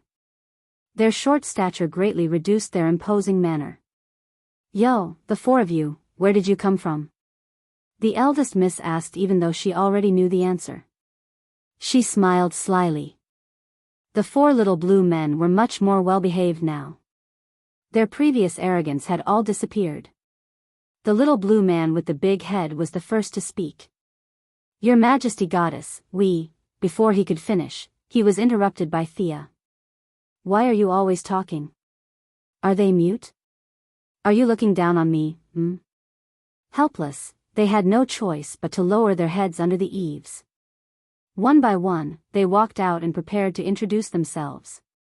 Of course, Thea knew their names. They were all in Haruba's memories. She just wanted to take them down a notch. This was not Yura, this was hell. He waved his hand and said, I don't want to hear your names. Harvey, write them down. Write passerby 1, 2, 3, and 4 in the name column. That's it. She just needed to vent her anger by teasing the little blue man. There were still many things she needed to take care of in the outside world. She reached out to take the records of the underworld and began to read them one by one. Although the Guardians seemed to have done a lot of bad things, they had also done a lot of good things. In the 10 billion years before the rise of Earth's civilization, they had saved the universe countless times. If it were not for them, the universe would have exploded long ago. If the universe had exploded, Earth would not have survived. It could be said that they had done a lot of good things. They were more than qualified to be angels in heaven. However, they had also committed a lot of sins.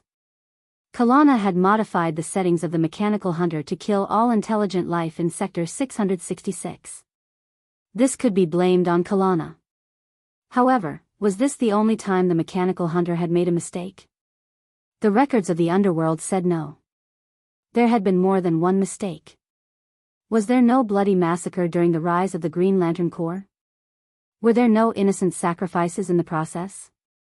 When the entire universe heard about the establishment of the Green Lantern Corps, they all rushed to spread the news. This was obviously impossible. Even Kerrigan and Lady Styx, who still occupied a few sectors, had a lot of say. They had used the tug-of-war to grind down many galactic overlords. Their status as the universe's police force had been earned through killing. Furthermore, the selection criteria for this Green Lantern Corps was completely up to Lantern Ring. One could be a Green Lantern just because one had courage. Was one necessarily a good person just because one had courage? In the end, the Third Corps had destroyed many planets. How many races had completely disappeared in the vast universe? It was impossible to calculate. The merits were not small, but the sins were also huge. This was the reason why the two-faced man could not make a judgment. All right, I'm a kind old man. I can't bear to see people suffer. Since we know each other, I won't punish you to hell. Didn't you brag about protecting the universe? I'll punish you to be reborn as ordinary people. You'll have to experience the difficulties of life. In the underworld, Thea had the highest authority. These words were equivalent to the final judgment. Neither the two-faced man nor Minos had the right to interfere. The two-faced man hurriedly wrote down the records according to the rules. Thea took the pen and quickly signed her name. This matter was considered effective. Off you go. The 4 little blue people were taken away by the staff to be reincarnated. She flipped to the last page and saw that these guys were killed by Attikitas. The few of them were knocked unconscious by the Bell of Destiny. Thea went to chase after the first lanterns. The unconscious guardians were tragically picked up by Attikitas who passed by. When enemies met, their eyes turned red. The Red Lantern leader did not hesitate to tear them apart. That was a real tear. They were still unconscious and naturally could not resist. Inexplicably, they became ghosts. When they regained their consciousness, they were already in the underworld. It could be said that they were completely confused ghosts. Are there only these 4 guys? She asked the two-faced man, just the 4 of them. Thea nodded. It seemed that Gantherside's life was spared. It was most likely that some hero who passed by saved them. The 8 First Lantern Guardians also seemed to be alive. Everything was normal in the underworld. She hurried back to the universe. As expected, around the Bell of Destiny, a few groups of First Lanterns were arguing with each other. John Stewart and the new Green Lantern, Simon Bartz, led more than 10 Green Lanterns to protect the 8 First Lantern Guardians.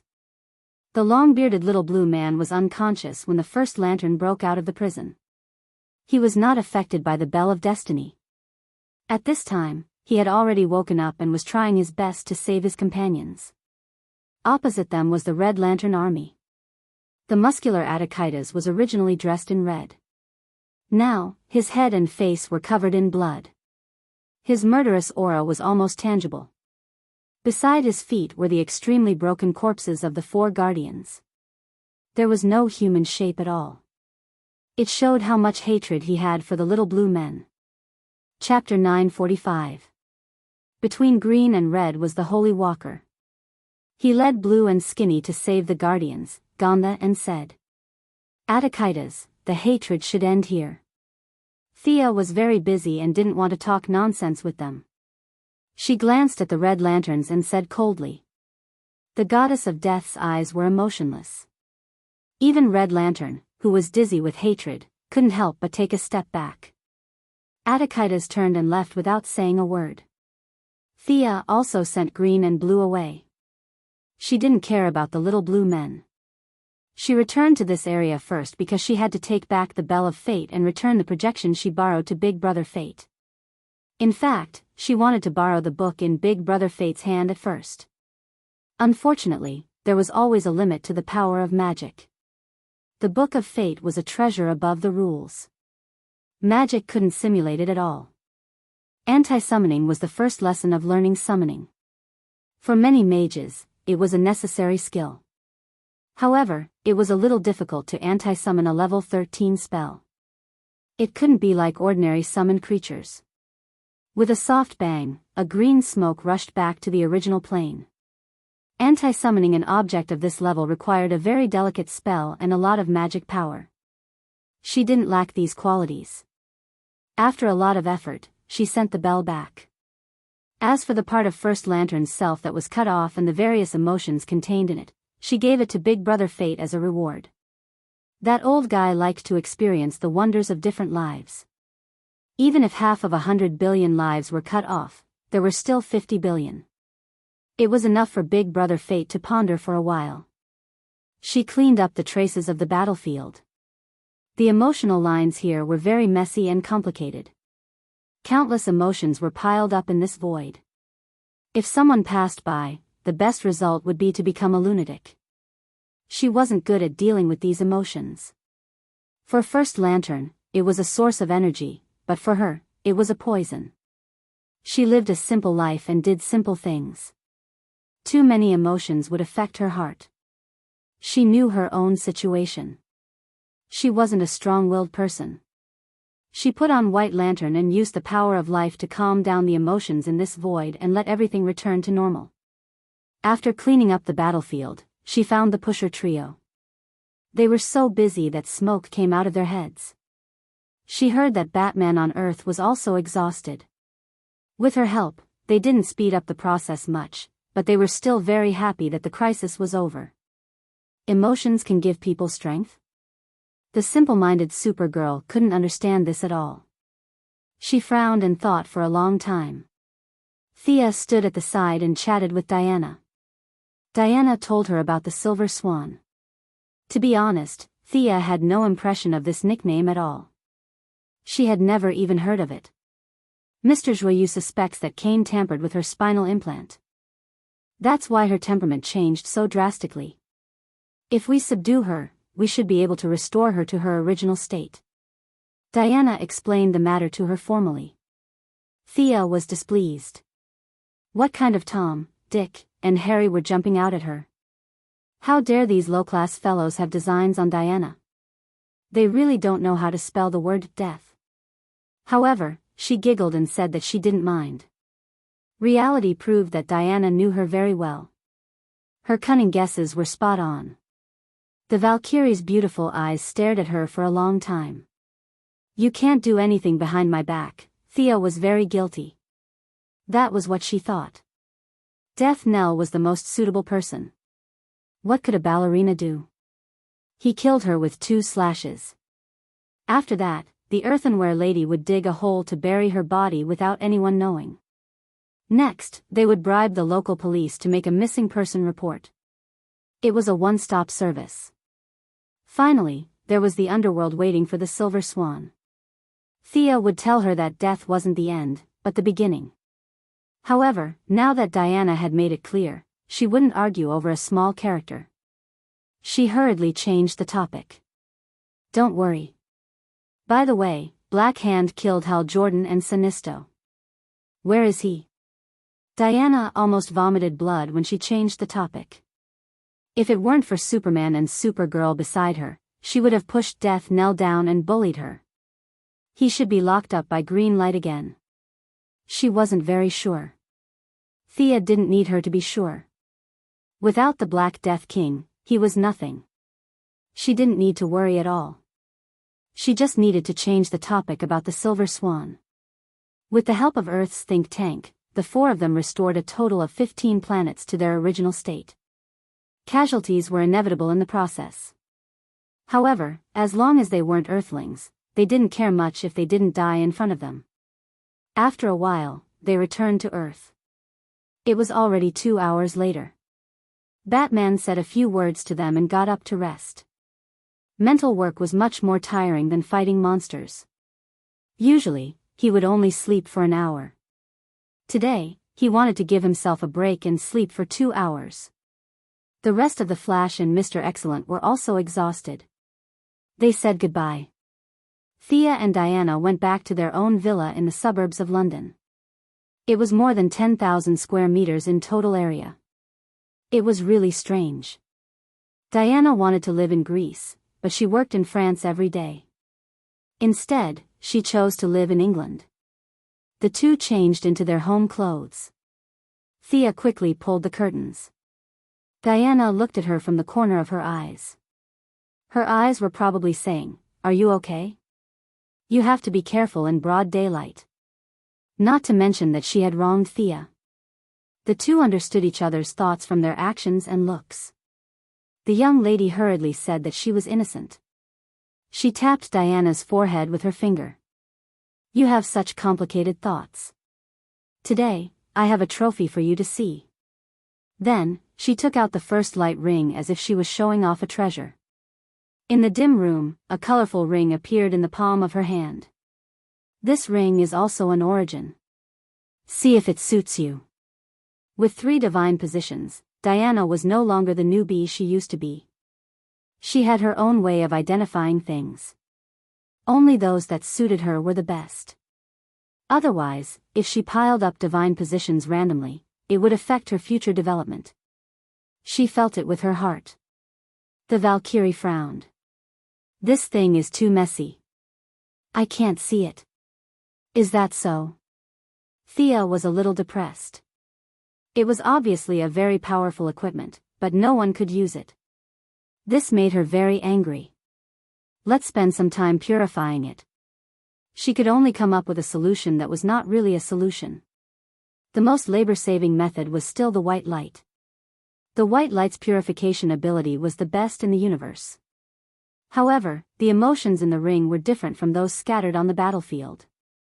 They had been entangled with each other for billions of years. It was extremely difficult to use the power of life to calm them down. Use divine power, Diana said. Divine power could make the impossible possible. The disadvantage was that divine power recovered very slowly. Thea did not want to use it if she could avoid it. Fortunately, the divine power of death could be absorbed during slaughter. It was not too troublesome to replenish it. I'll go first. A pure black cyclone flashed between Thea's fingers. It rushed into the ring like a dragon. Chapter 946. The divine power of death was full of momentum. There was nothing it could not kill, nothing it could not destroy. It symbolized the end of all things. However, it went in quickly and was also destroyed quickly. In less than 3 seconds, Thea felt that she had lost contact with the divine power. If nothing went wrong, she would be beaten to death by random punches. Many ants could kill an elephant, no matter how strong a single attack was. It would not be able to fight against many enemies. She once again increased the input of divine power, but it was still extinguished by a sea of emotions. Let me try. Seeing her lover being defeated, Diana also became more cautious. One of her fingers flashed with green light, that was courage, and the other hand had little golden light dancing, that was perseverance. Perseverance gave her more and more tenacity. With perseverance, she could move forward with courage. Although Diana was not as strong as Thea now, she was worthy of her identity as the world's protagonist. After breaking through her own limitations, she was very stable. The several divine positions resonated with each other and cooperated very well. Unfortunately, she only lasted for less than 5 seconds before she completely lost contact with her. What to do? This question was placed in front of the two goddesses. Thea's method was to analyze the specific problem. Wasn't it just the remnants of emotions? She first went to the underworld and pulled back the 4 guardians who were waiting in line to be reborn. Thea asked them to take back the emotions in the ring. Your Majesty Goddess, we don't have a body, we can't take back the emotions. There was a hint of cunning in the eyes of the big-headed guardian. His hidden meaning was that they could not do this without a body, but with a body, it would be different. Could you let us be resurrected? If you have a body, are you sure you can take it back? Thea looked at them coldly. This? The 4 guardians looked at each other. They were not sure. If they were not able to fulfill their promise, then it would be terrible. Their hesitation fell into Thea's eyes, causing the goddess of death to sigh. In the face of death, the arrogant and cold guardians began to talk nonsense.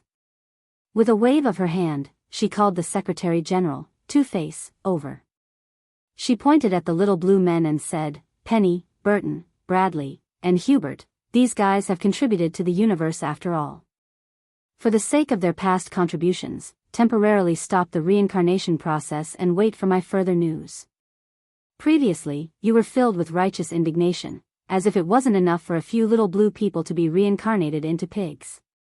Now that you think it's useful, you immediately feel that they can be saved. You're the one who's saying all the good and bad things. You're even more two-faced than I am. Thea pointed out to the two-faced man one by one again. She matched them to each other, telling them who they were and who they were. There was nothing he could do about it. The names he had registered before were too perfunctory. Names like Passerby 1, 2, 3, 4 were obviously not up to standard. The little blue men gained some value in the young Mrs. Hart. They finally got their names back and got rid of their status as passersby. After giving the little blue men a suspended sentence, Thea rushed to planet Odium. Ignoring the 4 dead guardians, there were still 2 living guardians here. She went straight to the point and asked Gansersade to take back the emotions in the ring. The process was not very pleasant. After all, she was simply and violently looking for the ring in Gansersaid's soul. Gansersaid was tormented by her and his defense was greatly reduced. Then, he was hit by the bell of fate. When Thea entered the room, Gansersaid was lying on the bed. His breathing was so weak that it was almost inaudible, as if he was dead. Gansersaid was furious when she saw the young miss, but she was already past the age of youth. When Thea asked her to take back the emotions, she repeatedly talked about how hard it was for her. She was alone and had to take care of her old boyfriend, Gansersaid, and how difficult it was for her. Thinking that she seemed to be a little violent, the goddess of death checked Gansersaid. Although he was seriously injured, Gansersaid's strength was one of the best among the guardians. Using the divine power of the soul to move back and forth, he slowly woke up. After that, the two extracted their own emotions in the ring according to the agreement. Thea looked at the results and was both happy and worried. The good news was that she could extract the emotions, but the bad news was that there were nearly 50 personal emotions in the ring. In other words, there were 50 guardians who participated in the creation of the first ring. Hundreds of millions of years had passed. Some fled to Zamlin and established the Purple Lantern Corps. Most of them died in battle, like the 3 who were killed by Raven in the Dark Knight, and Scarface who committed suicide after the Dark Knight, plus the one who merged with the Parallax monster and was killed by them in Seaside City, and those who were sacrificed in the years before. There were 50 of them, but now she secretly imprisoned one. There were 2 in front of her, 8 guardians of the First Lantern Corps, and only 11 of them were left. The rest were basically dead. If Thea wanted to use this method to completely solve the emotional problem of the ring, the best way was to go back 10 billion years, like the First Lantern Corps, and persuade them to take back their emotions while they were still full. She hesitated for a moment, feeling that the risk was too high. The little blue man's strength was very interesting. At first, he was so strong that he had no friends. Kalana killed Gao Tianzuan and Star Swallowing in seconds. This was an example. After that, he became weaker and weaker. Today, he was reduced to the same level as Superman. Superman squinted his eyes and was speechless. Wearing the ring, the First Lantern Corps in its peak state must be very powerful. If they could seal such a powerful First Lantern, if Thea went back and fought 50 of them, her ending would not be much better than the First Lantern Corps. It was not worth the risk for a dispensable ring. Besides, it was not that there was no other way, it was just more troublesome. Everything would usher in death, and emotions were no exception. Dripping water could penetrate a stone. Divine power could not bear to use it, and it could slowly wear it down with the aura of death. There were plenty of people in the underworld that could be ordered around. After returning to the underworld, she set up a new purification room next to her own giant statue in the Death Temple. The reason she made it public was definitely not to get all people to provide death aura to help her purify the ring. Her explanation was to let the intelligent beings pay their respects here, look at the colorful ring, and remember their lost emotions. Those who were muddle-headed and unconscious could not provide much death aura. Although there were not many who still had their own consciousness in the underworld, the number was huge. After all, there were 52 parallel universes and even more small worlds. Every planet and every world had some outstanding people. This number could be said to be terrifying when accumulated. Countless elites received the order to pay their respects. Although they did not understand the purpose, seeing that they did not lose anything, they did it either for real or for fake reasons. Thea also gave out some benefits at the right time. For example, for those who were sincere, she provided them with some positions in the underworld for them to choose from. Those who were elites in their previous lives were willing to start a new life. Naturally, there were also those who were willing to keep their memories and continue to shine in the underworld. Many people felt that it was a good thing to be able to live forever in this state. For example, the 4 advisors by Thea's side now.